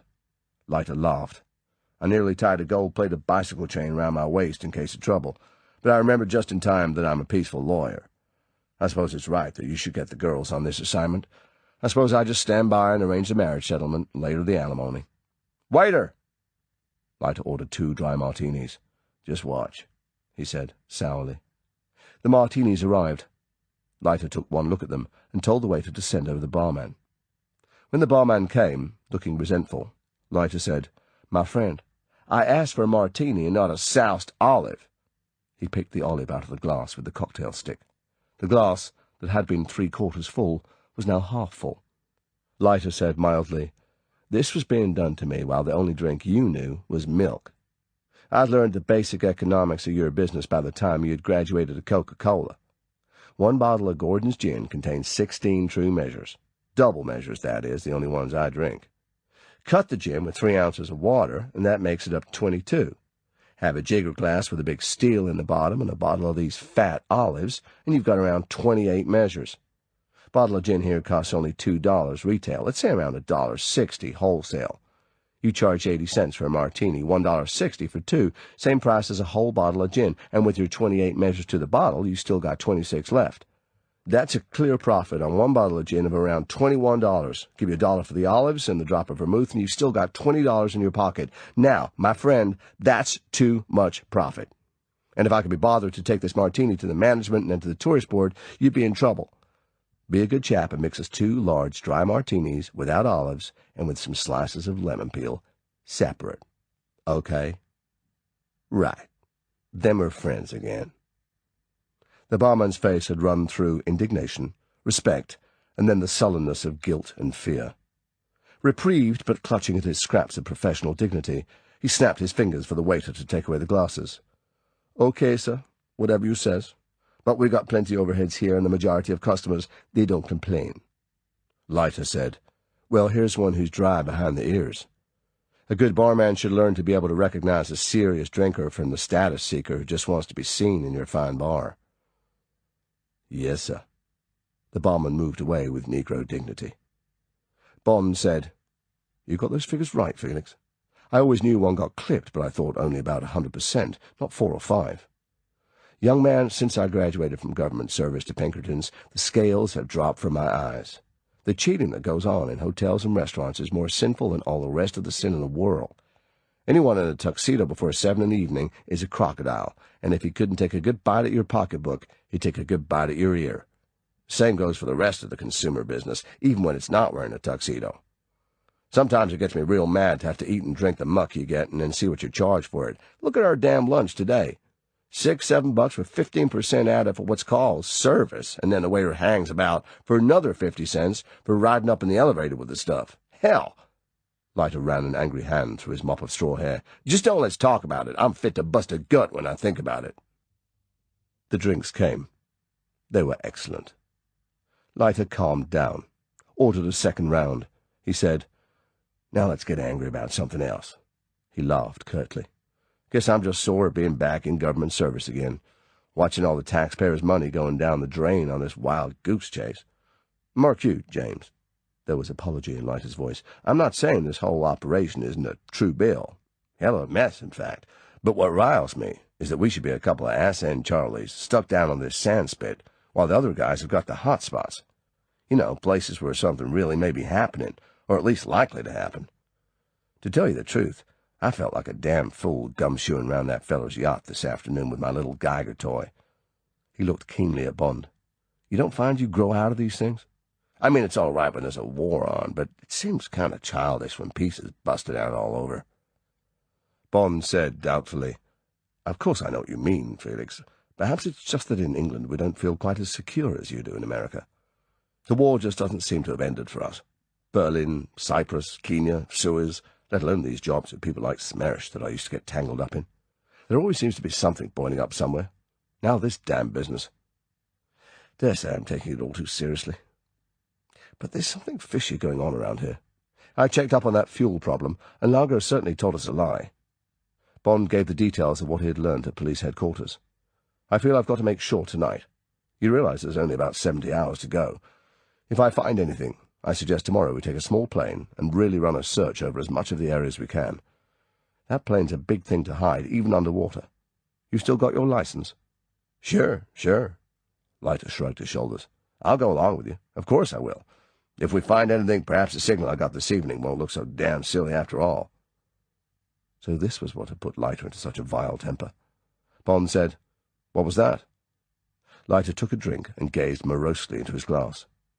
"Well, for my money, it's just so much more attitudinizing by those power-struck fat cats at the Pentagon. But that sheaf of stuff I was waving about was a circular to all our men on this job to say that the Army and the Navy and the Air Force are holding themselves ready to give full support to the CIA if anything turns up. Think of that, damn it." Leiter looked angrily at Bond. "Think of the waste of fuel and manpower that must be going on all over the world, keeping all these units at readiness. Just to show you, know what I've been allocated as my striking force?" Leiter gave a harsh, derisive laugh. "Half squadron of Super Sabre fighter bombers from Pensacola, and—" Leiter stabbed Bond's forearm with a hard finger. "And, my friend, the Manta. The Manta, our latest atomic submarine." When Bond smiled at all this vehemence, Leiter continued more reasonably. "Mark you, it's not quite so idiotic as it sounds. These Sabres are on anti-submarine sweep duties anyway, carrying depth charges. They have to be at readiness. And the Manta happens to be on some sort of training cruise in the area, getting ready to go under the South Pole for a change, I suppose, or some other damn promotion job to help along the Navy estimates. But I ask you, here's all these $1 million worth of material on instant call from Ensign Leiter, commanding room 201 in the Royal Bahamian Hotel. Not bad." Bond shrugged his shoulders. "Seems to me your president is taking all this a bit more seriously than his man in Nassau. I suppose our chiefs of staff have weighed in with our stuff on the other side of the Atlantic. Anyway, no harm in having the big battalions in the offing, just in case Nassau Casino happens to be target number 1. By the way, what ideas have your people got about these targets? What have you got in this part of the world that fits in with Spectre's letter? We've only got the joint rocket base at a place called Northwest Key at the eastern end of the Grand Bahamas. That's about 150 miles north of here. Apparently the gear and prototypes we and your people have got there would easily be worth £100 million. The only possible targets I've been given are Cape Canaveral, the naval base at Pensacola, and if the party really is going to take place in this area, Miami for target number 2, with Tampa as a possible runner-up. Spectre used the words, a piece of property belonging to the Western powers. That sounds like some kind of installation to me. Something like the uranium mines in the Congo, for instance. But a rocket base would fit all right. If we've got to take this thing seriously, I'd lay odds on Canaveral or this place on Grand Bahama.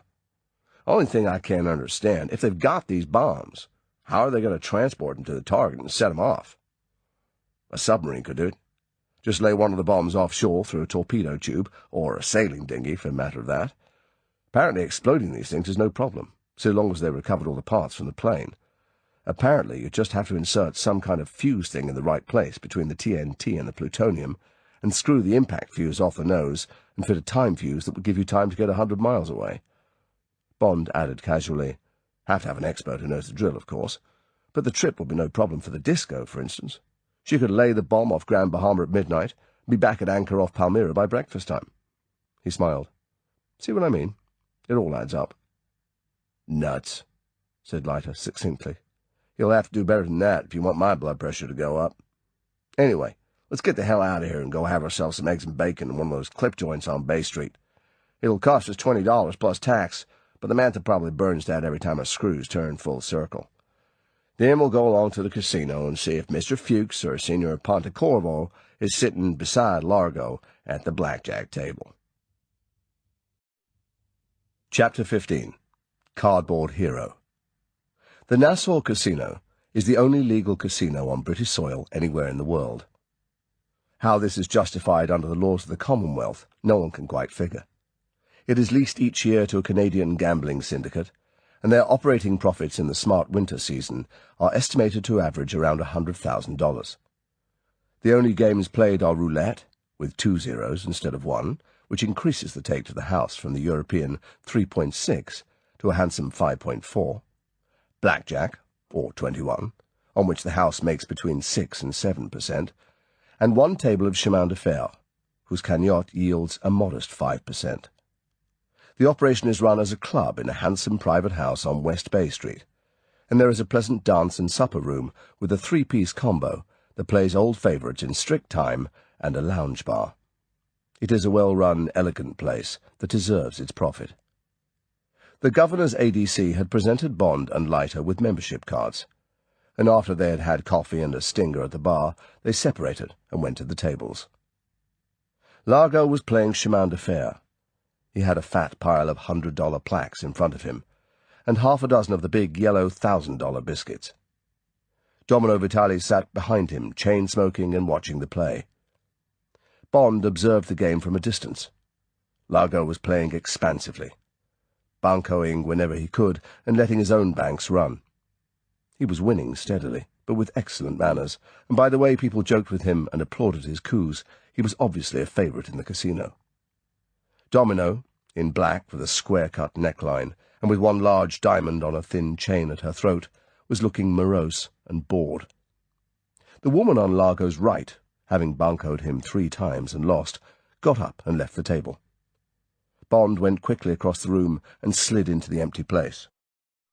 It was a bank of $800, the round sum being due to Largo, making up the cagnotte after each play. It is good for the banker when he has got past the 3rd banco. It often means the bank is going to run. Bond knew this perfectly well. He was also painfully aware that his total capital was only $1,000. But the fact that everyone was so nervous of Largo's luck made him bold. And after all, the table has no memory. Luck, he told himself, is strictly for the birds. He said, "Banco." "Ah, my good friend, Mr. Bond." Largo held out a hand. "Now we have the big money coming to the table. Perhaps I should pass the bank. The English know how to play at railway trains. But still," he smiled charmingly, "if I have to lose, I would certainly like to lose to Mr. Bond." The big brown hand gave the shoe a soft slap. Largo eased out the pink tongue of playing card and moved it across the bays to Bond. He took one for himself, and then pressed out one more for each of them. Bond picked up his first card and flicked it face up into the middle of the table. It was a 9, the 9 of diamonds. Bond glanced sideways at Largo. He said, "That is always a good start. So good that I will also face my second card." He casually flicked it out to join the 9. It turned over in mid-air and fell beside the 9. It was a glorious 10, the 10 of spades. Unless Largo's 2 cards also added up to 9, or 19, Bond had won. Largo laughed, but the laugh had a hard edge to it. "You certainly make me try," he said gaily. He threw his cards to follow Bond's. They were the 8 of hearts and the king of clubs. Largo had lost by a pip. 2 naturals, but one just better than the other, the cruelest way to lose. Largo laughed hugely. "Somebody had to be second," he said to the table at large. "What did I say? The English can pull what they like out of the shoe." The croupier pushed the chips across to Bond. Bond made a small pile of them. He gestured at the heap in front of Largo. "So it seems can the Italians. I told you this afternoon we should go into partnership." Largo laughed delightedly. "Well, let's just try once again. Put in what you have won, and I will banco it in partnership with Mr. Snow on your right. Yes, Mr. Snow?" Mr. Snow, a tough-looking European, who, Bond remembered, was one of the shareholders, agreed. Bond put in the 800, and they each put in 4 against him. Bond won again, this time with a 6 against a 5 for the table, once more by 1 point. Largo shook his head mournfully. "Now indeed we have seen the writing on the wall. Mr. Snow, you will have to continue alone. This Mr. Bond has green fingers against me. I surrender." Now Largo was smiling only with his mouth. Mr. Snow sweebied and pushed forward $1,600 to cover Bond's stake. Bond thought, "I have made $1,600 in 2 coups, over £500, and it would be fun to pass the bank and for the bank to go down on the next hand." He withdrew his stake and said, "La main passe." There was a buzz of comment. Largo said dramatically, "Don't do it to me. Don't tell me the bank's going to go down on the next hand. If it does, I shoot myself. Okay, I will buy Mr. Bond's bank, and we will see." He threw some planks out onto the table. $1,600 worth. And Bond heard his own voice say, "Banco!" He was buncoing his own bank, telling Largo that he had done it to him once, then twice, and now he was going to do it, inevitably, again. Largo turned round to face Bond. Smiling with his mouth, he narrowed his eyes and looked carefully, with a new curiosity at Bond's face. He said quietly, "But you are hunting me, my dear fellow. You are pursuing me. What is this, a vendetta?" Bond thought, "I will see if an association of words does something to him." He said, "When I came to the table, I saw a spectre." He said the word casually, with no hint at double meaning. The smile came off Largo's face, as if he had been slapped. It was at once switched on again, but now the whole face was tense, strained, and the eyes had gone watchful and very hard. His tongue came out and touched his lips. "Really? What do you mean?" Bond said lightly, "The spectre of defeat. I thought your luck was on the turn. Perhaps I was wrong." He gestured at the shoe. "Let's see." The table had gone quiet. The players and spectators felt that a tension had come between these two men. Suddenly, there was the smell of enmity, where before there had been only jokes. A glove had been thrown down by the Englishman. Was it about the girl? Probably. The crowd licked its lips. Largo laughed sharply. He stitched gaiety and bravado back on his face. "Aha!" His voice was boisterous again. "My friend wishes to put the evil eye upon my cards. We have a way to deal with that where I come from." He lifted a hand, and with only the first and little fingers outstretched in a fork, he prodded once, like a snake striking, towards Bond's face. To the crowd, it was a playful piece of theatre. But Bond, within the strong aura of the man's animal magnetism, felt the ill temper, the malevolence behind the old mafia gesture. Bond laughed good-naturedly. "That certainly put the hex on me, but what did it do to the cards? Come on, your spectre against my spectre." Again, the look of doubt came over Largo's face. Why again the use of this word? He gave the shoe a hefty slap. "All right, my friend. We are wrestling the best of 3 falls. Here comes the 3rd. Quickly, his first 2 fingers flicked out the 4 cards. The table had hushed. Bond faced his pair inside his hand. He had a total of 5, a 10 of clubs and a 5 of hearts. 5 is a marginal number. One can either draw or not. Bond folded the cards face down on the table. He said, with the confident look of a man who has a 6 or a 7, "No card, thank you." Largo's eyes narrowed as he tried to read Bond's face. He turned up his cards, flicked them into the middle of the table with a gesture of disgust. He also had a count of 5. Now what was he to do? Draw or not draw? He looked again at the quiet smile of confidence on Bond's face, and drew. It was a 9, the 9 of spades. By drawing another card instead of standing on his 5 and equaling Bond, he had drawn and now had a 4 to Bond's 5.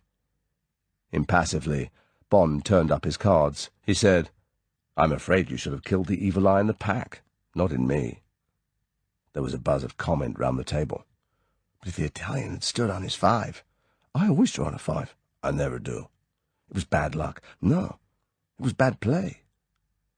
Now it was an effort for Largo to keep the snarl off his face. But he managed it. The forced smile lost its twist, the balled fists relaxed. He took a deep breath and held out his hand to Bond. Bond took it. folding his thumb inside his palm, just in case Largo might give him a bone crusher with his vast machine tool of a hand. But it was a firm grasp and no more. Largo said, "Now I must wait for the shoe to come round again. You have taken all my winnings. I have a hard evening's work ahead of me, just when I was going to take my niece for a drink and a dance." He turned to Domino. "My dear, I don't think you know Mr. Bond, except on the telephone. I'm afraid he has upset my plans. You must find someone else to squire you." Bond said, "How do you do? Didn't we meet in the tobacconist's this morning?" The girl screwed up her eyes. She said indifferently, "Yes? It is possible. I have such a bad memory for faces." Bond said, "Well, could I give you a drink? I can just afford even a Nassau drink now, thanks to the generosity of Mr. Largo. And I've finished here. This sort of thing can't last. I mustn't press my luck." The girl got up. She said, ungraciously, "If you have nothing better to do—" She turned to Largo. "Emilio, perhaps if I take this Mr. Bond away, your luck will turn again. I will be in the supper-room having caviar and champagne. We must try and get as much of your funds as we can back in the family." Largo laughed.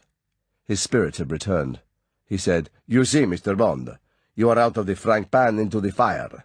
In Dominetta's hands you may not fare so well as in mine. See you later, my dear fellow. I must now get back to the salt mines where you have consigned me." Bond said, "Well, thanks for the game. I will order champagne and caviar for 3. My Spectre also deserves his reward." Wondering again whether the shadow that flickered in Largo's eyes at the word had more significance than Italian superstition, he got up and followed the girl between the crowded tables to the supper-room. Domino made for a shadowed table in the farthest corner of the room. Walking behind her, Bond noticed for the first time that she had the smallest trace of a limp. He found it endearing, a touch of childish sweetness beneath the authority and blatant sex appeal of a girl to whom he had been inclined to award that highest but toughest French title, a courtisane de marque. When the Clicquot rosé and $50 worth of beluga caviar came, anything less, he had commented to her, would be no more than a spoonful, he asked her about the limp.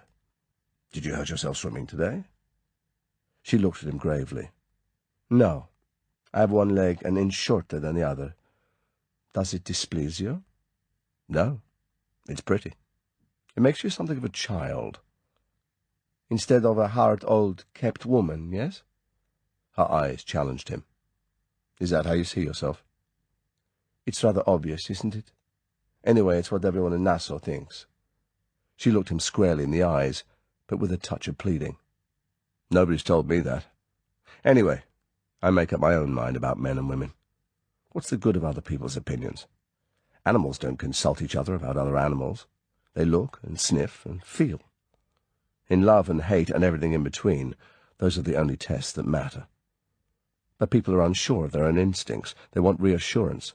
So they ask someone else whether they should like a particular person or not, and as the world loves bad news, they nearly always get a bad answer, or at least a qualified one. Would you like to know what I think of you?" She smiled. "Every woman likes to hear about herself. Tell me, but make it sound true, otherwise I shall stop listening." "I think you're a young girl, younger than you pretend to be, younger than you dress. I think you were carefully brought up, in a red carpet sort of way, and then the red carpet was suddenly jerked away from under your feet, and you were thrown more or less into the street, so you picked yourself up and started to work your way back to the red carpet you'd got used to. You were probably fairly ruthless about it. You had to be. You only had a woman's weapons, and you probably used them pretty coolly. I expect you used your body. It would be a wonderful asset.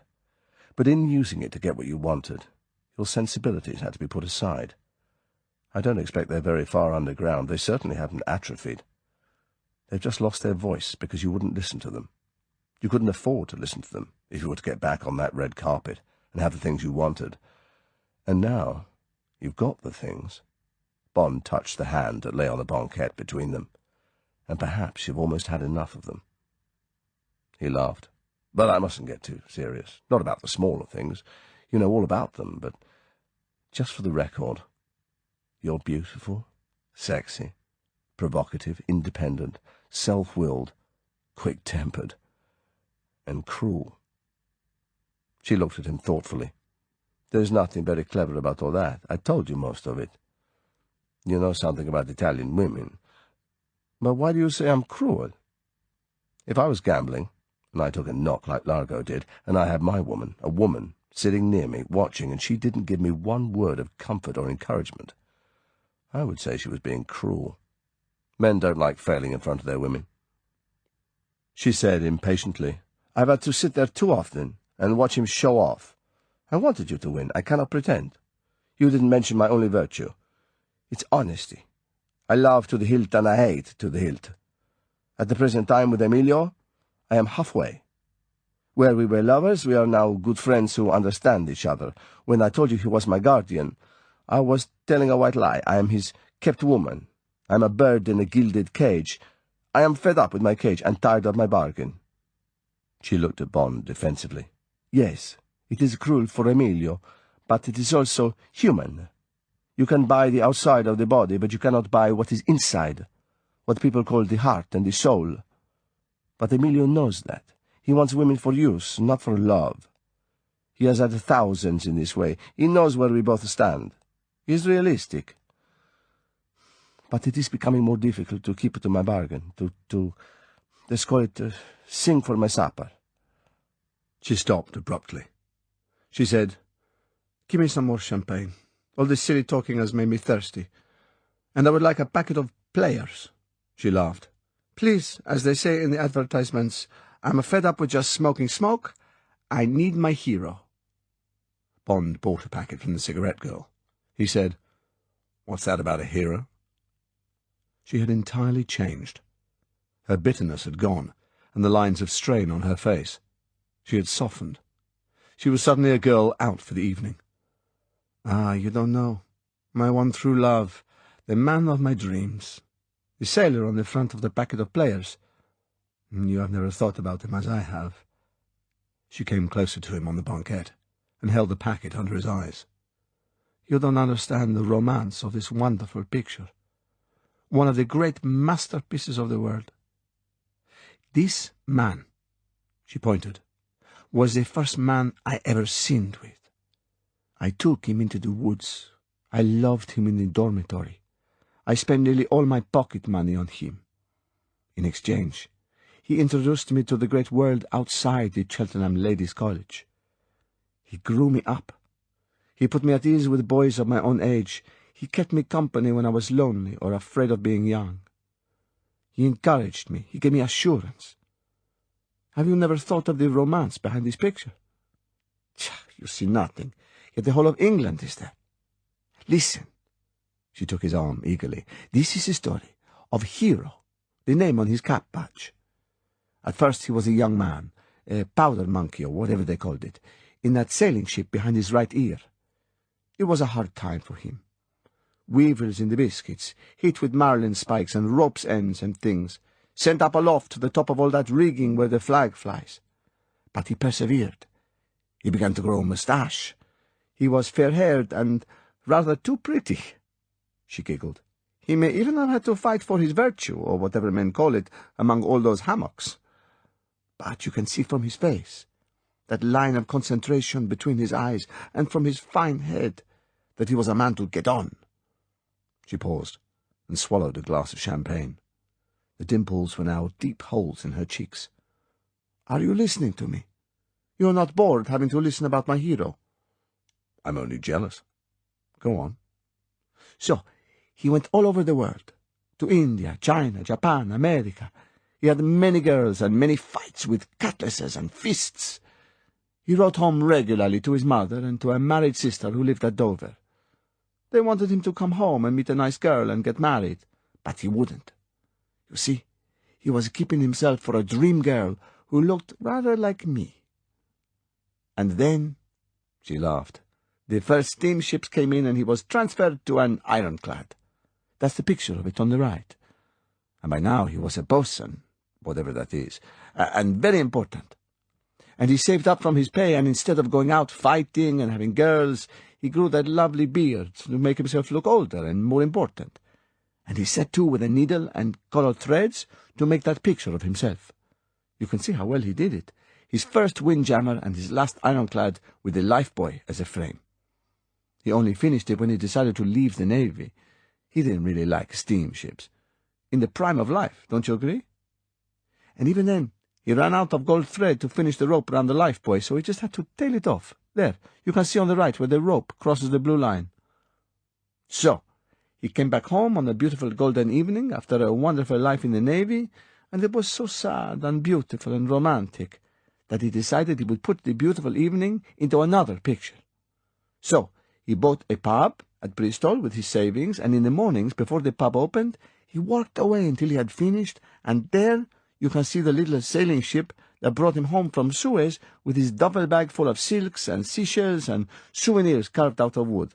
And that's the Needles Lighthouse, beckoning him into harbour on a beautiful calm evening. Mark you. She frowned. I don't like that sort of bonnet thing he's wearing for a hat. And I'd have liked him to have put HMS before the hero. But you can see that would have made it lopsided, and he wouldn't have been able to get all the hero in. But you must admit it's the most terrifically romantic picture. I cut it off my first packet when I smoked one in the lavatory and felt terribly sick, and kept it until it fell to pieces. Then I cut off a fresh one. I carried him with me always until things went wrong and I had to go back to Italy. Then I couldn't afford players. They're too expensive in Italy, and I had to smoke things called Nazionales. Bond wanted to keep her mood. He said, "But what happened to the hero's pictures?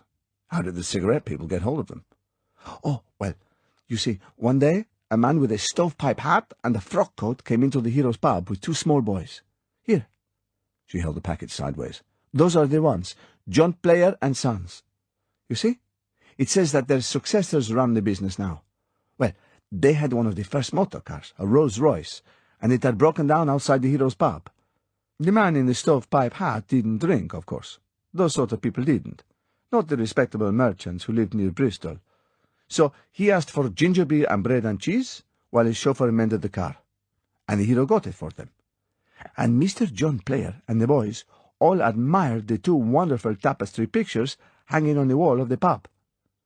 Now, this Mr. Player was in the tobacco and snuff business, and cigarettes had just been invented, and he wanted to start making them. But he couldn't for the life of him know what to call them, or what sort of picture to put on the packet, and he suddenly had a wonderful idea. When he got back to the factory, he talked to his manager, and the manager came along to the pub and saw the hero, and offered him £100 to let his two pictures be copied for the cigarette packet. And the hero didn't mind, and anyway, he wanted just exactly £100 to get married on. She paused. Her eyes were far away. She was very nice, by the way, only 30 and a good plain cook, and her young body kept him warm in bed until he died many years later. And she bore him 2 children, a boy and a girl, and the boy went into the Navy like his father. Well, anyway, Mr. Player wanted to have the hero and the lifebuoy on one side of the packet, and the beautiful evening on the other. But the manager pointed out that would leave no room for all this— she turned over the packet— about rich, cool, and the Navy-cut tobacco, and that extraordinary trademark of a doll's house swimming in chocolate fudge with Nottingham Castle written underneath. So then Mr. Player said, "Well then, we'll put one on top of the other." And that's just exactly what they did. And I must say, I think it fits in very well, don't you? Though I expect the hero was pretty annoyed at the mermaid being blanked out. The mermaid?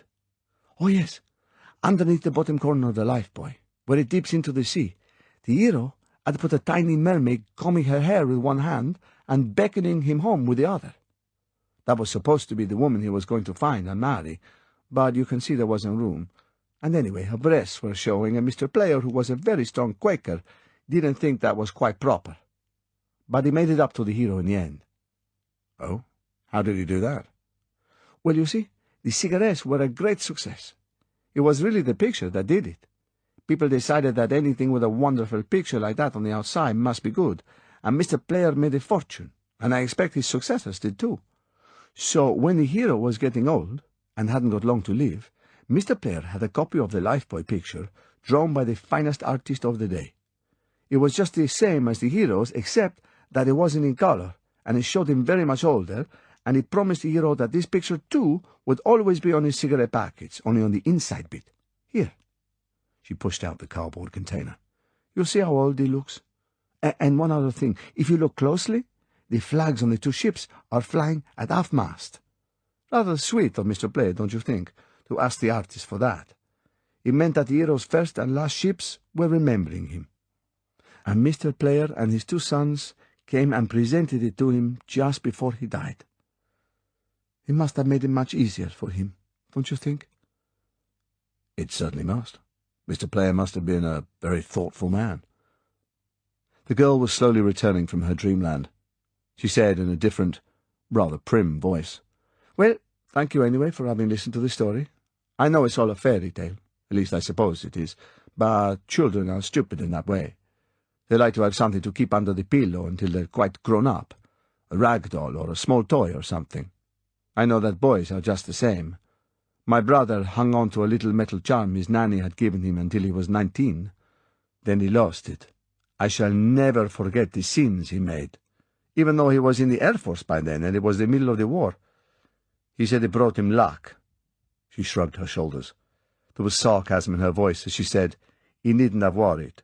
He did all right. He was much older than me, but I adored him. I still do. Girls always love crooks, particularly if they're their brother.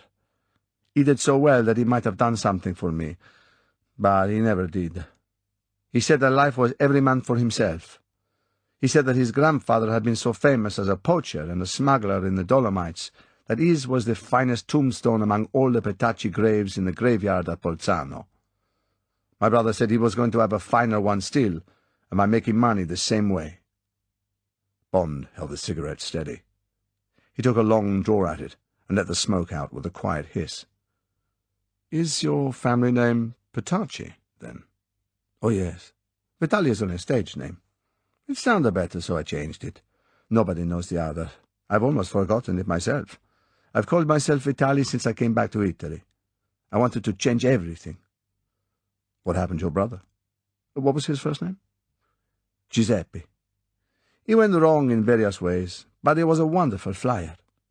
Last time I heard of him, he'd been given some high-up job in Paris. Perhaps that'll make him settle down. I pray every night that it will. He's all I've got. I love him in spite of everything. You understand that." Bond stabbed out his cigarette in the ashtray. He called for the bill. He said, "Yes, I understand that." Chapter 16. Swimming the Gauntlet. The dark water below the police wharf sucked and kissed at the rusty iron stanchions. In the latticed shadows cast through the ironwork by the three-quarter moon, Constable Santos heaved the single aqualung cylinder up onto Bond's back, and Bond secured the webbing at his waist so that it would not snarl the strap of Leiter's second Geiger counter, the underwater model. He fitted the rubber mouthpiece between his teeth and adjusted the valve release until the air supply was just right. He turned off the supply and took out the mouthpiece. The music of the steel band in the Junkanoo nightclub tripped gaily out over the water. It sounded like a giant spider dancing on a tenor xylophone. Santos was a huge coloured man, naked except for his swimming trunks, with pectoral muscles the size of dinner plates. Bond said, "What should I expect to see at this time of night? Any big fish about?" Santos grinned. "Usual harbour stuff, sir. Some barracuda, perhaps, maybe a shark. But they's lazy and overfed with the refuse and muck from the drains. They won't trouble you. Less you bleeding, that is. There'll be night-crawling things on the bottom. Lobster, crab, maybe a small puss feller or two. The bottom's mostly seagrass on bits of iron from wrecks, and plenty of bottle and such like. Mucky, if you get me, sir. But the water's clear, and you'll be okay with this moon and the lights from the disco to guide you. Take you about 12-15 minutes, I'd say. Funny thing, I've been looking for an hour and there's no watchman on deck and no one in the wheelhouse. And a bit of breeze should hide you bubbles. Could have give you an oxygen rebreather, but I don't like them things. Them dangerous. All right, let's go then. See you in about half an hour." Bond felt for the knife at his waist, shifted the webbing and put the mouthpiece between his teeth. He turned on the air, and, his fins slapping on the muddy sand, walked down and into the water. There he bent down, spat into his mask to prevent it steaming up, washed it out and adjusted it. Then he walked slowly on, getting used to the breathing. By the end of the wharf he was up to his ears. He quietly submerged and launched himself forward into an easy leg crawl, his hands along his flanks. The mud shelved steeply, and Bond kept on going down, until at about 40 feet he was only a few inches above the bottom. He glanced at the big luminous figures on the dial of his watch. 12:10. He untensed himself and put his legs into an easy, relaxed rhythm. Through the roof of small waves the pale moonlight flickered on the grey bottom, and the refuse, motor tyres, cans, bottles, cast black shadows. A small octopus, feeling his shockwave, turned from dark brown to pale grey and squeezed itself softly back into the mouth of the oil drum that was its home. Sea flowers, the gelatinous polyps that grow out of the sand at night, whisked down their holes as Bond's black shadow touched them. Other tiny night things puffed thin jets of silt out of their small volcanoes in the mud as they felt the tremor of Bond's passage, and an occasional hermit crab snapped itself back into its borrowed shell.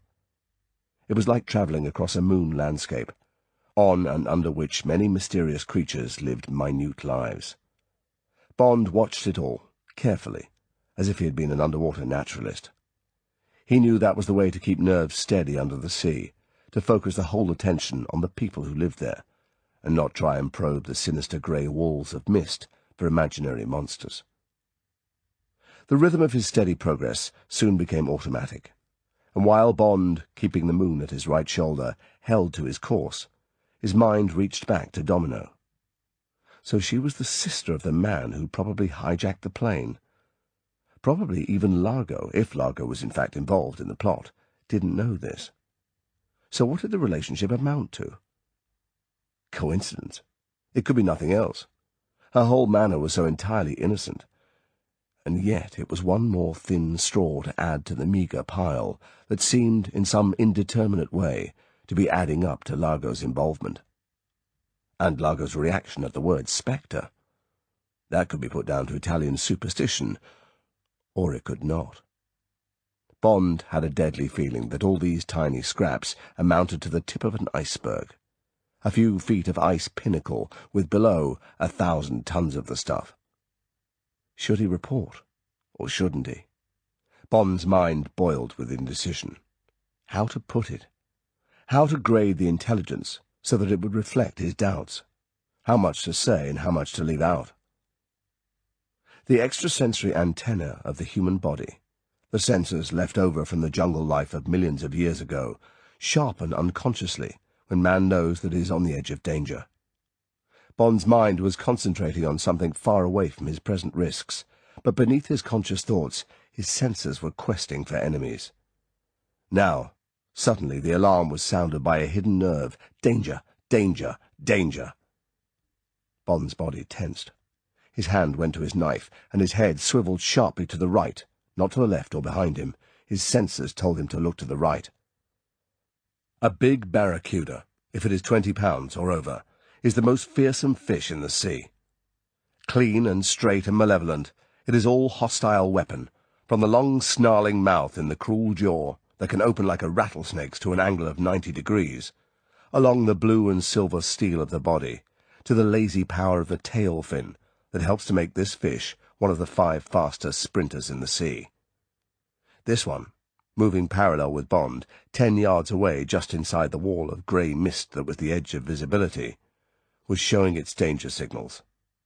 The broad lateral stripes showed vividly, the angry hunting sign. The gold and black tiger's eye was on him, watchful, incurious, and the long mouth was open half an inch, so that the moonlight glittered on the sharpest row of teeth in the ocean. Teeth that don't bite at the flesh, teeth that tear out a chunk, and swallow, and then hit and scythe again. Bond's stomach crawled with the ants of fear, and his skin tightened at his groin. Cautiously, he glanced at his watch. About 3 more minutes to go before he was due to come up with the disco. He made a sudden turn and attacked fast towards the great fish, flashing his knife in fast offensive lunges. The giant barracuda gave a couple of lazy wags of its tail, and, when Bond turned back on his course, it also turned and resumed its indolent, sneering cruise, weighing him up, choosing which bit, the shoulder, the buttock, the foot, to take first. Bond tried to recall what he knew about big predator fish, what he had experienced with them before. The first rule was not to panic, to be unafraid. Fear communicates itself to fish as it does to dogs and horses. Establish a quiet pattern of behavior and stick to it. Don't show confusion or act chaotically. In the sea, untidiness, ragged behavior means that the possible victim is out of control, vulnerable. So keep to a rhythm. A thrashing fish is everyone's prey. A crab or shell thrown upside down by a wave is offering its underside to 100 enemies. A fish on its side is a dead fish. Bond trudged rhythmically on, exuding immunity. Now the pale moonscape changed. A meadow of soft seagrass showed up ahead. In the deep, slow currents, it waved languidly, like deep fur. The hypnotic motion made Bond feel slightly seasick. Dotted sparsely in the grass were the big black footballs of dead sponges, growing out of the sand like giant puffballs.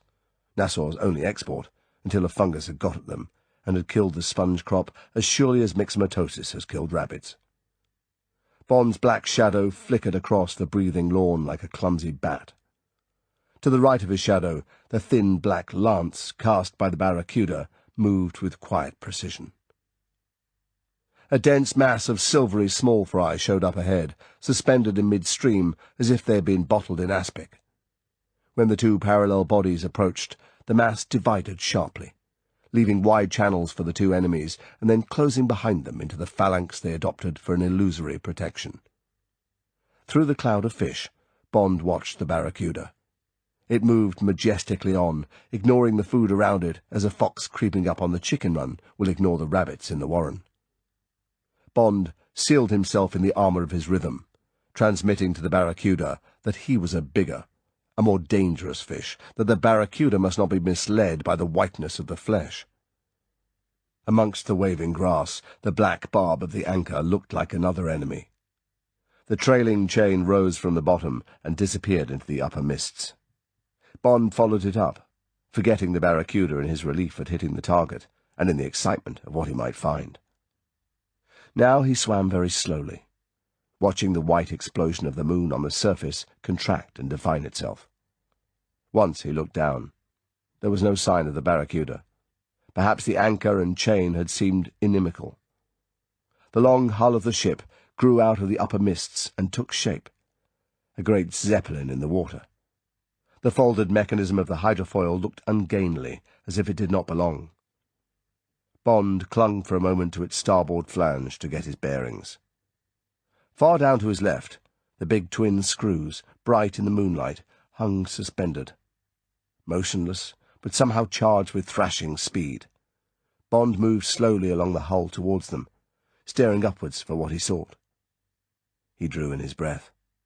Yes, it was there, the ridge of a wide hatch below the waterline. Bond groped over it, measuring. About 12 feet square, divided down the centre. Bond paused for a moment, wondering what was inside the closed doors. He pressed the switch of the Geiger counter and held the machine against the steel plates. He watched the dial of the meter on his left wrist. It trembled to show the machine was alive, but it registered only the fraction Leiter had told him to expect from the hull. Bond switched the thing off. So much for that. Now for home. The clang beside his ear and the sharp impact against his left shoulder was simultaneous. Automatically Bond sprang back from the hull. Below him the bright needle of the spear wavered slowly down into the depths. Bond whirled. The man, his black rubber suit glinting like armour in the moonlight, was pedalling furiously in the water while he thrust another spear down the barrel of the CO2 gun. Bond hurled himself towards him, flailing at the water with his fins. The man pulled back the loading lever and levelled the gun. Bond knew he couldn't make it. He was 6 strokes away. He stopped suddenly, ducked his head, and jackknifed down. He felt the small shock-wave of the silent explosion of gas, and something hit his foot. Now! He soared up below the man and scythed upwards with his knife. The blade went in. He felt the black rubber against his hand. Then the butt of the gun hit him behind the ear, and a white hand came down and scrabbled at his air pipe. Bond slashed wildly with the knife, his hand moving with terrifying slowness through the water. The point ripped something. The hand let go of the mask, but now Bond couldn't see. Again the butt of the gun crashed down on his head. Now the water was full of black smoke, heavy, stringy stuff that clung to the glass of his mask. Bond backed, painfully, slowly away, clawing at the glass. At last it cleared. The black smoke was coming out of the man, out of his stomach. But the gun was coming up again, slowly, agonizingly, as if it weighed a ton, and the bright sting of the spear showed at its mouth. Now the webbed feet were hardly stirring, but the man was sinking slowly down to Bond's level. Suspended straight in the water, he looked like one of those little celluloid figures in a Ptolemy jar that rise and fall gracefully with pressure on the rubber top to the jar. Bond couldn't get his limbs to obey. They felt like lead. He shook his head to clear it, but still his hands and flippers moved only half-consciously, all speed gone. Now he could see the bared teeth round the other man's rubber mouthpiece. The gun was at his head, at his throat, at his heart. Bond's hands crept up to his chest to protect him, while his flippers moved sluggishly, like broken wings below him. And then, suddenly, the man was hurled towards Bond, as if he had been kicked in the back. His arms spread in a curious gesture of embrace for Bond, and the gun tumbled slowly away between them and disappeared. A puff of black blood spread out into the sea from behind the man's back, and his hands wavered out and up in vague surrender, while his head twisted on his shoulders to see what had done this to him. And now, a few yards behind the man, shreds of black rubber hanging from its jaws, Bond saw the barracuda. It was lying broadside on, 7 or 8 feet of silver and blue torpedo, and round its jaws there was a thin mist of blood, the taste in the water that had triggered its attack. Now the great tiger's eye looked coldly at Bond, and then downwards at the slowly sinking man. It gave a horrible yawning gulp to rid itself of the shreds of rubber, turned lazily 3/4 on, quivered in all its length, and dived like a bolt of white light. It hit the man on the right shoulder with wide-open jaws, shook him once, furiously, like a dog with a rat, and then backed away. Bond felt the vomit rising in his gorge like molten lava. He swallowed it down, and slowly, as if in a dream, began swimming with languid, sleepy strokes away from the scene. Bond had not gone many yards when something hit the surface to his left, and the moonlight glinted on a silvery kind of egg that turned lazily over and over as it went down. It meant nothing to Bond, but 2 strokes later he received a violent blow in the stomach that knocked him sideways. It also knocked sense into him, and he began to move fast through the water, at the same time planing downwards towards the bottom. More buffets hit him in quick succession, but the grenades were bracketing the blood patch near the ship's hull, and the shock waves of the explosions became less. The bottom showed up, the friendly waving fur, the great black toadstools of the dead spongers, and the darting shoals of small fish fleeing with Bond from the explosions. Now Bond swam with all his strength. At any moment a boat would be got over the side, and another diver would go down. With any luck, he would find no traces of Bond's visit, and conclude that the underwater sentry had been killed by shark or barracuda. It would be interesting to see what Largo would report to the harbour police. Difficult to explain the necessity for an armed underwater sentry for a pleasure yacht in a peaceful harbour. Bond trudged on across the shifting seagrass. His head ached furiously. Gingerly he put up a hand and felt the 2 great bruises. The skin felt intact. But for the cushion of water, the 2 blows with the butt of the gun would have knocked him out. As it was, he still felt half-stunned, and when he came to the end of the seagrass, and to the soft white moon landscape, with its occasional little volcano puffs from the sea worms, he felt as if he was on the edge of delirium. Wild commotion at the edge of his field of vision shocked him out of the semi-trance. A giant fish, the barracuda, was passing him. It seemed to have gone mad. It was snaking along, biting at its tail, its long body curling and snapping back in a jackknife motion, its mouth opening wide and shutting again in spasms. Bond watched it hurtle away into the grey mist. He felt somehow sorry to see the wonderful king of the sea reduced to this hideous jiggling automaton. There was something obscene about it, like the blind weaving of a punchy boxer before he finally crashes to the canvas. One of the explosions must have crushed a nerve centre, wrecked some delicate balance mechanism in the fish's brain. It wouldn't last long. A greater predator than itself, a shark, would note the signs, the loss of symmetry that is suicide in the sea. He would follow for a while until the spasms slackened. Then the shark would make a short, jabbing run. The barracuda would react sluggishly, and that would be the end. In 3 great grunting bites, the head first, and then the still jerking body. And the shark would cruise quietly on, its sickle mouth trailing morsels for the black and yellow pilot fish below his jaws, and perhaps for the remora or two, the parasites that travel with the great host, that pick the shark's teeth when it is sleeping, and the jaws are relaxed. And now there were the grey slimed motor tyres, the bottles, the cans, and the scaffolding of the wharf. Bond slid over the shelving sand and knelt in the shallows, his head down, not capable of carrying the heavy aqualung up the beach, an exhausted animal, ready to drop. Chapter 17. The Red-Eyed Catacomb. Bond, putting on his clothes, dodged the comments of Constable Santos. It seemed there had been some sort of underwater explosions, with eruptions on the surface, on the starboard side of the yacht. Several men had appeared on deck, and there had been some kind of commotion. A boat had been lowered on the port side, out of sight of the shore. Bond said he knew nothing of these things. He had cracked his head against the side of the ship. Silly thing to do. He had seen what he had wanted to see, and had then swum back. Entirely successful. The constable had been a great help. Thank you very much, and good night. Bond will be seeing the Commissioner in the morning. Bond walked with careful steadiness up the side street to where he had parked Leiter's Ford. He got to the hotel and telephoned Leiter's room, and together they drove to police headquarters. Bond described what had happened and what he had discovered. Now he didn't care what the consequences might be. He was going to make a report. It was 8 a.m. in London, and there were under 40 hours to go to 0 hour. All these straws added up to half a haystack. His suspicions were boiling like a pressure cooker. He couldn't sit on the lid any longer. Leiter said decisively, "You do just that, and I'll file a copy to CIA and endorse it. What's more, I'm going to call up the Manta and tell her to get the hell over here." "You are?" Bond was amazed at this change of tune. "What's got into you all of a sudden?"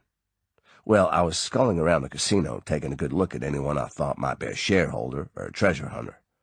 They were mostly in groups, standing around trying to put up the front of having a good time, a sunshine holiday and all that. They weren't succeeding. Largo was doing all the work, being gay and boyish.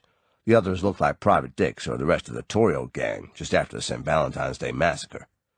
Never seen such a bunch of thugs in my life, dressed up in tuxedos and smoking cigars and drinking champagne and all that, just a glass or two to show the Christmas spirit. Orders, I suppose. But all of them with that smell one gets to know in the service, or in Pinkerton's for the matter of that. You know, careful, cold fish, thinking of something else kind of look the pros have.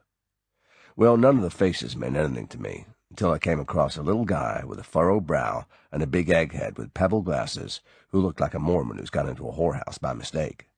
He was peering about nervously, and every time one of these other guys spoke to him he blushed and said what a wonderful place it was and he was having a swell time. I got close enough to hear him say the same thing to 2 different guys. Rest of the time he just mooned around, sort of helpless, and almost sucking a corner of his handkerchief, if you get me. Well, that face meant something to me. I knew I'd seen it before somewhere. You know how it is.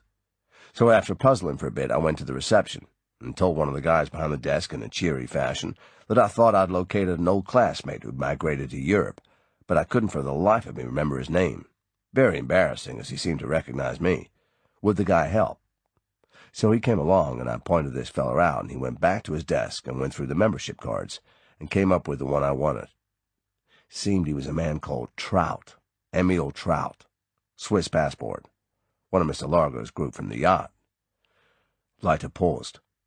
Well, I guess it was the Swiss passport that did it. He turned to Bond.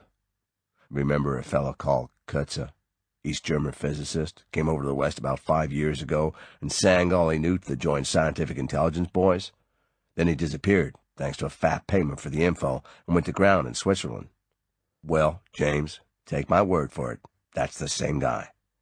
The file went through my hands when I was still with CIA doing desk work in Washington. All came back to me. It was one hell of a scoop at the time. Only saw his mug on the file, but there's absolutely no doubt about it. That man's Kurtzer. And now what the hell is a top physicist doing on board the Disco? Fits, doesn't it? They had come to police headquarters. Lights burned only on the ground floor. Bond waited until they had reported to the duty sergeant and had gone up to their room before he answered. He stood in the middle of the room and looked at Leiter. He said, "That's the clincher, Felix. So now what do we do? With what you got this evening, I'd pull the whole lot in on suspicion. No question at all." Suspicion of what? Largo would reach for his lawyer and they'd be out in 5 minutes. Democratic processes of the law and so forth. And what single fact have we got that Largo couldn't dodge? All right, so Trout is Kurtzer. We're hunting for treasure, gentlemen. We need an expert mineralogist. This man offered his services, said his name was Trout. No doubt he's still worried about the Russians getting after him. Next question? Yes, we've got an underwater compartment on the Disco. We're going to hunt treasure through it. Inspect it? Well, if you must. There you are, gentlemen. Underwater gear, skids, perhaps even a small bathyscaphe. Underwater sentry, of course. People have spent 6 months trying to find out what we're after, how we're going to get it. We're professionals, gentlemen. We like to keep our secrets. And anyway, what was this Mr. Bond, this rich gentleman looking for a property in Nassau, doing underneath my ship in the middle of the night?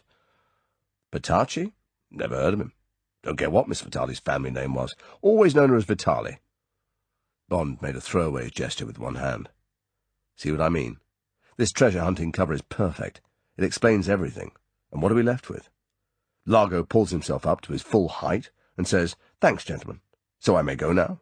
And so I shall. Within the hour I shall find another base for my work, and you will be hearing from my lawyers forthwith. Wrongful detention and trespass. And good luck to your tourist trade, gentlemen. Bond smiled grimly. See what I mean? Leiter said impatiently, "So what do we do? Limp at mine? Send her to the bottom, in error, so to speak?" "No, we're going to wait." At the expression on Leiter's face, Bond held up a hand. "We're going to send our report, in careful, guarded terms, so we don't get an airborne division landing on Windsor Field. And we're going to say the Manta is all we need. And so it is. With her we can keep tabs on the Disco just as we please, and we'll stay under cover, keep a hidden watch on the yacht, and see what happens. At present we're not suspected. Largo's plan, if there is one, that is, and don't forget, this treasure-hunting business still covers everything perfectly well, is going along all right. All he's got to do now is collect the bombs and make for target number 1 ready for 0 hour in around 30 hours' time. We can do absolutely nothing to him until he's got one or both of those bombs on board, or we catch him at their hiding place.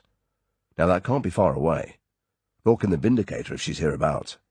So tomorrow we take that amphibian they've got for us and hunt the area inside a radius of 100 miles. We'll hunt the seas and not the land. She must be in shoal water somewhere and damn well hidden. With this calm weather we shall be able to locate her, if she's here. Now come on, let's get those reports off and get some sleep. And say we're out of communication for 10 hours, and disconnect your telephone when you get back to your room. However careful we are, this signal is going to set the Potomac on fire as well as the Thames." 6 hours later, in the crystal light of early morning, they were out at Windsor Field, and the ground crew was hauling the little Grumman amphibian out of the hangar with a jeep. They had climbed on board, and Leiter was gunning the engines, when a uniformed motorcycle dispatch rider came driving uncertainly towards them, across the tarmac. Bond said, "Get going, quick! Here comes paperwork." Leiter released the brakes and taxied fast towards the single north-south runway. The radio crackled angrily. Leiter took a careful look over the sky. It was clear. He slowly pushed down on the joystick and the little plane snarled its way faster and faster down the concrete, and with a final bump, soared off over the low bush. The radio still crackled.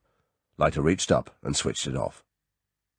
Bond sat with the Admiralty chart on his lap. They were flying north. They had decided to start with the Grand Bahama Group and have a first look at the possible area of target number 1. They flew at 1,000 feet. Below them the Berry Islands were a necklace of brown spits set in cream and emerald and turquoise. "See what I mean?" said Bond. "You can see anything big through that water down to 50 feet. Anything as big as the Vindicator would have been spotted anywhere on any of the air routes. So I've marked off the areas where there's the minimum traffic. They'd have ditched somewhere well out of the way, assuming, and it's the hell of an assumption, that when the Disco made off to the southeast on the night of the 3rd, it was a ruse. it'll be reasonable to hunt to the north and the west. She was away 8 hours. 2 of those would have been at anchor, doing the salvage work. That leaves 6 hours sailing, at around 30 knots. Cut an hour off for laying the false trail, and that leaves 5. I've marked off an area from the Grand Bahamas down to south of the Bimini Group. That fits, if anything fits. Did you get on to the Commissioner? Yes. He's going to have a couple of good men with day and night glasses keeping an eye on the disco. If she moves from her Palmyra anchorage, where she's due back at midday, and if we're not back in time, he'll have her shadowed by one of the Bahama Airways charter planes. I got him quite worried with just 1 or 2 bits of information. He wanted to go to the governor with the story. I said not yet. He's a good man. Just doesn't want too much responsibility without someone else's okay. I used the PM's name to keep him quiet until we get back. He'll play all right. When do you think the Manta could be here? This evening, I'd say. Leiter's voice was uneasy. I must have been drunk last night to have sent for her. Christ, we're creating one hell of a flap, James. It doesn't look too good in the cold light of dawn.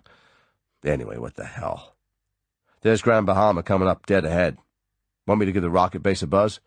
Prohibited flying area, but we might as well go in up to our ears while we're about it. Just listen to the bawling out we'll be getting in just a minute or 2. He reached up and switched on the radio. They flew eastwards along the 50 miles of beautiful coast, towards what looked like a small city of aluminium hutments, amongst which red and white and silver structures rose like small skyscrapers above the low roofs. "That's it," said Leiter. "See the yellow warning balloons at the corners of the base? Warning to aircraft and fishermen. There's a flight test on this morning. Better get out to sea a bit and keep south. If it's a full test, they'll be firing towards Ascension Island, about 5,000 miles east, off the African coast. Don't want to get an Atlas missile up our backsides. Look over there to the left, sticking up like a pencil beside that red and white gantry. Atlas or a Titan, Intercontinental. Or it might be a prototype Polaris. The other 2 gantries will be for Matador and Snark and perhaps your Thunderbird. That big gun thing, like a howitzer, that's the camera tracker. The 2 saucer-shaped reflectors are the radar screen. Golly, one of them's turning away towards us. We're going to get hell in a minute. That strip of concrete down the middle of the island, that's the skid strip for bringing in missiles that are recallable. Can't see the central control for telemetering and guidance and destruction of the things if they go mad. That'll be underground, one of those squat blockhouse things. Some brass hat will be sitting down there with his staff getting all set for the countdown or whatever's going to happen, and telling someone to do something about that goddamn little plane that's fouling up the works. Above their heads the radio crackled. A metallic voice said, "NAKOI, NAKOI, you're in a prohibited area. Can you hear me? Change course southwards immediately. NAKOI, this is Grand Bahama Rocket Base. Keep clear. Keep clear." Leiter said, "Oh, hell, no use interfering with world progress. Anyway, we've seen all we want. No good getting on the Windsor Field report to add to our troubles." He banked the little plane sharply. "But you see what I mean? If that little heap of ironmongery isn't worth $250 million, my name's P. Rick, and it's just about 100 miles from Nassau. Perfect for the disco." The radio started again. "NAKOI, NAKOI, you will be reported for entering a prohibited area and for failing to acknowledge. Keep flying south and watch out for sudden turbulence. Over." The radio went silent. Leiter said, "That means they're going to fire a test. Keep an eye on them, and let me know when. I'll cut down the revs. No harm in watching $10 million of the taxpayers' money being blown off. Look, the radar scanners turn back to the east. They'll be sweating it out in that blockhouse, all right. I've seen them at it. Lights will be blinking all over the big board way down underground. The Kibitzers will be at their periscopes. Voices will come down over the PA system. Beacon contact. Warning balloons up. Telemeter contact. Tank pressure okay. Gyros okay. Rocket tank pressure correct. Rocket clear. Recorders alive. Lights all green. 10, 9, 8, 7, 6. Fire!" Despite Leiter's graphic countdown, nothing happened. Then, through his glasses, Bond saw a wisp of steam coming from the base of the rocket. Then a great cloud of steam and smoke and a flash of bright light that turned red. Breathlessly, for there was something terrible in the sight, Bond gave the blow-by-blow to Leiter. "It's edging up off the pad. There's a jet of flame. It seems to be sitting on it. Now it's going up like a lift. Now it's off. God, it's going fast. Now there's nothing but a spark of fire in the sky. Now it's gone. Phew. Bond mopped his brow. Remember that moonraker job I was on a few years back? Interesting to see what the people out front saw. Yeah, you were lucky to get out of that deep fry. Leiter brushed aside Bond's reminiscences. Now then, next stop those spits in the ocean north of Bimini, and then a good run down the Bimini Group. Around 70 miles southwest. Keep an eye out. If we miss those dots, we'll end up in the grounds of the Fontainebleau, Miami. A quarter of an hour later, the tiny necklet of keys showed up. They were barely above the waterline. There was much shoal. It looked like an ideal hiding place for the plane. They came down to 100 feet and slowly cruised in a zigzag down the group. The water was so clear that Bond could see big fish meandering around the dark clumps of coral and seaweed in the brilliant sand. A big diamond-shaped stingray cowered and buried itself in the sand as the black shadow of the plane pursued and shot over it. There was nothing else, and no possibility of concealment. The green shoal waters were as clean and innocent as if they had been open desert. The plane flew on south to North Bimini. Here there were a few houses and some small fishing hotels. Expensive-looking deep-sea fishing craft were out, their tall rods streaming. Gay people in the whale decks waved to the little plane. A girl, sunbathing naked on the roof of a smart cabin cruiser, hastily snatched at a towel. "Authentic blonde," commented Leiter. They flew on south to the Cat Keys that trail away south from the Biminis. Here there was still an occasional fishing craft. Leiter groaned. "What the hell's the good of this? These fishermen would have found it by now if it was here." Bond told him to keep on south. 30 miles further south there were little unnamed specks on the Admiralty chart. Soon the dark blue water began to shoal again to green. They passed over 3 sharks, circling aimlessly. Then there was nothing. Just dazzling sand under the glassy surface and occasional patches of coral. They went on carefully down to where the water turned again to blue. Leiter said dully, "Well, that's that. 50 miles on, there's Andros. Too many people there. Someone would have heard the plane, if there was a plane." He looked at his watch. 11:30. What next, Hawkshaw? I've only got fuel for another 2 hours flying. Something was itching deep down in Bond's mind. Something. Some small detail had raised a tiny question mark. What was it? Those sharks, in about 40 feet of water, circling on the surface. What were they doing there? 3 of them. There must be something dead, that had brought them to that particular patch of sand and coral. Bond said urgently, "Just go back up once more, Felix, over the shoals. There's something." The little plane made a tight turn. Felix cut down the revs and just kept flying speed about 50 feet above the surface. Bond opened the door and craned out, his glasses at short focus. Yes, there were the sharks, 2 on the surface with their dorsals out, and 1 deep down. It was nosing at something. It had its teeth into something and was pulling at it.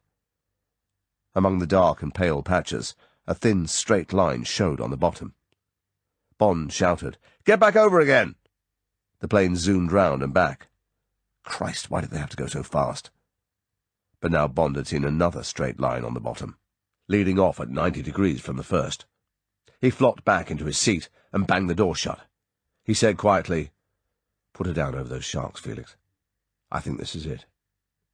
Leiter took a quick glance at Bond's face. He said, "Christ." Then, "Well, I hope I can make it. Damn difficult to get a true horizon. This water's like glass." He pulled away, curved back, and slowly put the nose down. There was a slight jerk, and then the hiss of water under the skids. Leiter cut his engines, and the plane came to a quick stop, rocking in the water about 10 yards from where Bond wanted. The 2 sharks on the surface paid no attention. They completed their circle and came slowly back. They passed so close to the plane that Bond could see the incurious pink button eyes. He peered down through the small ripples cast by the 2 dorsal fins. Yes, those rocks on the bottom were bogus. They were painted patches. So were the areas of sand. Now Bond could clearly see the straight edges of the giant tarpaulin. The 3rd shark had nosed back a big section. Now it was shoveling with its flat head, trying to get underneath. Bond sat back. He turned to Leiter. He nodded. That's it, all right. Big camouflage tarpaulin over her. Take a look. While Leiter leant across Bond and stared down, Bond's mind was racing furiously. Get the police commissioner on the police wavelength and report? Get signals sent off to London? No. If the radio operator on the disco was doing his job, he would be keeping watch on the police frequency. So go on down and have a look. See if the bombs were still there. Bring up a piece of evidence. The sharks? Kill one, and the others will go for the corpse. Leiter sat back, his face shining with excitement. Well, I'll be goddamned! Boy, oh boy! He clapped Bond on the back. We found it! We found the goddamn plane! What do you know? Jesus Christ! Bond had taken out the Walther PPK. He checked to see there was a round in the chamber, rested it on his left forearm, and waited for the two sharks to come round again. The first was the bigger, a hammerhead nearly 12 feet long. Its hideously distorted head moved slowly from side to side as it nuzzled through the water, watching what went on below, waiting for a sign of meat. Bond aimed for the base of the dorsal fin that cut through the water like a dark sail. It was fully erect, a sign of tension and awareness in the big fish. Just below it was the spine, unassailable, except with a nickel-plated bullet. He pulled the trigger. There was a phut as the bullet hit the surface just behind the dorsal. The boom of the heavy gun rolled away over the sea. The shark paid no attention. Bond fired again. The water foamed as the fish reared itself above the surface, dived shallowly, and came up thrashing sideways like a broken snake. It was a brief flurry. The bullet must have severed the spinal cord. Now the great brown shape began moving sluggishly in circles that grew ever wider. The hideous snout came briefly out of the water to show the sickle mouth gasping. For a moment it rolled over on its back, its stomach white to the sun. Then it righted itself and, dead probably, continued its mechanical, disjointed swim. The following shark had watched all this. Now it approached cautiously. It made a short, snapping run and swerved away. Feeling safe, it darted in again, seemed to nuzzle at the dying fish, and then lifted its snout above the surface and came down with all its force, scything into the flank of the hammerhead. It got hold, but the flesh was tough. It shook its great brown head like a dog, worrying at the mouthful, and then tore itself away. A cloud of blood poured over the sea. Now the other shark appeared from below, and both fish, in a frenzy, tore and tore again at the still-moving hulk whose nervous system refused to die. The dreadful feast moved away on the current, and was soon only a distant splashing on the surface of the quiet sea. Bond handed Leiter the gun. I'll get on down. Maybe rather a long job. They've got enough to keep them busy for half an hour, but if they come back, wing one of them. And if for any reason you want me back on the surface, fire straight down at the water and go on firing. The shockwave should just about reach me. Bond began to struggle out of his clothes, and with Leiter's help, into his aqualung. It was a cramped, difficult business. It would be still worse getting back into the plane, and it occurred to Bond that he would have to jettison the underwater gear. Leiter said angrily, I wish to God I could get down there with you. Trouble with this damn hook, it just won't swim like a hand. I have to think up some rubber webbing gadget. Never occurred to me before. Bond said, You'll have to keep steam up on this crate. We've already drifted 100 yards. Get her back up like a good chap. I don't know who I'm going to find sharing the wreck with me. It's been here a good 5 days, and other visitors may have moved in first. Leiter pressed the starter and taxied back into position. He said, You know the design of the Vindicator? You know where to look for the bombs and these detonator things the pilot has charge of? Yes. Full briefing in London. Well, so long. Tell Mother I died game. Bond scrambled onto the edge of the cockpit and jumped. He got his head under and swam leisurely down through the brilliant water. Now he could see that there were swarms of fish over the whole area below him. Billfish, small barracuda, jacks of various types, the carnivores. They parted grudgingly to make room for their big, pale competitor. Bond touched down and made for the edge of the tarpaulin that had been dislodged by the shark. He pulled out a couple of the long corkscrew skewers that secured it to the sand, switched on his waterproof torch, and, his other hand on his knife, slipped under the edge. He had been expecting it, but the foulness of the water made him retch. He clamped his lips more tightly round the mouthpiece, and squirmed onto where the bulk of the plane raised the tarpaulin into a domed tent. He stood up. His torch glittered on the underside of a polished wing, and then below it, onto something that lay under a scrabbling mass of crabs, langousts, sea caterpillars, and starfish. This also Bond had been prepared for. He knelt down to his grisly work. It didn't take long. He unclipped the gold identification disc and unlatched the gold wristwatch from the horrible wrists, and noted the gaping wound under the chin that could not have been caused by sea creatures. He turned his torch on the gold disc. It said, Giuseppe Petacci, number 15932. He strapped the 2 bits of evidence to his own wrists and went on towards the fuselage that loomed in the darkness like a huge silver submarine.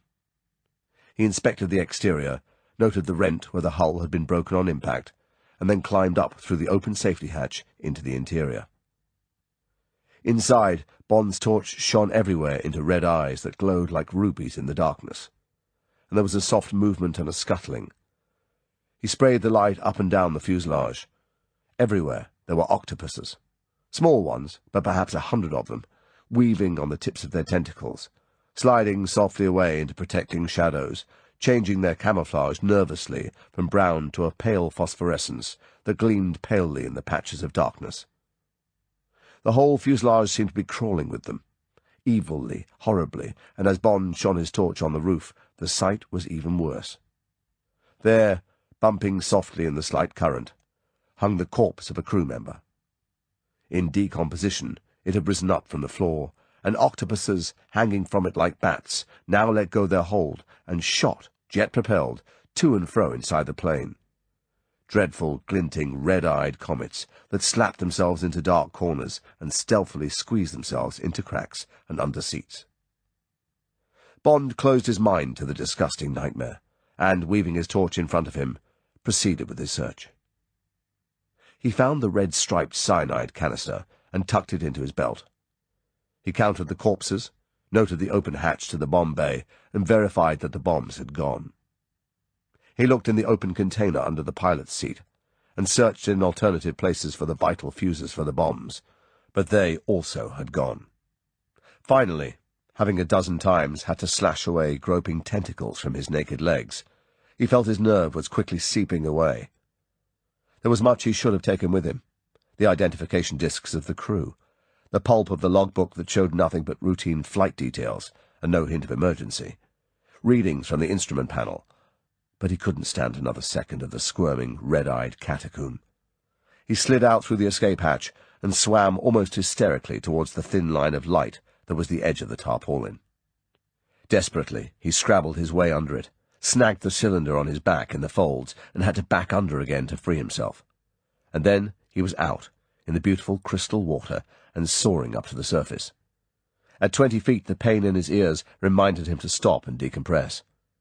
Impatiently, staring up at the sweet hull of the seaplane above him, he waited until the pain had subsided. Then he was up, and clinging to a float and tearing at his equipment to get rid of it and its contamination. He let it all go and watched it tumbling slowly down towards the sand. He rinsed his mouth out with the sweetness of pure salt water and swam to within reach of Leiter's outstretched hand. Chapter 18. How to Eat a Girl. As they approached Nassau on their way back, Bond asked Leiter to take a look at the disco lying off Palmyra. She was there all right, just where she had been the day before. The only difference, which had little meaning, was that she had only her bow anchor out. There was no movement on board. Bond was thinking that she looked beautiful and quite harmless, lying there reflecting her elegant lines in the mirror of the sea, when Leiter said excitedly, "Say, James, take a look at the beach place, the boathouse alongside the creek. See those double tracks leading up out of the water, up to the door of the boathouse? They look odd to me. They're deep. What could have made them?" Bond focused his glasses. The tracks ran parallel. Something heavy, had been hauled between the boathouse and the sea. But it couldn't be. Surely it couldn't. He said tensely, "Let's get away quick, Felix." Then, as they zoomed off overland, "I'm damned if I can think of anything that could have made those. And damn it, if it was what it might have been, they'd have swept off those tracks pretty quick." Leiter said laconically, "People make mistakes. We'll have to get that place going over. Ought to have done it before. Nice-looking dump. I think I'll take Mr. Largo up on his invitation and get out there on behalf of my esteemed client, Mr. Rockefeller Bond." It was 1 o'clock by the time they got back to Windsor Field. For half an hour the control tower had been searching for them on the radio. Now they had to face the commandant of the field, and providentially, as it happened, the governor's ADC, who gave the governor's blanket authorization for the string of their misdemeanors, and then handed Bond a thick envelope, which contained signals for both of them. The contents began with the expected rockets for breaking communication, and demands for further news. "That they'll get," commented Leiter, as they raced towards Nassau in the comfortable back of the governor's Humber Snipe saloon. ETA for the Manta was 5 o'clock that evening. Inquiries through Interpol and the Italian police confirmed that Giuseppe Petacci was in fact the brother of Dominetta Vitali, whose personal history as given to Bond stood up in all other respects. The same sources confirmed that Emilio Largo was a big-time adventurer and suspected crook, though technically his dossier was clean. The source of his wealth was unknown, but did not stem from funds held in Italy. The disco had been paid for in Swiss francs. The constructors confirmed the existence of the underwater compartment. It contained an electric hoist and provision for launching small underwater craft and releasing skin divers. In Largo's specifications, this modification to the hull had been given as a requirement for underwater research. Further inquiry into the shareholders had yielded no further facts, with the significant exception that most of their backgrounds and professions dated back no further than 6 years. This suggested the possibility that their identities might be of recent fabrication, and, at any rate in theory, this would equate with possible membership of Spectre, if such a body did in fact exist. Kurta had left Switzerland for an unknown destination 4 weeks previously. Latest photographs of the man were on the midday Pan-American plane. Nevertheless, the Thunderball war room had to accept the solidity of Largo's cover unless further evidence came to hand, and the present intention was to continue the worldwide search while allotting priority to the Bahamas area. In view of this priority, and the extremely urgent time factor, Brigadier Fairchild, CB-DSO, British military attaché in Washington, with Rear Admiral Carlson, USN, retired, until recently Secretary to the U.S. Chiefs of Staff Committee, would be arriving at 1900 EST by the President's Boeing 707, Columbine, to take joint command of further operations. The full cooperation of Messrs. Bond and Leiter was requested, and, until the arrival of above-named officers, full reports every hour, on the hour, were to be radioed to London, copied to Washington, under joint signature. Leiter and Bond looked at each other in silence. Finally, Leiter said, "James, I propose we disregard the last bit and take formal note of the remainder. We've already missed 4 hours, and I don't propose we spend the rest of the day sweating it out in our radio room. There's just too much to do. Tell you what, I'll do the stint of telling them the latest, and then I'll say we're going off the air in view of the new emergency. I then propose to go and look over Palmyra on your behalf, sticking to our cover story. And I propose to have a damn good look at the boathouse and see what those tracks mean, right? Then, at 5, we'll rendezvous with the Manta and prepare to intercept the disco if and when she sails. As for the big brass in the President's special, well, they can just play pinochle in the government house until tomorrow morning. Tonight's the night. We just can't waste it on the after-you Alphonse routine, okay?" Bond reflected. They were coming into the outskirts of Nassau, through the shanty-town slums, tucked away behind the millionaire facade along the waterfront. He had disobeyed many orders in his life, but this was to disobey the Prime Minister of England and the President of the United States, a mighty left and right. But things were moving a damn sight too fast. M had given him this territory, and right or wrong, M would back him up, as he always backed up his staff, even if it meant M's own head on a charger. Bond said, "I agree, Felix. With the Manta we can manage this on our own. The vital thing is to find out when those bombs go on board the disco. I've got an idea for that. May work, may not. It means giving the Vitali girl a rough time, but I'll try and handle that side. Drop me at the hotel and I'll get cracking. Meet you here again around 4:30. I'll call up Harling and see if he's got anything new on the disco, and ask him to pass the word upstairs to you if anything's cooking. You've got all that straight about the plane? Okay. I'll hang on to Petacci's identification disc for the time being. Be seeing you." Bond almost ran through the lobby of the hotel.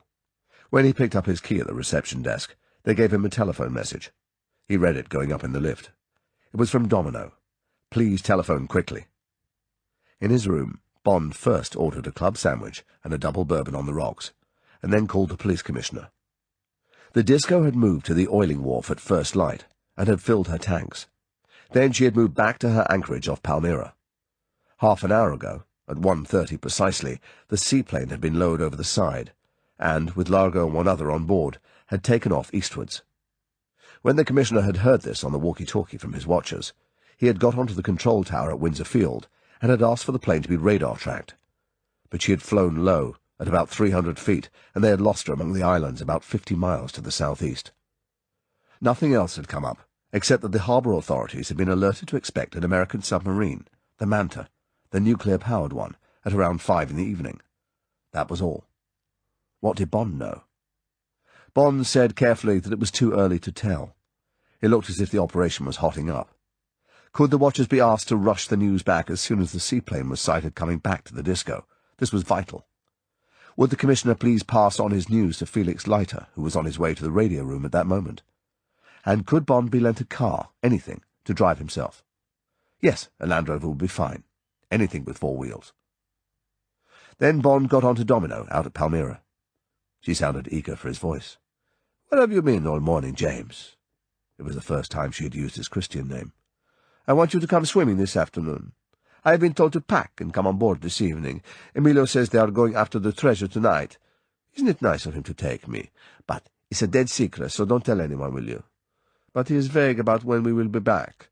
He said something about Miami. I thought—" She hesitated. "I thought you might have gone back to New York by the time we get back. I have seen so little of you. You left so suddenly last night. What was it?" "I suddenly got a headache. Touch of the sun, I suppose. It had been quite a day. I didn't want to go, and I'd love to come for a swim." "Where?" She gave him careful directions. It was a beach a mile further along the coast from Palmyra. There was a side road and a thatched hut. He couldn't miss it. The beach was sort of better than Palmyra's. The skin diving was more fun, and, of course, there weren't so many people. It belonged to some Swedish millionaire who had gone away. When could he get there? Half an hour would be all right. They would have more time. On the reef, that is. Bond's drink came, and the sandwich. He sat and consumed them, looking at the wall, feeling excited about the girl, but knowing what he was going to do to her life that afternoon. It was going to be a bad business, when it could have been so good. He remembered her as he had first seen her, the ridiculous straw hat tilted down over the nose, the pale blue ribbons flying as she sped up Bay Street. Oh, well. Bond rolled his swimming trunks into a towel, put on a dark blue Sea Island cotton shirt over his slacks, and slung Leiter's Geiger counter over his shoulder. He glanced at himself in the mirror. He looked like any other tourist with a camera. He felt in his trousers pocket to make sure he had the identification bracelet, and went out of the room and down in the lift. The Land Rover had Dunlopillow cushions, but the ripple-edged tarmac and the pitted bends of Nassau's coastal road were tough on the springs, and the quivering afternoon sun was a killer. By the time Bond found the sandy track leading off into the Casuarinas, and had parked the car on the edge of the beach, all he wanted to do was get into the sea and stay in it. The beach hut was a Robinson Crusoe affair, of plaited bamboo and screw pine with a palm thatch whose wide eaves threw black shadows. Inside were 2 changing rooms labelled his and hers. Hers contained a small pile of soft clothes and the white doeskin sandals. Bond changed and walked out again into the sun. The small beach was a dazzling half-moon of white sand, enclosed on both sides by rocky points. There was no sign of the girl. The beach shelved quickly through green to blue under the water. Bond took a few steps through the shallows and dived through the blood-warm upper water down into the cool depths. He kept down there as long as possible, feeling the wonderful cold caress on his skin and through his hair. Then he surfaced and crawled lazily out to sea, expecting to see the girl skin-diving round one of the headlands. But there was no sign of her, and after 10 minutes Bond turned back to the shore, chose a patch of firm sand, and lay down on his stomach, his face cradled in his arms. Minutes later, something made Bond open his eyes.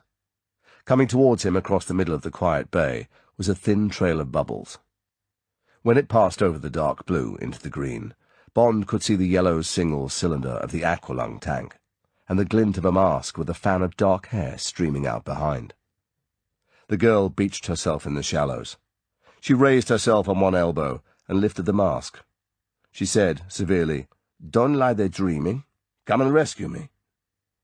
Bond got to his feet and walked the few steps to where she lay. He said, "You oughtn't to aqualung by yourself. What's happened? Has a shark been lunching off you?" "Don't make silly jokes. I've got some sea egg spines in my foot. You'll have to get them out somehow.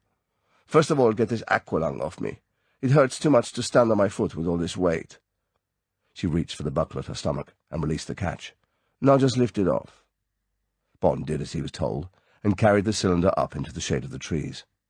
Now she was sitting in the shallow water, inspecting the sole of her right foot. She said, "There are only 2 of them. They're going to be difficult." Bond came and knelt beside her. The 2 black spots, close together, were almost under the curl of the middle toes. He got up and held out a hand. "Come on, we'll get into the shade. This is going to take time. Don't put your foot down, or you'll push them in further.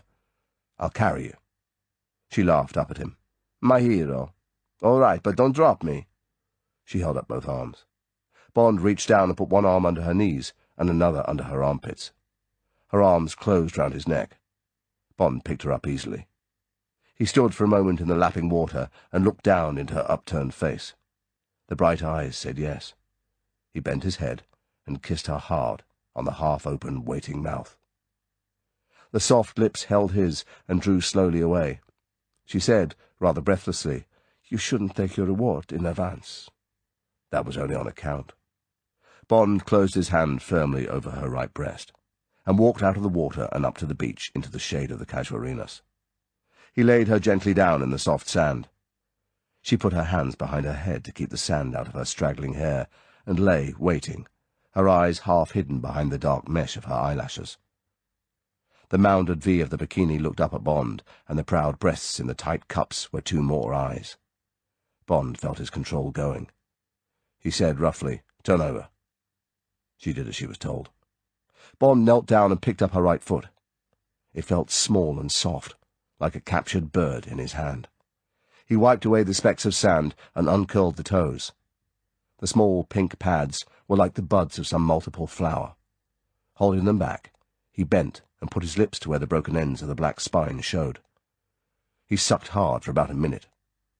A small piece of grit from one of the spines came into his mouth, and he spat it out. He said, "This is going to be a long business, unless I hurt a bit. Otherwise it'll take all day, and I can't waste too much time over just one foot. Ready?" He saw the muscles of her behind clench to take the pain. She said dreamily, "Yes." Bond sank his teeth into the flesh round the spines, bit as softly as he could, and sucked hard. The foot struggled to get away. Bond paused to spit out some fragments. The marks of his teeth showed white, and there were pinpoints of blood at the 2 tiny holes. He licked them away. There was almost no black left under the skin. He said, "This is the first time I've eaten a woman. They're rather good." She squirmed impatiently, but said nothing. Bond knew how much it would be hurting. He said, "It's all right, Omna. You're doing fine. Last mouthful." He gave the sole of her foot a reassuring kiss, and then, as tenderly as he could, put his teeth and lips back to work. A minute or 2 later, and he spat out the last section of spine. He told her it was over, and gently laid the foot down. He said, "Now you mustn't get sand into it. Come on. I'll give you another lift into the hut, and you can put your sandals on." She rolled over. Her black eyelashes were wet with the tears of small pain. She wiped a hand over them. She said, looking seriously up at him, "Do you know, you're the first man who's ever made me cry." She held up her arms, and now there was complete surrender. Bond bent and picked her up. This time he didn't kiss the waiting mouth. He carried her to the door of the hut. His or hers? He carried her into his. He reached out a hand for his shirt and shorts, and threw them down to make a scrap of a bed. He put her down softly, so that she was standing on his shirt. She kept her arms round his neck, while he undid the single button of the brassiere, and then the tapes of the taut slip. He stepped out of his bathing trunks and kicked them away. Chapter 19. When the Kissing Stopped. Bond leant on one elbow and looked down at the beautiful, drowned face. There was a dew of sweat below the eyes and at the temples. A pulse beat fast at the base of the neck. The lines of authority had been sponged away by the love-making, and the face had a soft, sweet, bruised look. The wet eyelashes parted, and the tawny eyes, big and far away, looked up with remote curiosity into Bond's. They focused lazily, and examined him as if they were seeing him for the first time. Bond said, "I'm sorry. I shouldn't have done that." The words amused her. The dimples at each side of the mouth deepened into clefts. She said, "You talk like a girl who has had it for the first time. Now you're frightened that you will have a baby. You will have to tell your mother." Bond leant down and kissed her. He kissed the two corners of her mouth, and then the parted lips. He said, "Come and swim. Then I must talk to you." He got to his feet and held out his hands. Reluctantly she took them. He pulled her up and against him. Her body flirted with his, knowing it was safe. She smiled impishly up at him and became more wanton. Bond crushed her fiercely to him. To stop her, because he knew they had only a few more minutes of happiness. He said, "Stop it, Domino, and come on. We don't need any clothes. The sand won't hurt your foot. I was only pretending." She said, "So was I when I came out of the sea. The spines didn't hurt all that much, and I could have cured them if I'd wanted to. Like the fishermen do. You know how?" Bond laughed. "Yes, I do. Now, into the sea." He kissed her once and stood back and looked at her body to remember how it had been. Then he turned abruptly and ran to the sea and dived deeply down. When he got back to the shore, she was already out and dressing. Bond dried himself. He answered her laughing remarks through the partition with monosyllables. Finally, she accepted the change in him. She said, "What is the matter with you, James? Is anything wrong?" "Yes, darling." Pulling on his trousers, Bond heard the rattle of the little gold chain against the coins in his pocket. He said, "Come outside. I've got to talk to you." Sentimentally, Bond chose a patch of sand on the other side of the hut from where they had been before. She came out and stood in front of him. She examined his face carefully, trying to read it. Bond avoided her eyes. He sat with his arms round his knees and looked out to sea. She sat down beside him, but not close. She said, "You are going to hurt me. Is it that you too are going away? Be quick. Do it cleanly, and I will not cry." Bond said, "I'm afraid it's worse than that, Domino. It's not about me. It's about your brother." Bond sensed the stiffening of her body. She said in a low, tense voice, "Go on. Tell me." Bond took the bracelet out of his pocket and silently handed it to her. She took it. She hardly gave it a glance. She turned a little away from Bond. "So, he is dead. What happened to him?" "It is a bad story, and a very big one. It involves your friend Largo. It is a very great conspiracy. I'm here to find out things for my government. I'm really a kind of policeman. I'm telling you this, and I will tell you the rest, because hundreds and perhaps thousands of people will die unless you help to prevent it. That is why I had to show you that bracelet and hurt you, so that you would believe me. I am breaking my oath in doing this. Whatever happens, whatever you decide to do, I trust you not to tell what I'm going to say." "So that is why you made love to me, to make me do what you want. And now you blackmail me with the death of my brother." The words came out between her teeth. Now, in a soft, deadly whisper, she said, "I hate you. I hate you. I hate you." Bond said, coldly, in a matter-of-fact voice, "Your brother was killed by Largo, or on his orders. I came here to tell you that. But then—" he hesitated. "You were there. And I love you and want you. When what happened began to happen, I should have had strength to stop it. I hadn't. I knew it was then or perhaps never. Knowing what I knew, it was a dreadful thing to have done. But you looked so beautiful and happy. I wanted to put off hurting you. That is my only excuse." Bond paused. "Now listen to what I have to tell you. Try and forget about your hate for me. In a moment you will realize that we are nothing in all this. This is a thing by itself." Bond didn't wait for her to comment. He began from the beginning and went slowly, minutely through the whole case, emitting only the advent of the manta, the one factor that could now be of help to Largo and perhaps alter his plans. He ended, "So you see, there is nothing we can do until those weapons are actually on board the disco. Until that moment comes, Largo has a perfect alibi with his treasure hunt story. There is nothing to link him with the crashed plane or with Spectre. If we interfere with him, now, this moment, arrest a ship on some excuse, put a watch on her, prevent her sailing, there will only be a delay in the Spectre plan. Only Largo and his men know where the bombs are hidden.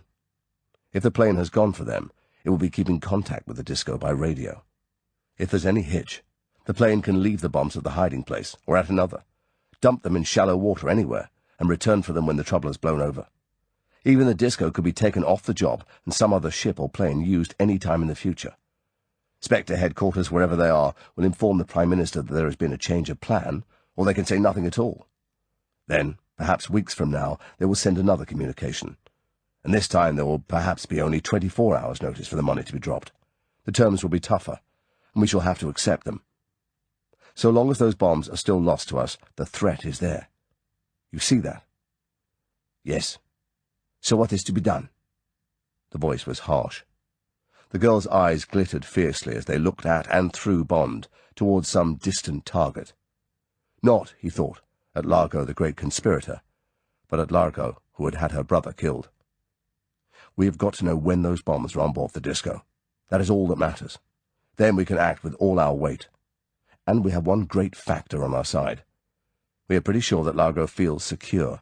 He still believes that the wonderful plan, and it is wonderful, is going exactly as it was meant to do. That is our strength, and our only strength. You see that?" "And how are you to know when the bombs come on board the yacht?" "You must tell us." "Yes." The monosyllable was dull, indifferent. "But how am I to know, and how am I to tell you? This man is no fool. He is only foolish in wanting his mistress," she spat the word out, "when so much else is at stake." She paused. "These people have chosen badly.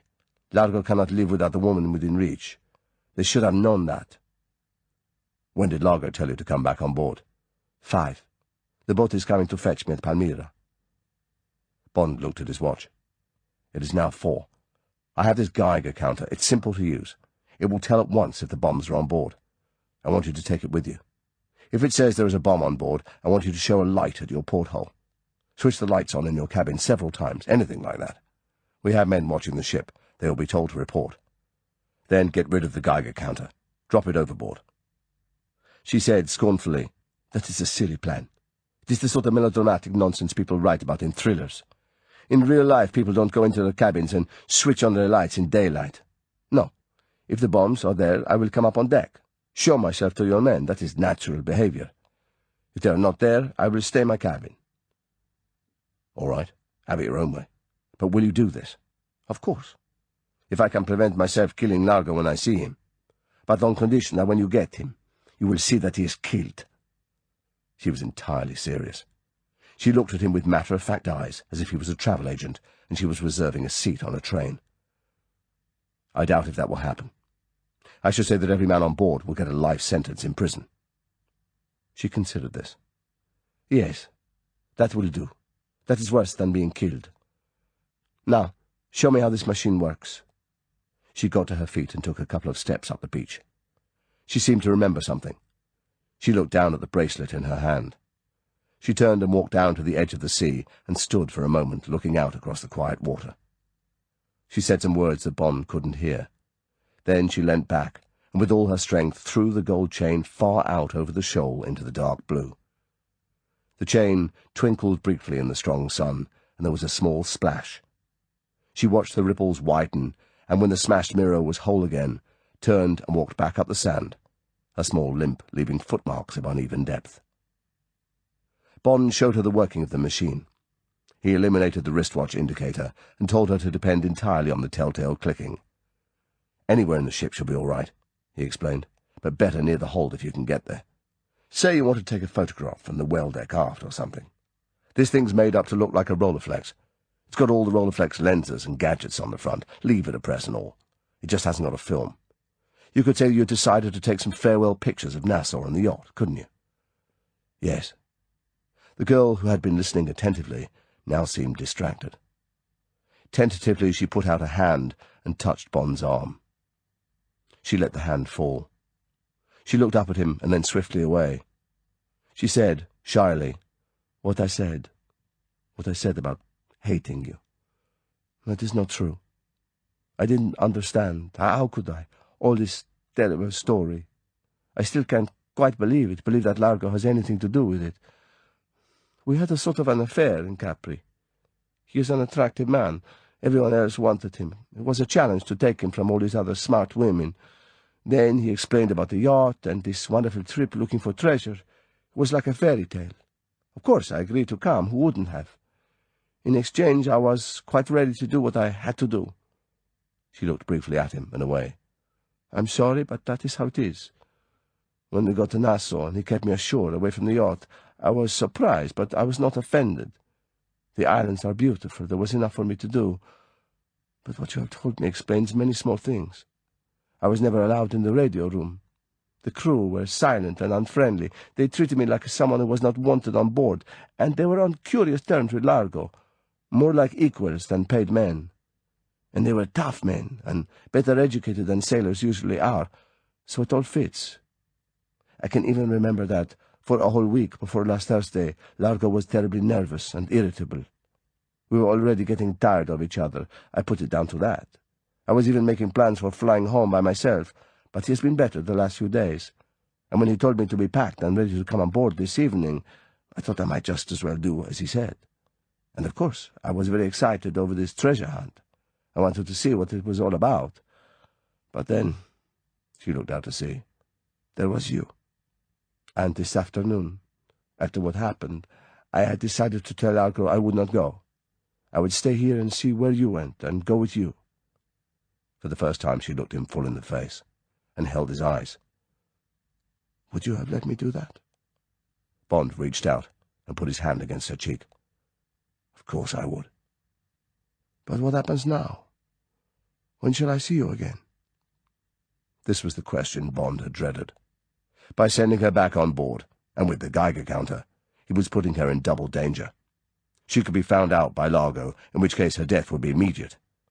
If it came to a chase, which seemed almost certain, the Manta would sink the disco by gunfire or torpedo, probably without warning.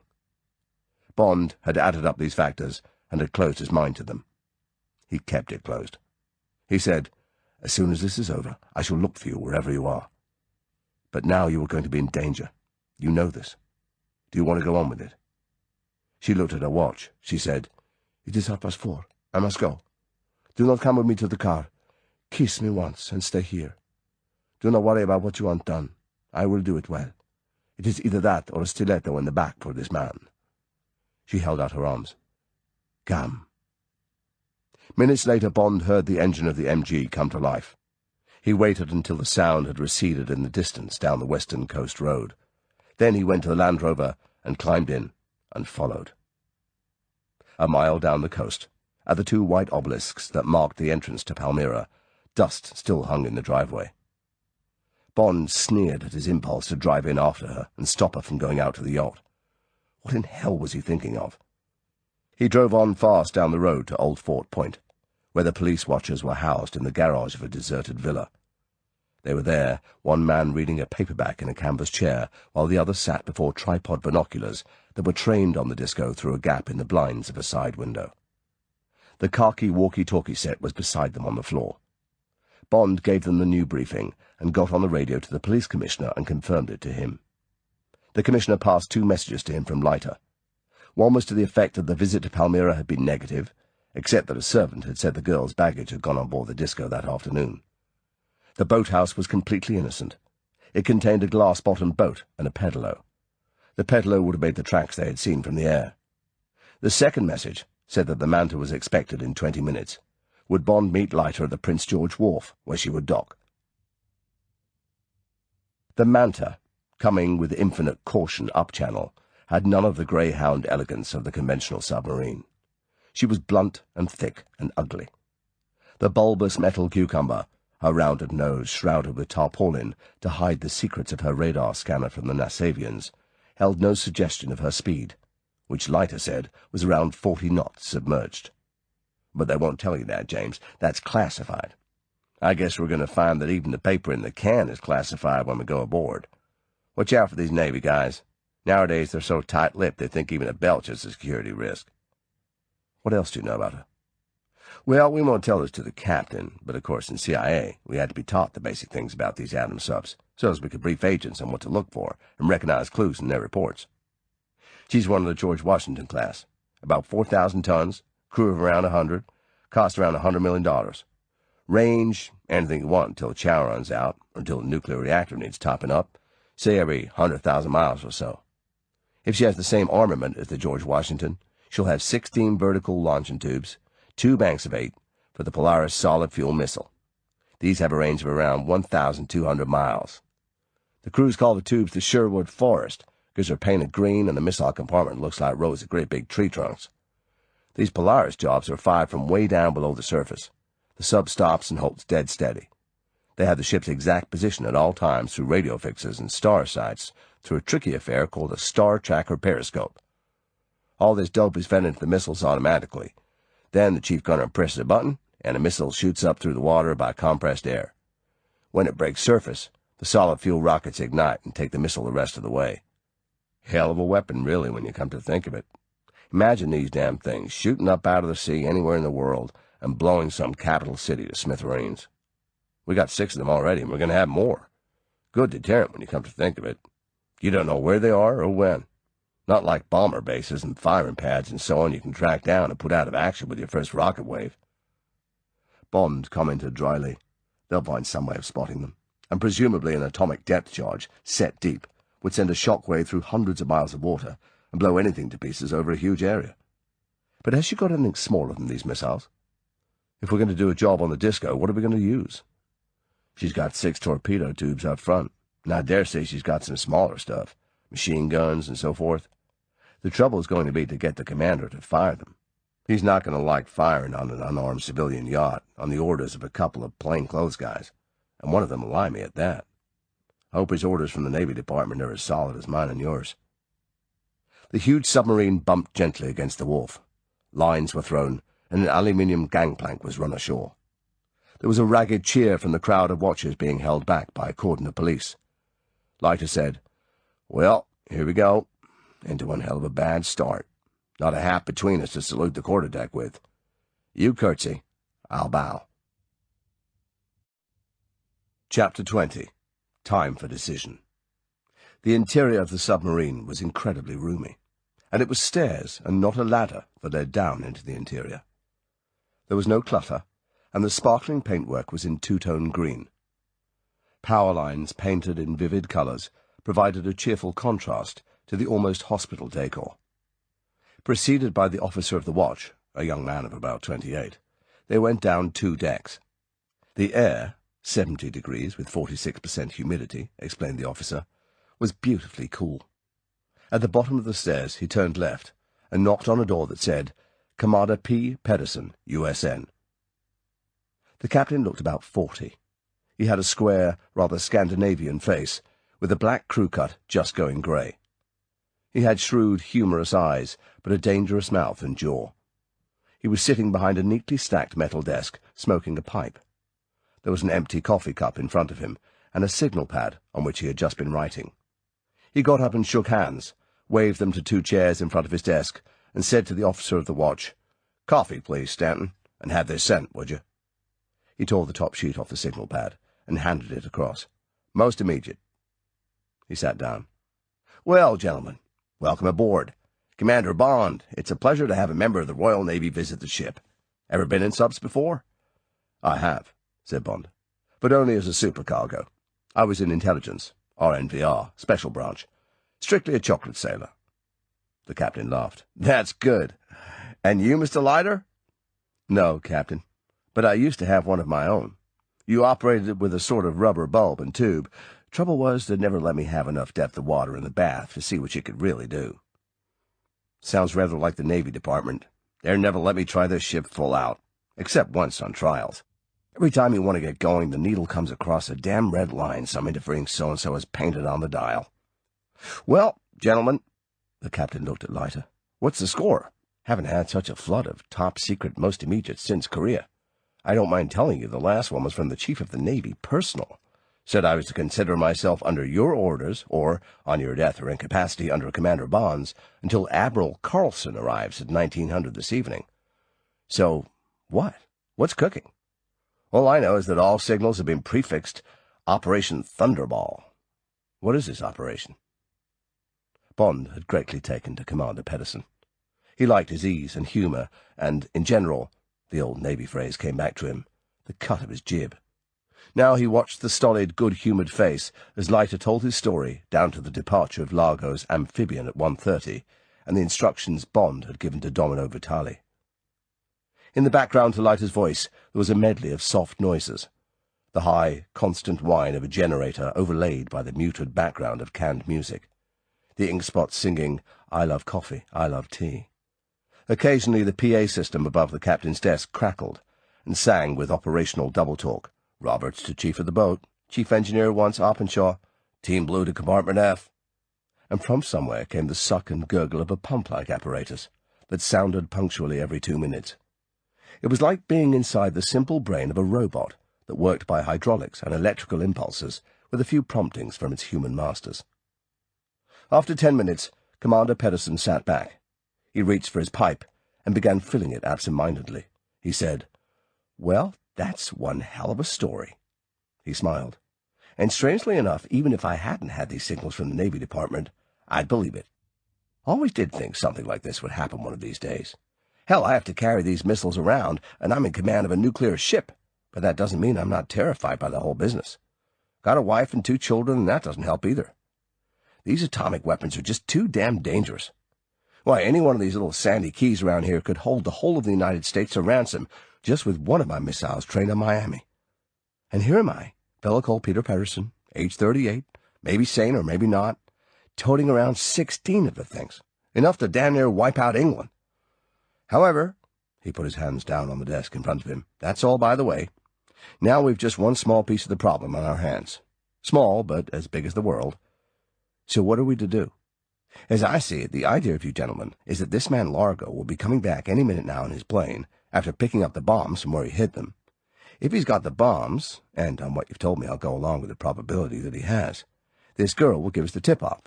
Then we close in and arrest his ship or blow it out of the water, right? But supposing he hasn't got the bombs on board, or for one reason or another we don't get the tip-off, what do we do then?" Bond said quietly, "We follow him. Sit close on his tail until the time limit, that's about 24 hours from now, is up. That's all we can do without causing one hell of a legal stink. When the time limit's up, we can hand the whole problem back to our governments, and they can decide what to do with the disco and the sunken plane and all the rest. By that time, some little man in a speedboat we've never heard of may have left one of the bombs off the coast of America, and Miami may have gone up in the air. Or there may be a big bang somewhere else in the world. There's been plenty of time to take those bombs off the plane and get them thousands of miles from here. Well, that'll be too bad, and we'll have muffed it. But at this moment, we're in the position of a detective watching a man he thinks is going to commit a murder, doesn't even know for sure whether he's got a gun on him or not. There's nothing the detective can do but follow the man and wait until he actually pulls the gun out of his pocket and points it. Then, and only then, the detective can shoot the man or arrest him." Bond turned to Leiter. "Isn't that about it, Felix?" "That's how it figures.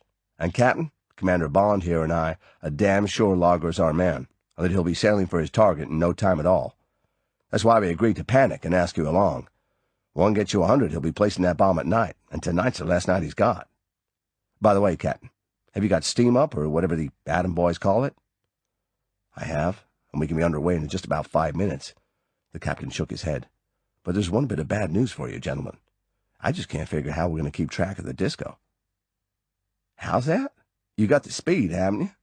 Leiter caught himself pointing his steel hook threateningly at the captain, and hastily brought it down again to his lap. The captain smiled. "Guess so. Guess we could give her a good race on a straight course, but you gentlemen don't seem to have figured on the navigational hazards in this part of the ocean." He pointed at the British Admiralty chart on the wall.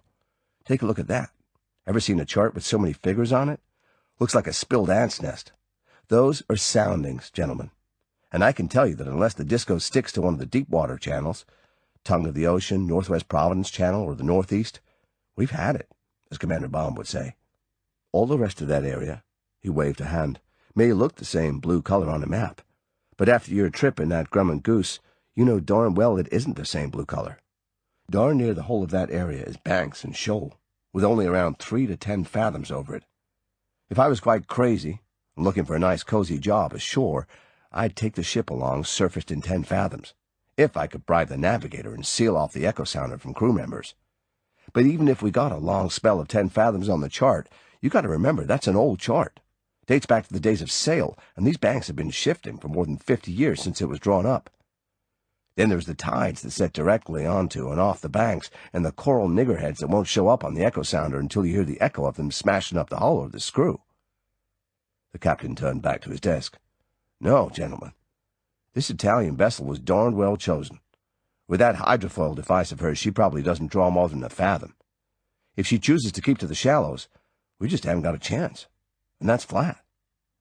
The captain looked from one to another of them. Want me to call up the Navy Department and have Fort Lauderdale take over with those fighter bombers you got on call? Get them to do a shadowing job? The two men looked at each other. Bond said, She won't be showing lights. They'll have the hell of a job picking her up at night. What do you say, Felix? Maybe we'd better call them out, even if it's only to keep some sort of a watch off the American coast. Then, if the captain's willing, we'll take the northwest channel, if the disco sails, that is, and bank on the Bahamas rocket station being target number 1. Felix Leiter ran his left hand through the mop of straw-colored hair. God damn it, he said angrily. Hell yes, I suppose so. We're looking fools enough already bringing the Manta on stage. What's a squadron of planes? Sure. We've just got to back our hunch that it's Largo and the disco. Come on, let's get together with the captain and whip off a signal that doesn't look too damn silly. Copy to CIA and to your chief. How do you want it to go? Admiralty for M, prefixed Operation Thunderball. Bond wiped a hand down over his face. God, this is going to put a cat among the pigeons. He looked up at the big metal wall clock. 6. That'll be midnight in London. Popular time to get a signal like this. The PA system in the ceiling spoke more clearly. Watch officer to captain, police officer with urgent message for Commander Bond. The captain pressed a switch and spoke into a desk microphone. Bring him below. Prepare to cast off lines. All hands prepare for sailing. The captain waited for the acknowledgement and released the switch. The captain smiled across at them. He said to Bond, What's the name of that girl? Domino? Well, Domino, say the good word. The door opened. A police corporal, his hat off, crashed to attention on the steel flooring and extended a stiff arm. Bond took the buff OHMS envelope and slit it open. He ran his eyes down the penciled message signed by the police commissioner. Unemotionally, he read out, Plane returned 17:30, hoisted inboard. Disco sailed at 17:55, full speed. Course northwest, stop. Girl did not, repeat, not, reappear on deck after boarding. Bond borrowed a signal blank from the captain and wrote, Manta will endeavour shadow via Northwest Providence Channel. Stop. Fighter-bomber squadron from Fort Lauderdale will be asked, through Navy Department, to cooperate within radius of 200 miles off Florida coast. Stop. Manta will keep contact through Windsor Field Air Control. Stop. Navy Department and Admiralty being informed. Stop. Please inform Governor, also Admiral Carlson, and Brigadier Fairchild on arrival. Bond signed the message and passed it to the captain, who also signed, as did Leiter. Bond put the message in an envelope and gave it to the corporal, who wheeled smartly and clanked out in his heavy boots. When the door was shut, the captain pressed down the switch on the intercom. He gave orders to sail, surfaced, course due north at 10 knots. Then he switched off.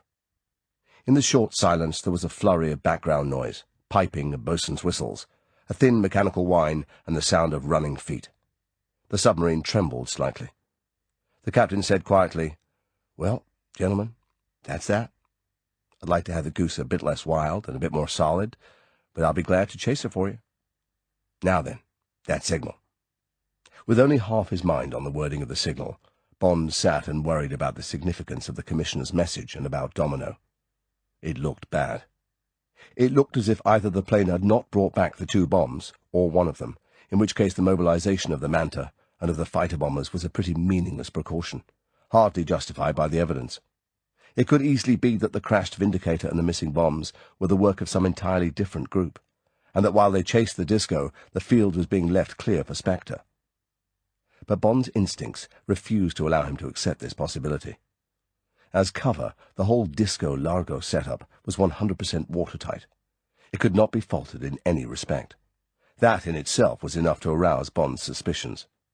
A plot of this magnitude and audacity could only have been conceived under faultless cover and down to the smallest detail. Largo could have just set off on his treasure hunt, and everything, down to the last-minute plain recce of the treasure location to see if there are any fishing boats about, for instance, fitted in with that possibility.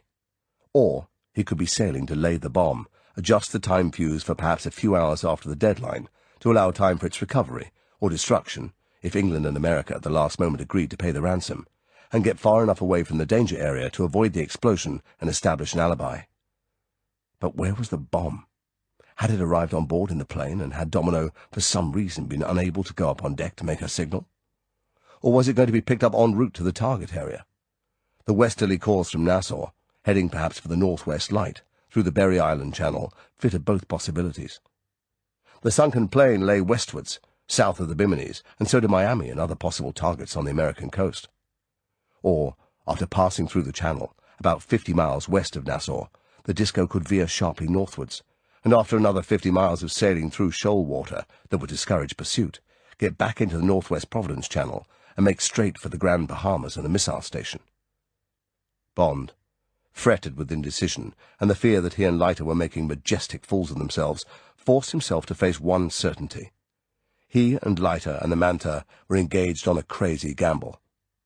If the bomb was on board, if the Disco veered north for the Grand Bahamas and the missile station, then by racing up the northwest channel, the Manta might intercept her in time.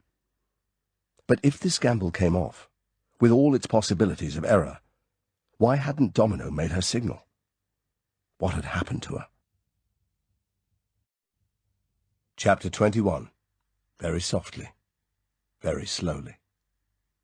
The Disco, a dark torpedo leaving a deep, briefly creaming wake, hurtled across the indigo mirror of the sea. In the big stateroom there was silence, save for the dull boom of the engines and the soft tinkle of a glass on the sideboard. Although, as a precaution, the storm shutters were battened down over the portholes, the only light inside came from a single port navigation lantern hung from the roof. The dim red light only just illuminated the faces of the 20 men sitting round the long table, and the red and black shadowed features, contorting with a slight sway of the top light, gave the scene the appearance of a conspiracy in hell. At the top of the table, Largo, his face, though the cabin was air-conditioned, shining with sweat, began to speak. His voice was tense and hoarse with strain. "I have to report that we are in a state of emergency. Half an hour ago, number 17 found Miss Vitali in the well deck. She was standing fiddling with a camera. When number 17 came upon her, she lifted the camera and pretended to take a photograph of Palmyra, although the safety cap was over the lens. Number 17 was suspicious. He reported to me. I went below and took her to her cabin. She struggled with me. Her whole attitude aroused my suspicions. I was forced to subdue her by drastic measures. I took the camera and examined it." Largo paused. He said, quietly, "The camera was a fake. It concealed a Geiger counter.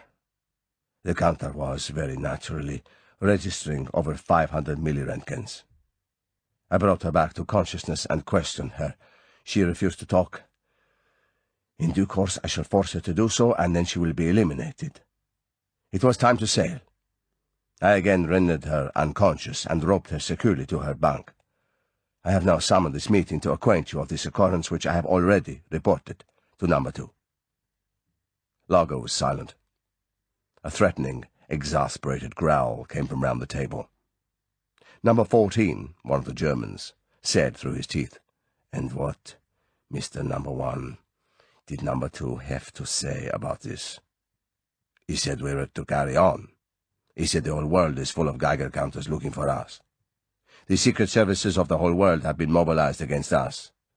Some busybody in Nassau, the police probably, was perhaps ordered to have a radiation search made of all ships in harbor. Perhaps Miss Vitali was bribed to bring the counter on board, but number 2 said, that once we have placed the weapon in the target area, there will be nothing to fear. I have had the radio operator listening for unusual traffic between Nassau and the coast. The density is quite normal. If we were suspected, Nassau would be deluged with wireless traffic from London and Washington, but all is quiet. So the operation will proceed as planned. When we are well away from the area, we will dispose of the lead casing of the weapon. The lead casing will contain Miss Vitali. Number 14 persisted. But you will first obtain the truth from this woman. It is not pleasant for our future plans to think that we may be under suspicion. Interrogation will begin as soon as the meeting is over. If you want my opinion, these 2 men who came on board yesterday, this Bond and the man Larkin, may be involved. They may be secret agents. The so-called Larkin had a camera. I did not look at it closely, but it was similar to that in the possession of Miss Vitali. I blame myself for not having been more careful with these 2 men, but their story was convincing. On our return to Nassau tomorrow morning, we shall have to be circumspect. Miss Vitali will have fallen overboard. I will work out the details of the story. There will be an inquest. This will be irritating, but nothing more. Our witnesses will be unshakable. It would be wise to use the coins as additional alibi for our whereabouts tonight. Number 5. Is the state of erosion of the coins satisfactory? Number 5, curtsied the physicist, said judiciously, It is no more than adequate. But they will pass examination, a cursory examination. They are authentic doubloons and rails of the early 17th century. Seawater has no great effect on gold and silver. I have used a little acid to pit them. They will, of course, have to be handed to the coroner and declared as treasure trove. It will need a far greater expert than he or the court to pass judgment on them. There will be no compulsion to reveal the location of the treasure. We could perhaps give the depths of water, 10 fathoms, let us say, and an unspecified reef. I see no means by which our story could be upset. There is often very deep water outside reefs. Miss Vitali could have had trouble with her aqualung and could have been seen disappearing over the deep shelf where our echo-sounder gave the depth as 100 fathoms. We did our best to dissuade her from taking part in the search, but she was an expert swimmer. The romance of the occasion was too much for her. Number 5 opened his hands. There are often accidents of this nature. Many lives are lost this way every year. A thorough search was instituted, but there were a shock. The treasure hunt was broken off, and we immediately returned to Nassau to report the tragedy. Number 5 shook his head decisively. I see no reason to be dismayed by this occurrence, but I am in favor of a most rigorous interrogation. Number 5 turned his head politely in Lager's direction. There are certain uses of electricity of which I have knowledge. The human body cannot resist them if I can be of any service. Lager's voice was equally polite. They might have been discussing remedies for a seasick passenger. Thank you. I have means of persuasion that I have found satisfactory in the past, but I shall certainly call upon you if the case is an obstinate one. Lager looked down the table into the shadowed ruby faces. And now we will quickly run through the final details. He glanced down at his watch. It is midnight. There will be 2 hours moonlight starting at 3 a.m. The first light of dawn will be shortly after 5 a.m. We thus have 2 hours for the operation. Our course will bring us in towards the West End from the south. This is a normal entry to the islands, and even if our further progress towards the target area is noted by the missile station radar, it will only be assumed that we are a yacht that has strayed slightly off course. We shall anchor at exactly 3 a.m., and the swimming party will leave for the half-mile swim to the laying point. The 15 of you who will be taking part in the swim will, as arranged, swim in arrow formation, the chariot and the sled with the missile in the center. Formation must be strictly kept to avoid straying. The blue torch on my back should be an adequate beacon, but if any man gets lost, he returns to the ship. Is that understood? The first duty of the escort will be to watch for shark and barracuda. I will again remind you that the range of your guns is not much more than 20 feet, and that fish must be hit in or behind the head. Any man who is about to fire must warn his neighbor, who will then stand by to give additional fire if required. However, 1 hit should be sufficient to kill if the curare is, as we have been informed, not affected by the passage through seawater. Above all, Lager put his hands decisively down on the table before him, do not forget to remove the small protective sheath from the barb before firing. Lager raised his hands. You will forgive me for repeating these points. We have had many exercises in similar conditions, and I have confidence that all will be well. But the underwater terrain will be unfamiliar, and the effect of the dexedrine pills that will be issued to the swimming party after this meeting will be to sensitize the nervous system, as well as provide the extra stamina and encouragement. So we must all be prepared for the unexpected, and know how to handle it. Are there any further questions? During the planning stages, months before in Paris, Blofeld had warned Largo that if trouble was caused by any members of his team, it was to be expected from the two Russians, the ex-members of Smersh, number 10 and number 11. Conspiracy, Blofeld had said, is their lifeblood. Hand in hand with conspiracy walks suspicion. These two men will always be wondering if they are not the object of some subsidiary plot to give them the most dangerous work, to make them fall guys for the police, to kill them and steal their share of the profits. They will be inclined to inform against their colleagues and always to have reservations about the plans that are agreed upon. For them, the obvious plan, the right way to do a thing, will have been chosen for some ulterior reason which is being kept hidden from them.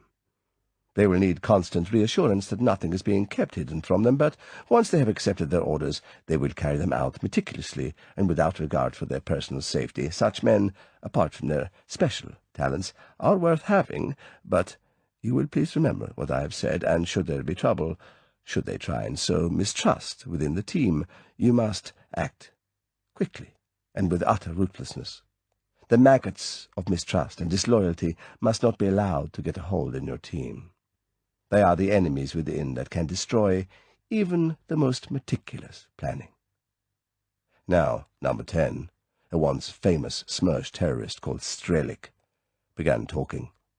He was sitting 2 places away from Largo on his left. He did not address Largo, but the meeting. He said, "Comrades, I am thinking of the interesting matters recounted by number 1, and I am telling myself that everything has been excellently arranged.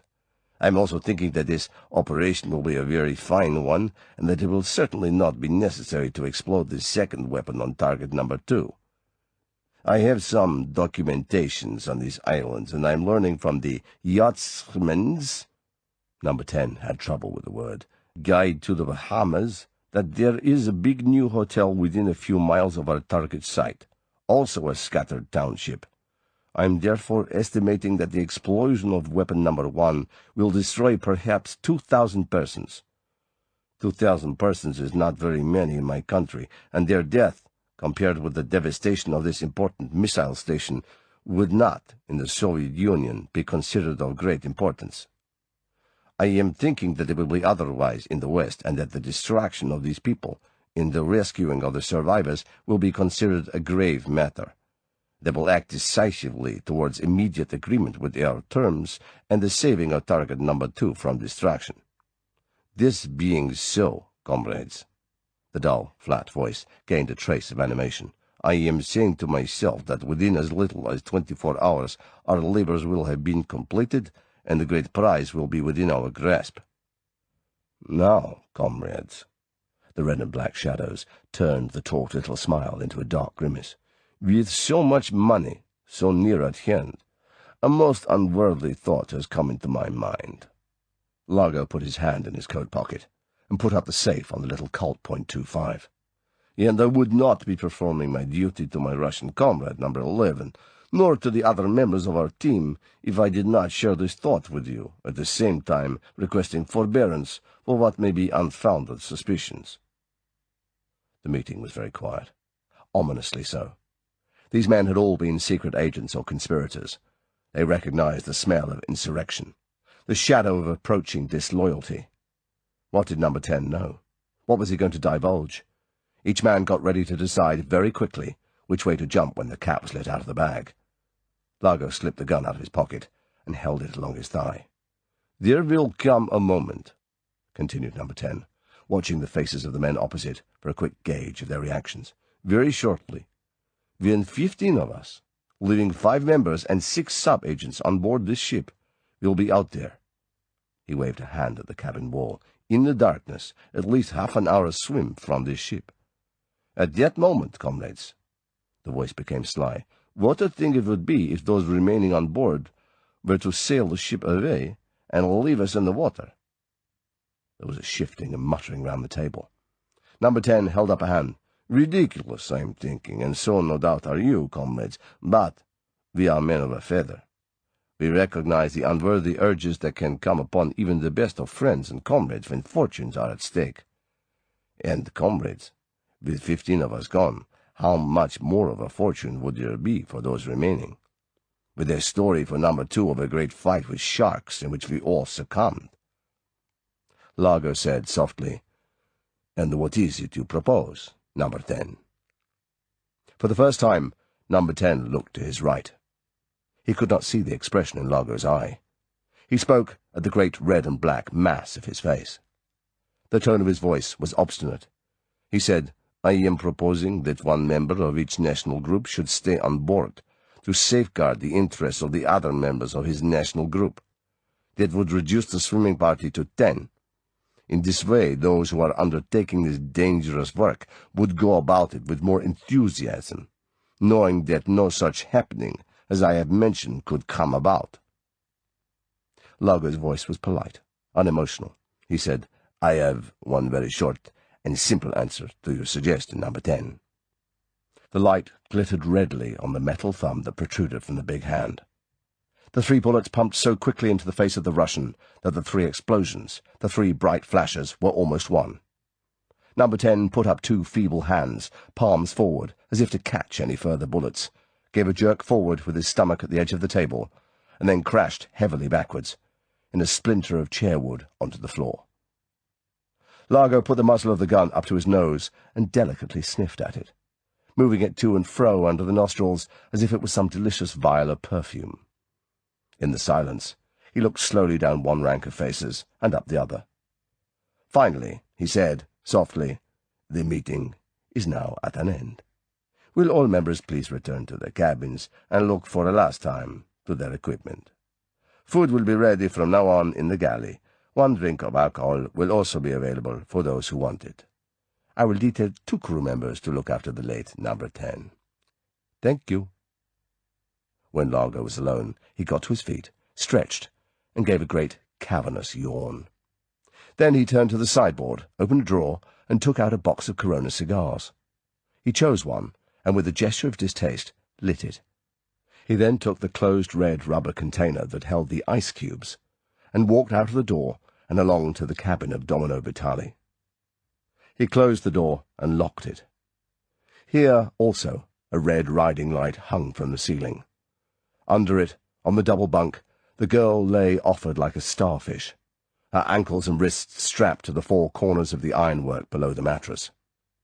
Largo put the icebox down on the chest of drawers and balanced the cigar carefully beside it, so that the glowing tip would not spoil the varnish.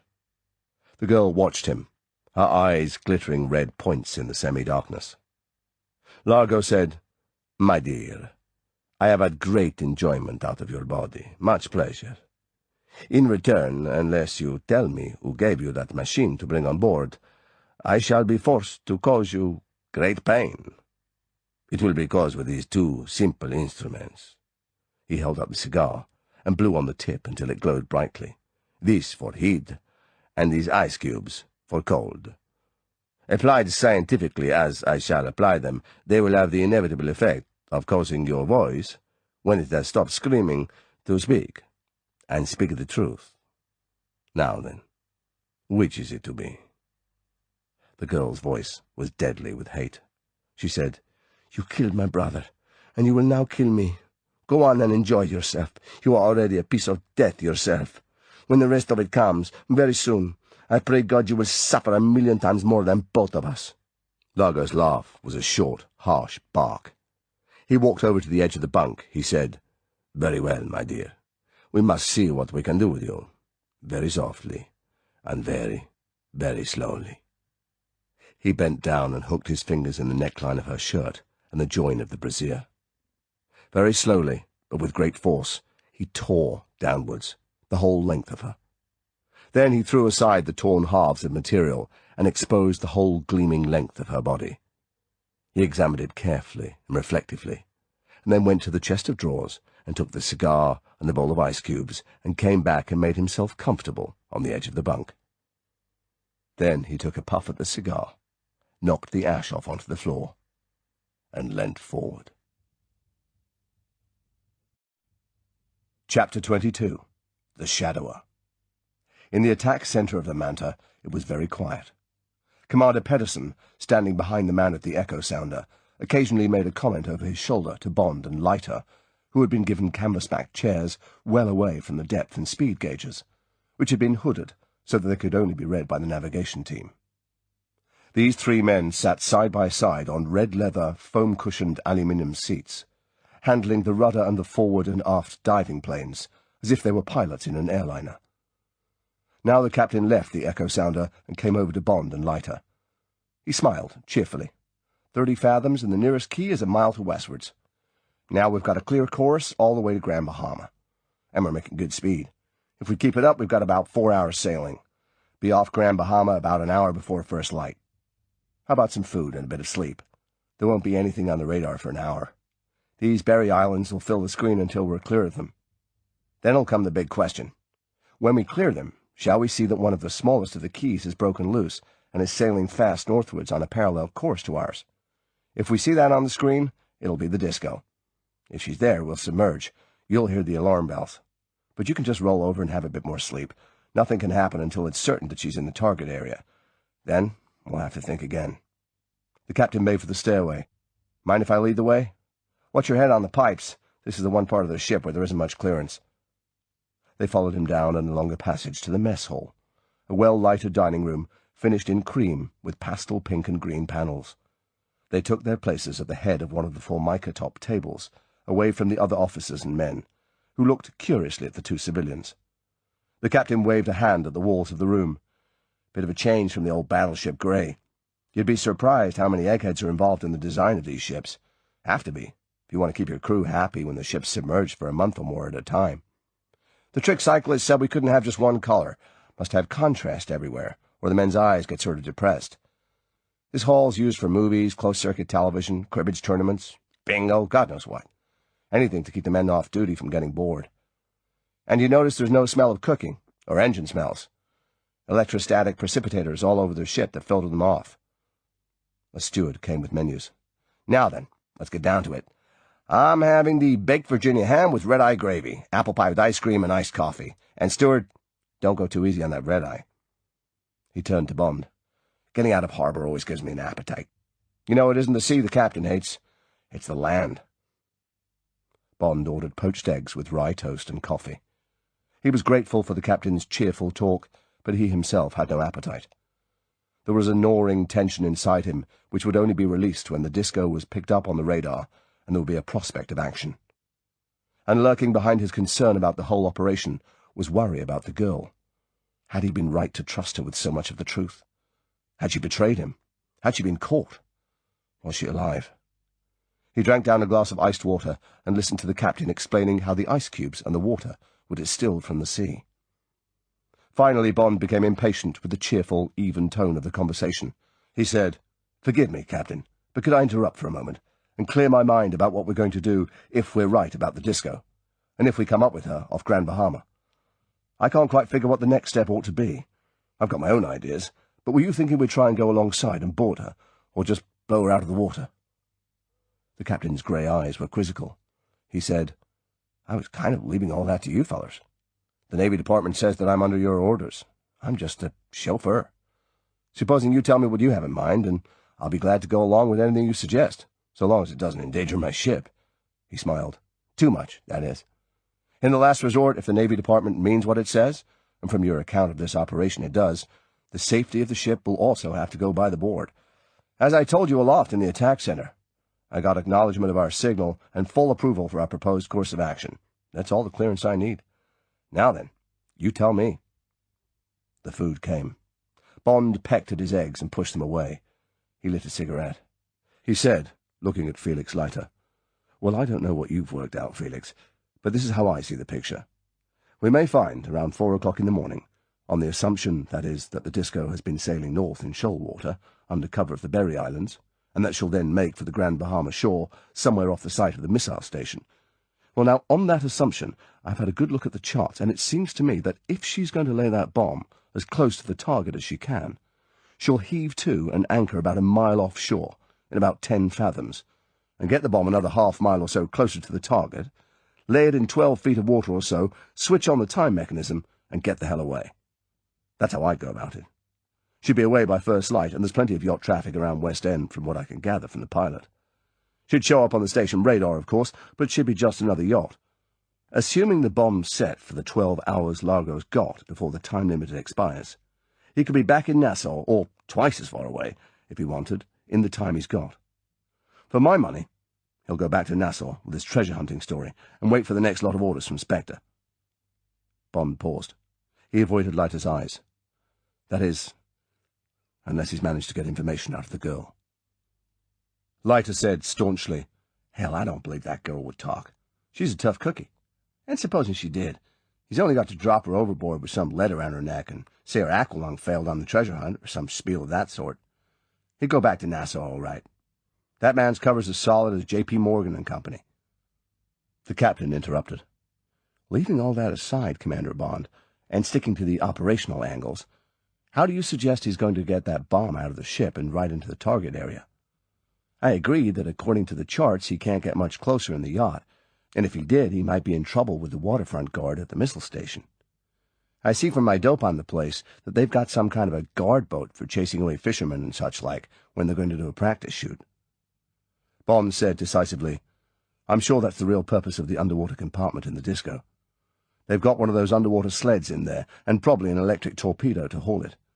They'll load the bomb on the sled and take it in with a team of underwater swimmers, lay it, and come back to the ship. Otherwise, why have all that underwater gear?" The captain said, slowly, "You may be right, Commander. It makes sense. But so, what do you want me to do about it?" Bond looked the captain in the eye. "There's only one moment to nail these people.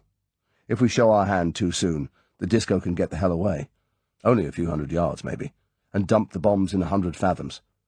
The only time to get them, and the bomb, the first bomb anyway, is when that team has left the ship and is on its way to the laying point. We've got to get their underwater team with our underwater team. The second bomb, if it's aboard, doesn't matter. We can sink the ship with the second bomb inside her." The captain looked down at his plate.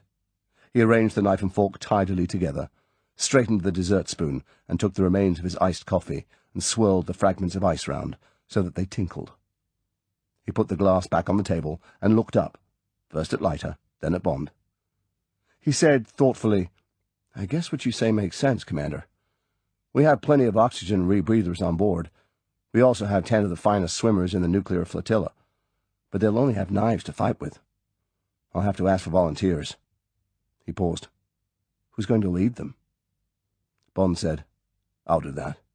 Skin diving happens to be one of my hobbies, and I know what fish to look out for and which ones not to mind about. I'll brief your men about those things." Felix Leiter interrupted. He said, obstinately, "And don't think you're going to leave me behind eating Virginia ham.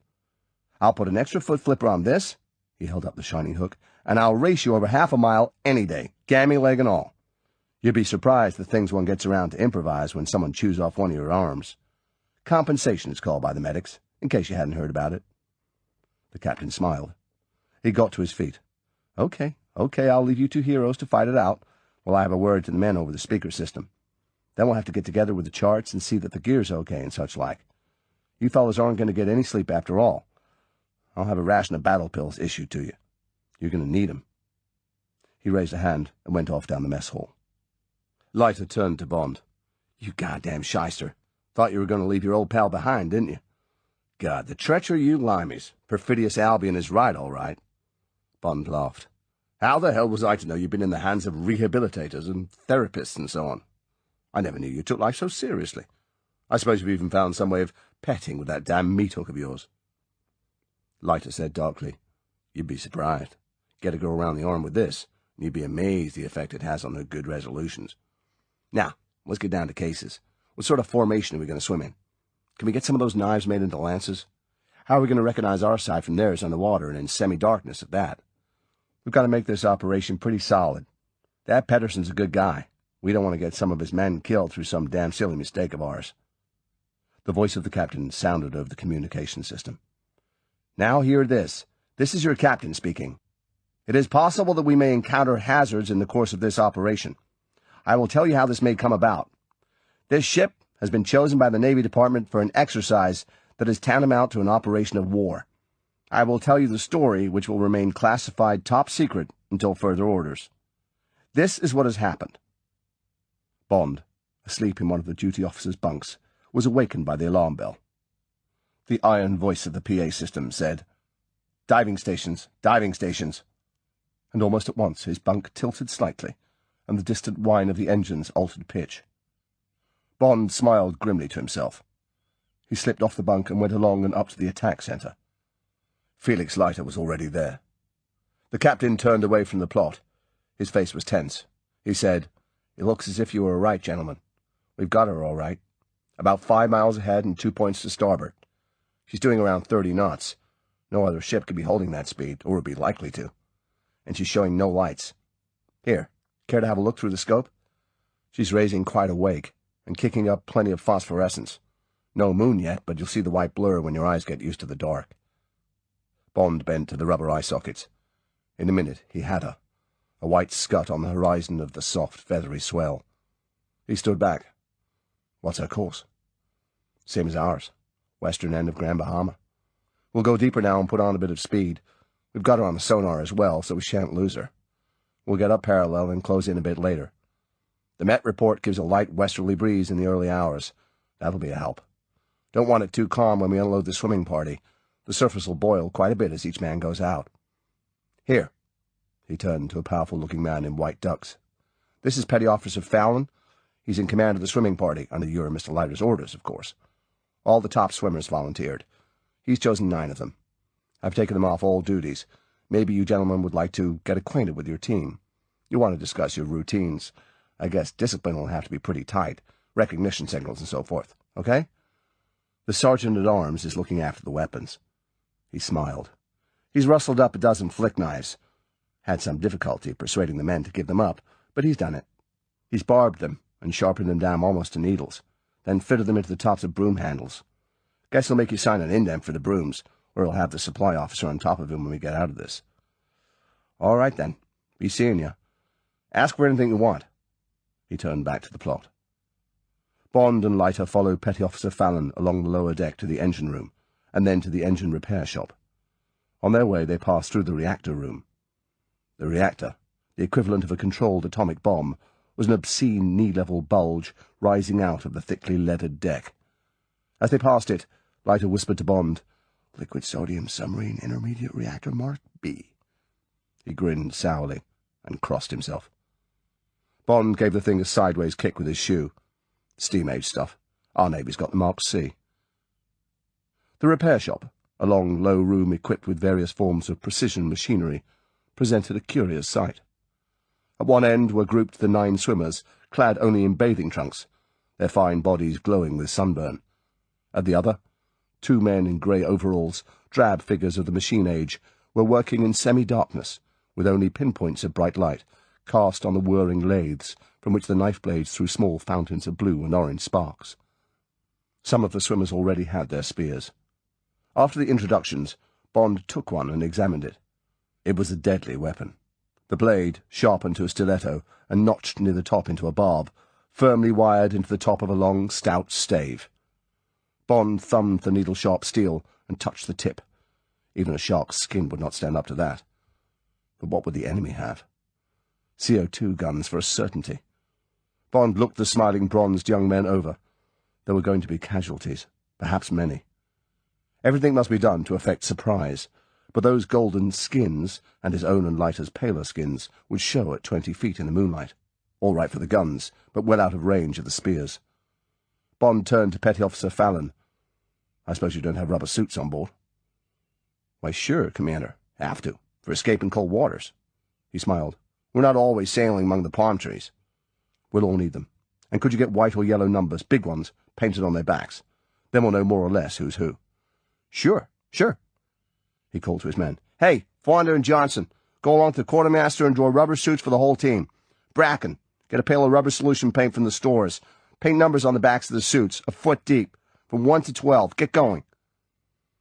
Later, With the gleaming black suits hanging like giant bat skins along the wall, Bond called the team together. "Men, we're going to have one hell of an underwater battle. There'll be casualties. Anyone care to change his mind?" The faces grinned back at him. "All right, then. Now, we'll be swimming at around 10 feet for a quarter, perhaps half a mile. It'll be pretty light. The moon will be up, and the bottom's white sand with some seagrass. We'll take it easy and go in triangle formation, with me, number 1, leading, followed by Mr. Leiter here as number 2, and Petty Officer Fallon as number 3.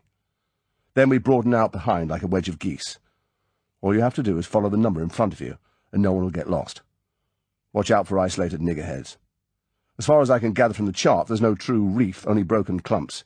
It'll be getting on for early feeding time for the fish, so watch out for anything big. But leave it alone unless it gets too inquisitive. Then 3 of you take it on with the spears, but don't forget that it's most unlikely any fish will attack us. Close together, we'll look like one hell of a big black fish to anyone else, and I guess we'll be given a wide berth. Watch out for the sea eggs on the coral, and mind the tips of your spears. Hold them right up near the blade. Above all, keep quiet. We must try and get surprise on our side. The enemy's got CO2 guns, range about 20 feet, but they're slow things to reload. If one's aimed at you, try and give a small target. Keep flat in the water.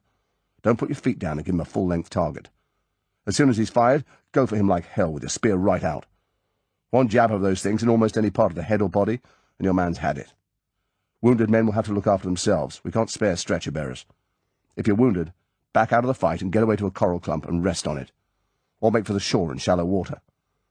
If you've got a spear in you, don't try and pull it out. Just hold it in the wound until someone gets to you. Petty Officer Fallon will have one of the ship's signal flares. He'll release that to the surface as soon as our attack begins, and your captain will at once surface and put out an escape dinghy with an armed party and the ship's surgeon. Now then, any questions? What do we do as soon as we get out of the sub, sir? Try and not make any fuss on the surface. Get down quickly to 10 feet and take your place in the formation. We're likely to get help from a light breeze, but we're bound to create turbulence on the surface. Keep it down as much as you can. What about signals underwater, sir? Suppose a mast goes wrong or something. Thumbs down for any kind of emergency. Arms held straight out for a big fish. Thumbs up means, "I understand," or "coming to help you." That's all you'll need. Bond smiled. If the feet go up, that's the signal that you've had it.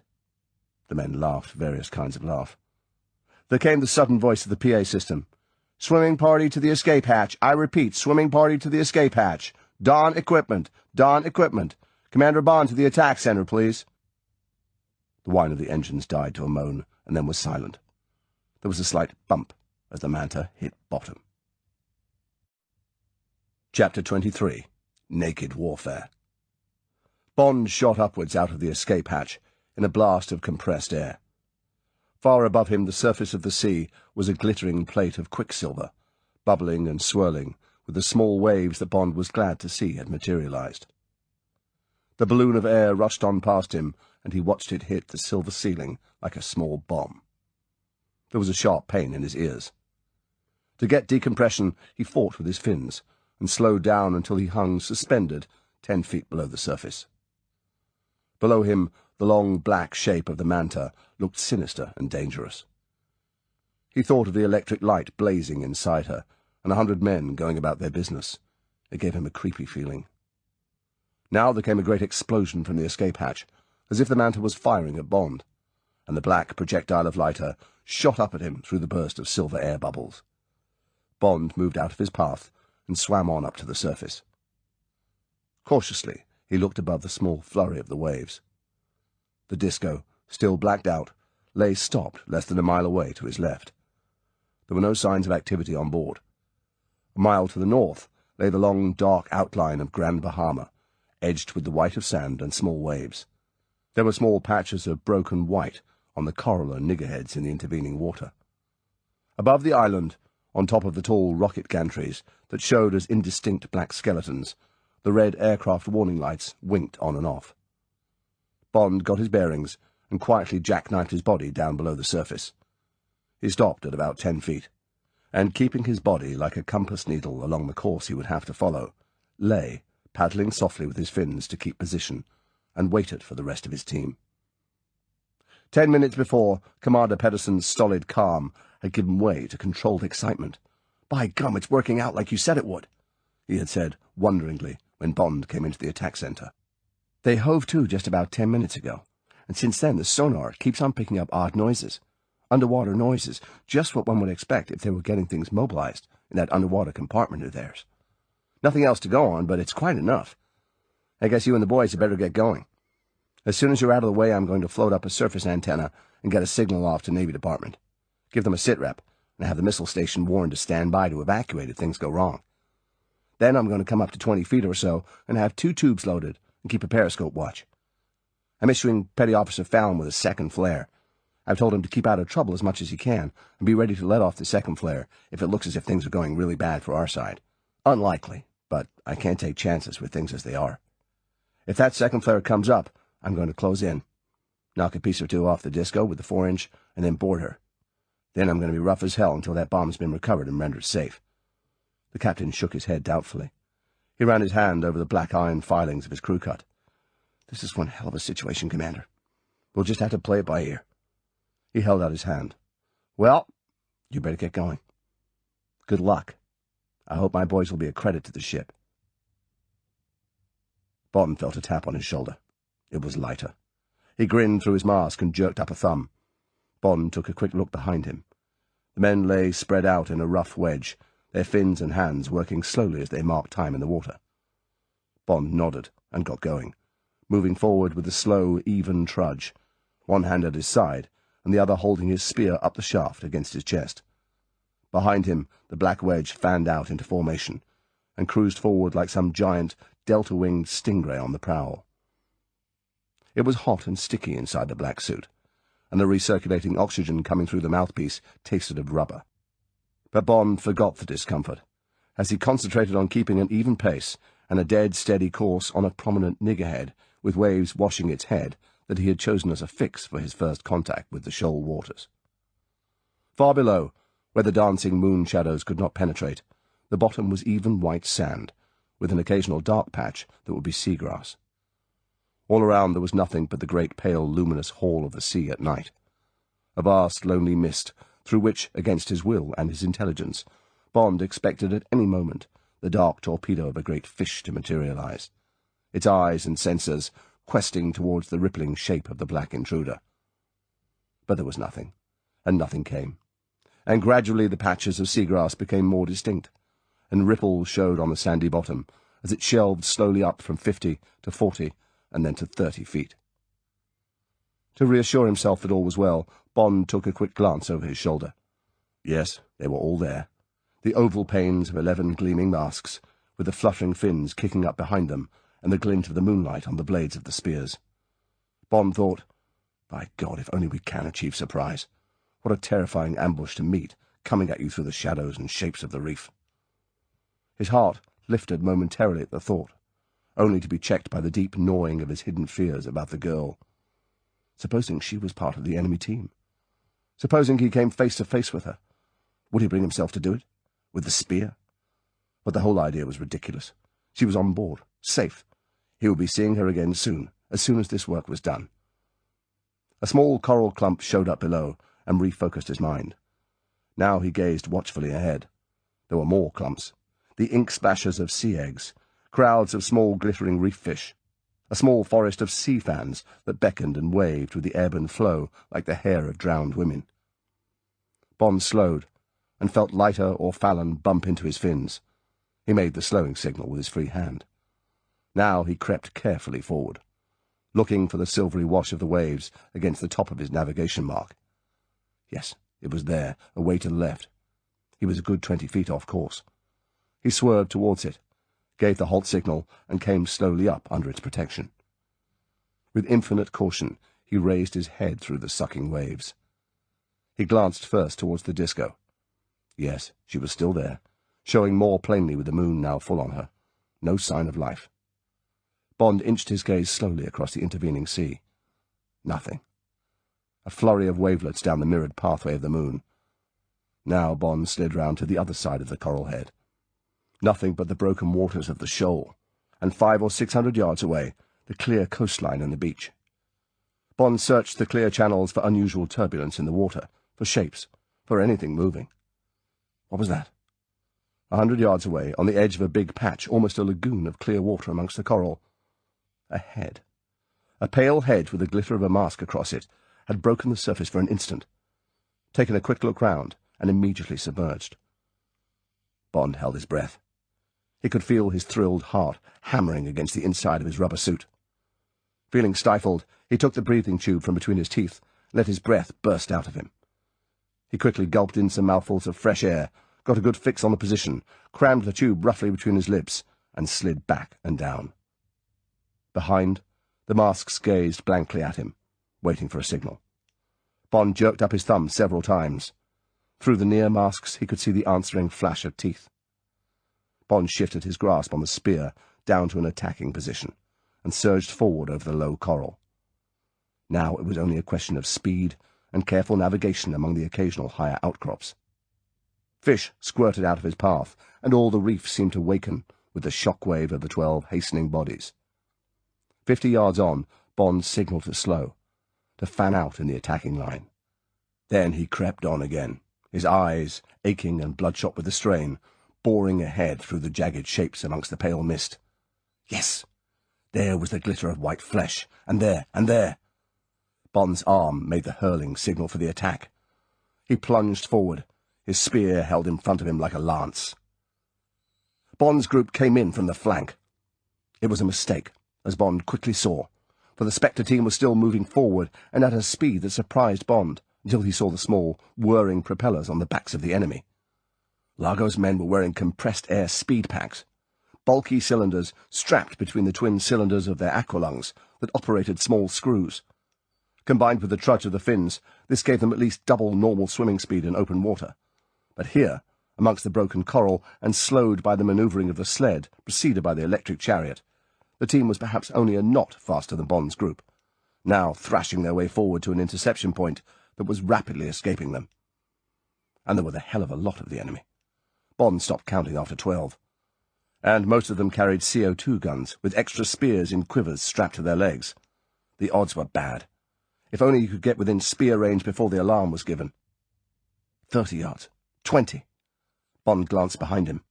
There were 6 of his men almost at arm's length, the rest straggled out in a crooked line.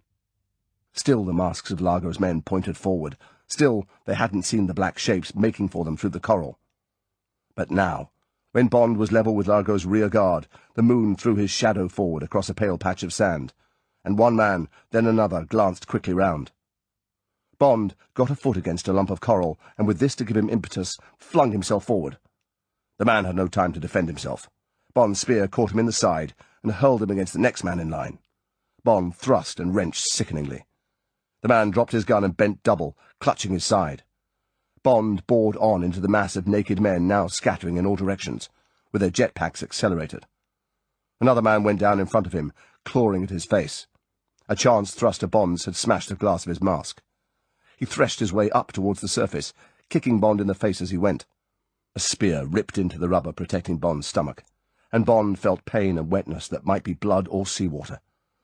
He dodged another flash of metal, and a gun butt hit him hard on the head, but with most of its force spent against the cushion of water.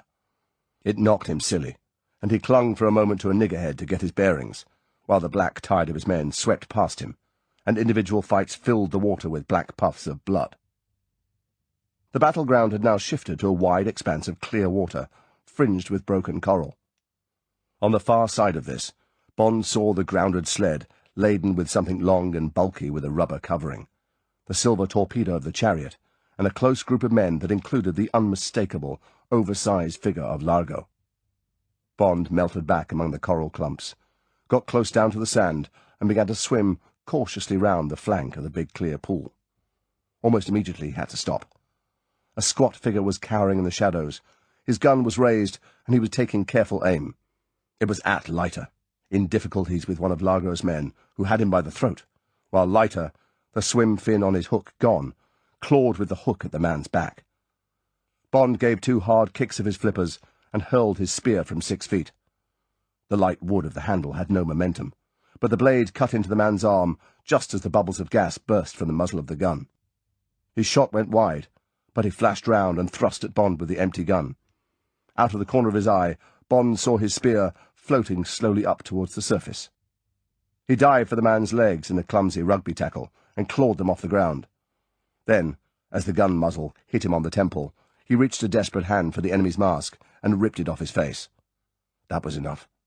Bond swam aside and watched the man, blinded by the salt water, groping his way up towards the surface. Bond felt a nudge at his arm. It was Leiter, clutching at his oxygen tube.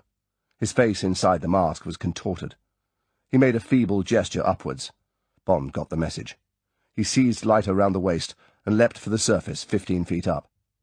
As they broke through the silver ceiling, Leiter tore the broken tube from his mouth and gulped frantically for air. Bond held him through the paroxysm and then guided him to a clump of shallow coral, and when Leiter pushed him angrily away and told him to get the hell back under and leave him alone, he put up a thumb and dived down again. Now he kept well in the forest of coral and began again his stalk of Largo.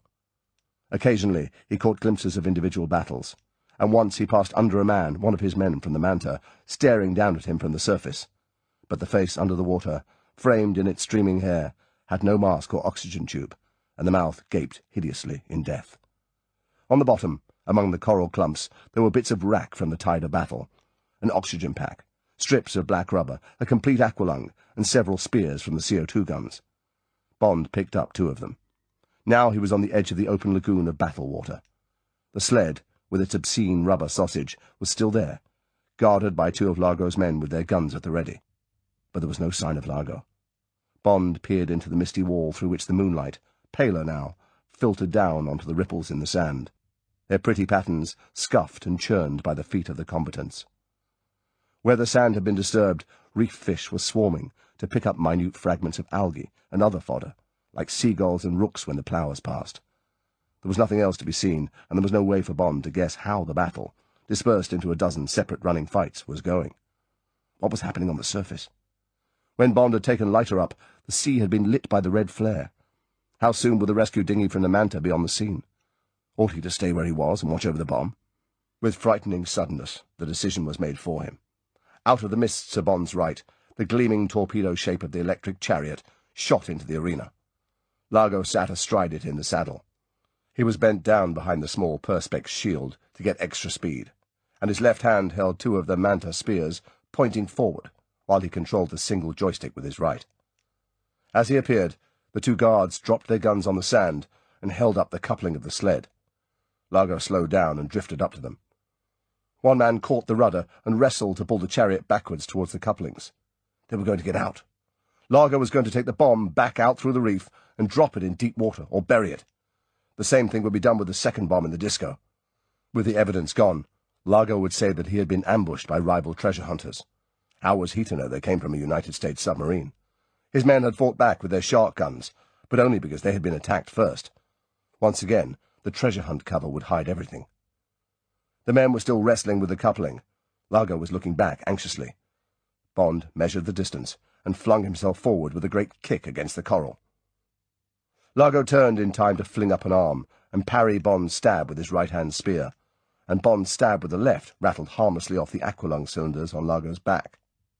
Bond drove on, head first, his hands outstretched for the air tube in Largo's mouth. Largo's hands flashed to protect himself, dropping his 2 spears and jerking back the joystick he had been holding in his right. The chariot surged forward away from the 2 guards and shot obliquely upwards towards the surface, while the 2 bodies clung and struggled on its back. It was impossible to fight scientifically. Both men tore vaguely at each other, while their teeth clenched desperately on the rubber mouthpieces that were their lifelines. But Largo had a firm grip of the chariot between his knees, while Bond had to use one hand to hang on to Largo's equipment to prevent himself being thrown. Again and again, Largo's elbow crashed into Bond's face, while Bond dodged from side to side to take the blows on the mouth and not on the precious glass of his mask. At the same time, Bond hammered with his free hand at his only target, Largo's kidneys, beneath the brown square of flesh that was all he could reach. The chariot broke surface 50 yards down the wide channel leading to the open sea, and tore crazily on, its nose, tilted by Bond's weight over the tail, sticking at 45 degrees out of the water. Now Bond was half in the wash, and it would only be minutes before Largo managed to twist and get both hands to him. Bond made up his mind. He let go of Largo's aqualung, and, clutching the stern of the torpedo between his legs, slid back until he felt the top of the rudder at his back. Now, if he could avoid the screw. He reached one hand down between his legs, got a firm grip of the rudder, and heaved himself backwards and off the machine. Now his face, inches away from the whirring propeller, was buffeted by the turbulence, but he dragged hard downwards and felt the stern coming with him. Soon the damn thing would be almost upright. Bond wrenched the blade of the rudder sideways in a right-angled turn, and then, his arms almost torn out of their sockets by the strain, let go. Above and in front of him, as the torpedo veered right-handed, Largo's body, thrown by the sharp turn and the change of balance, crashed into the water, twisted quickly over and faced downwards, the mask searching for Bond. Bond was beat, utterly defeated by exhaustion. Now there was nothing for him but to get away and somehow stay alive. The bomb was immobilized, the chariot gone, careering in circles over the sea. Largo was finished. Bond summoned the remains of his strength and sluggishly dived down towards his last hope, a refuge among the coral. Almost lazily, Largo, his strength unimpaired, came down after him, swimming in a giant easy crawl.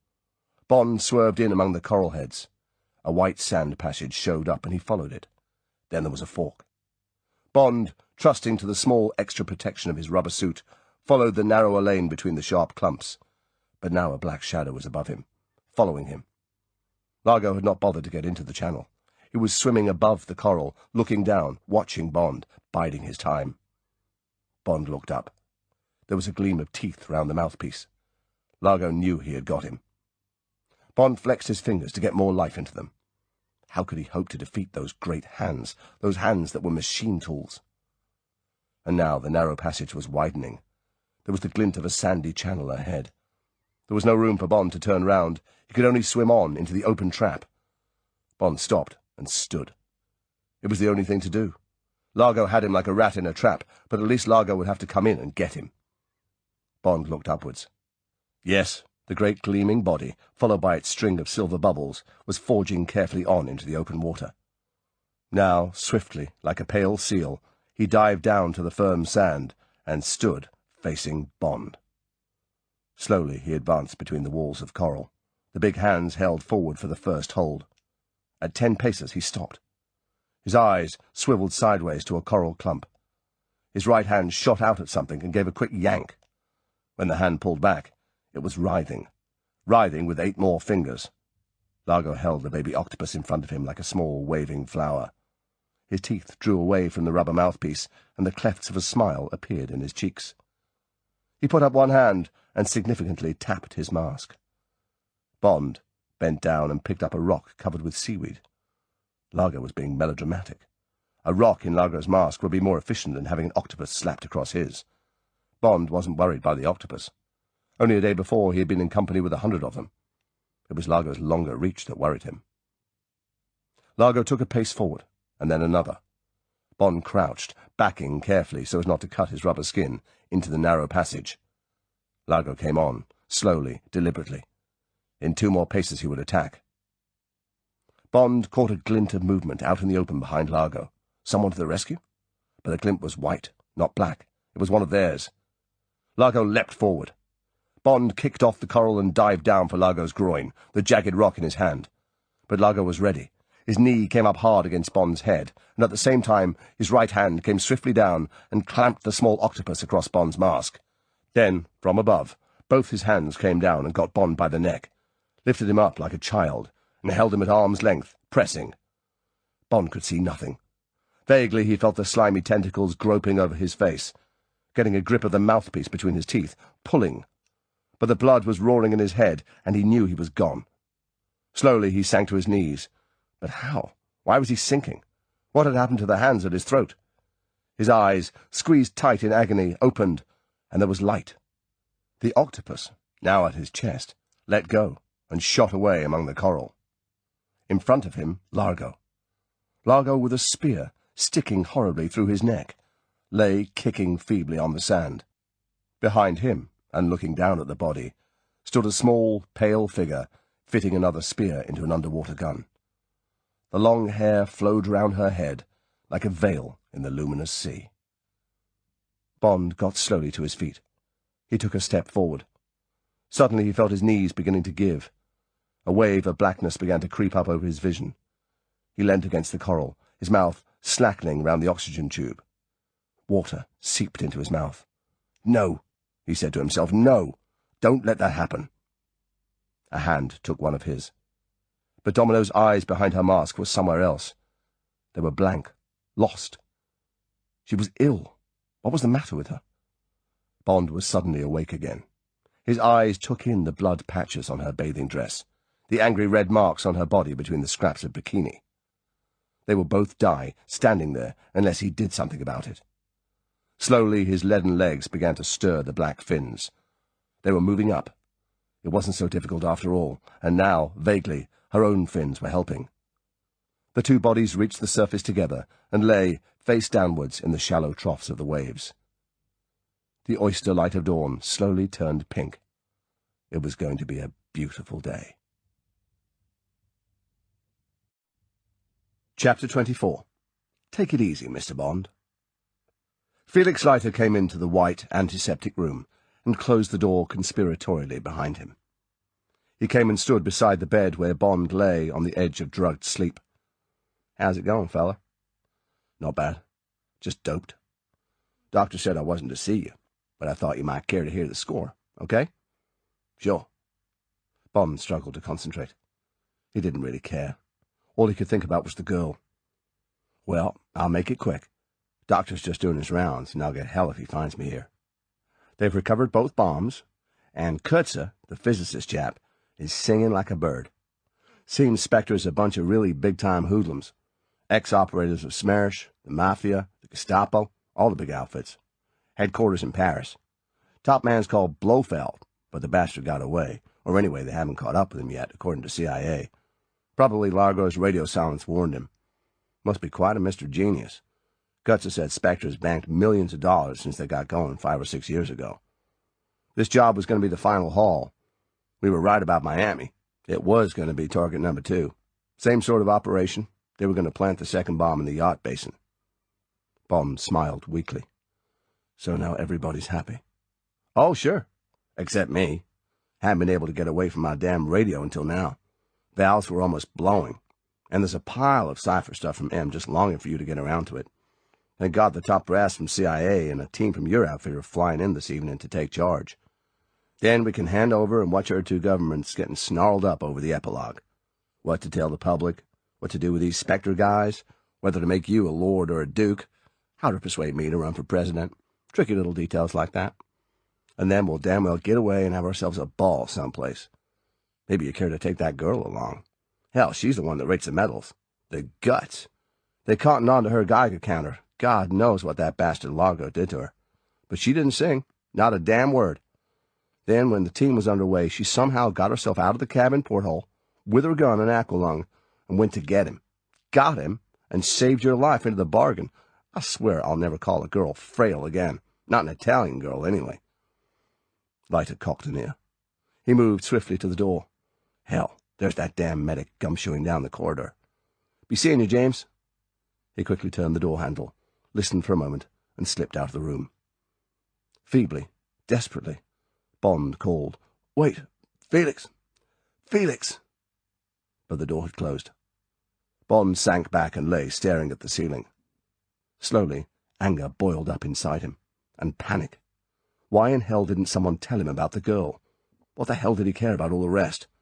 Was she all right? Where was she? Was she— The door opened. Bond jerked himself upright. He shouted furiously at the white-coated figure. "The girl!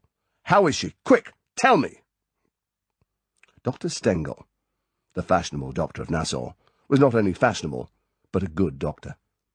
He was one of the Jewish refugee doctors who, but for Hitler, would have been looking after some big hospital in a town the size of Dusseldorf.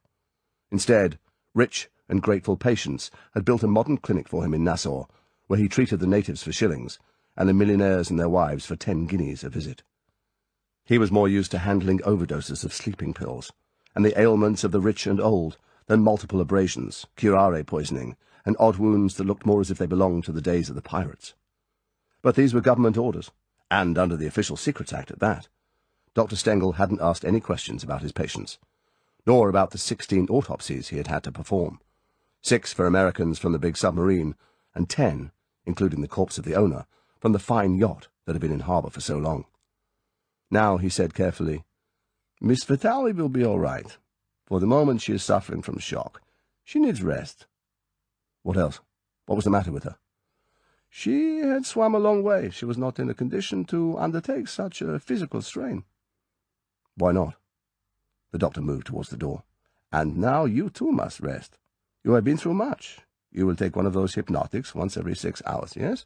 And plenty of sleep. You will soon be on your feet again. But for some time you must take it easy, Mr. Bond." Take it easy.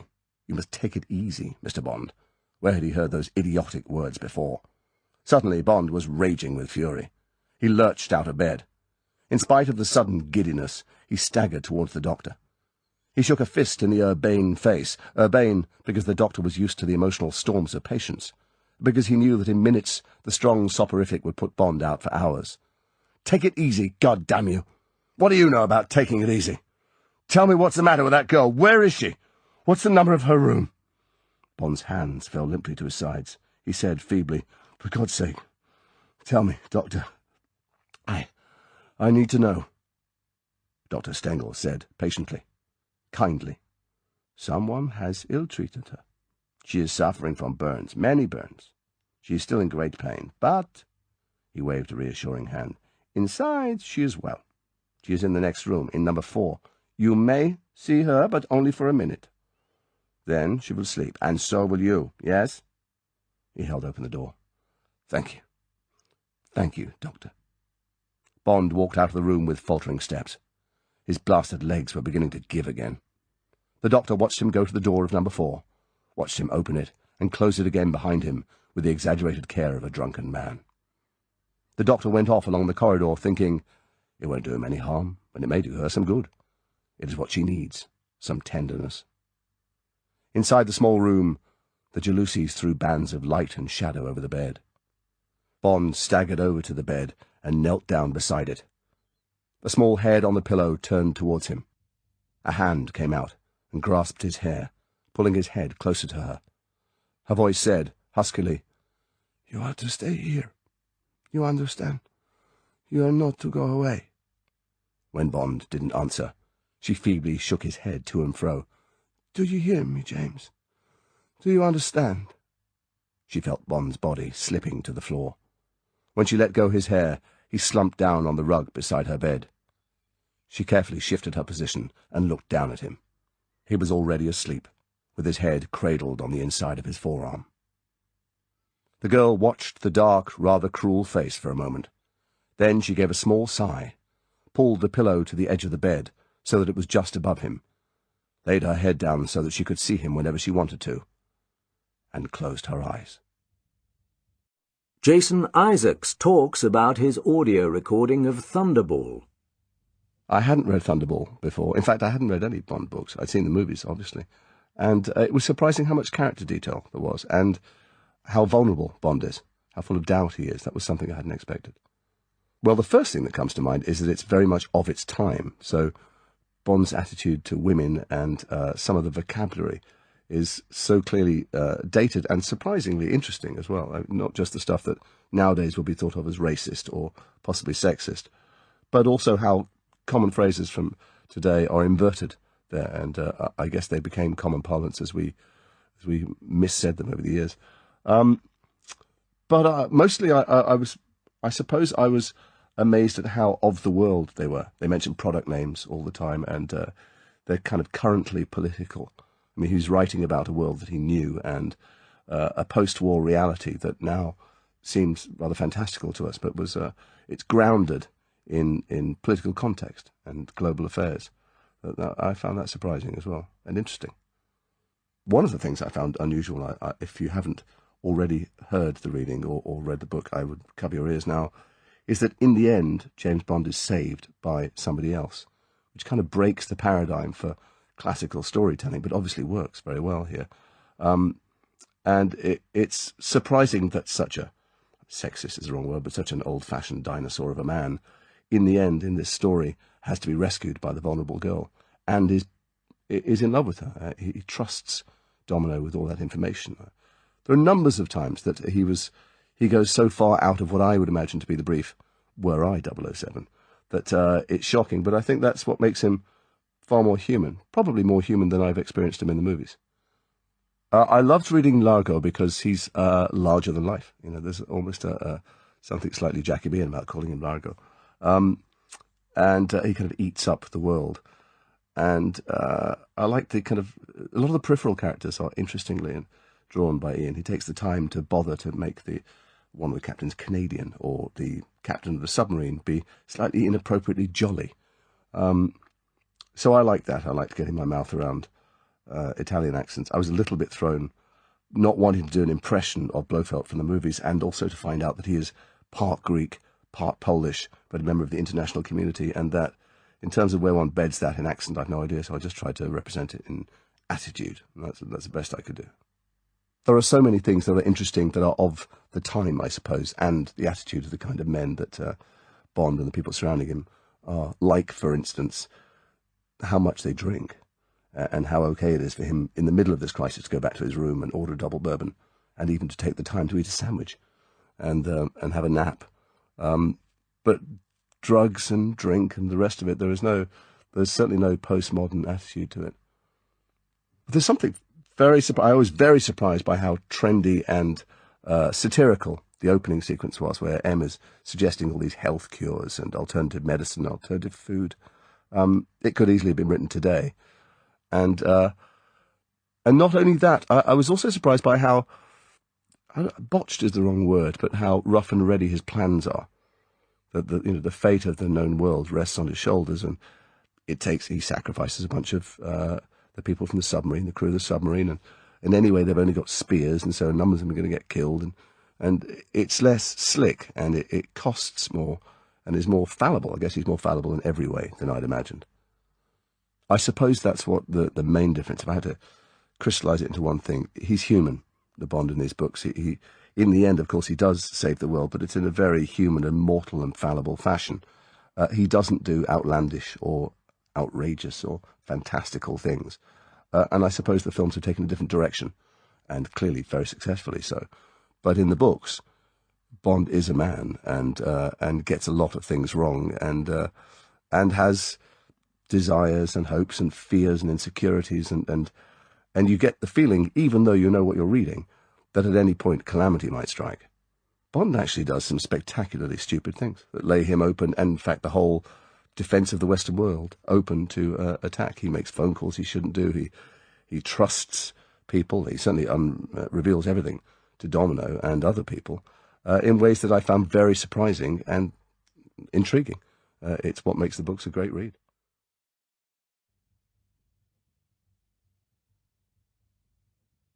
Thunderball by Ian Fleming was read by Jason Isaacs.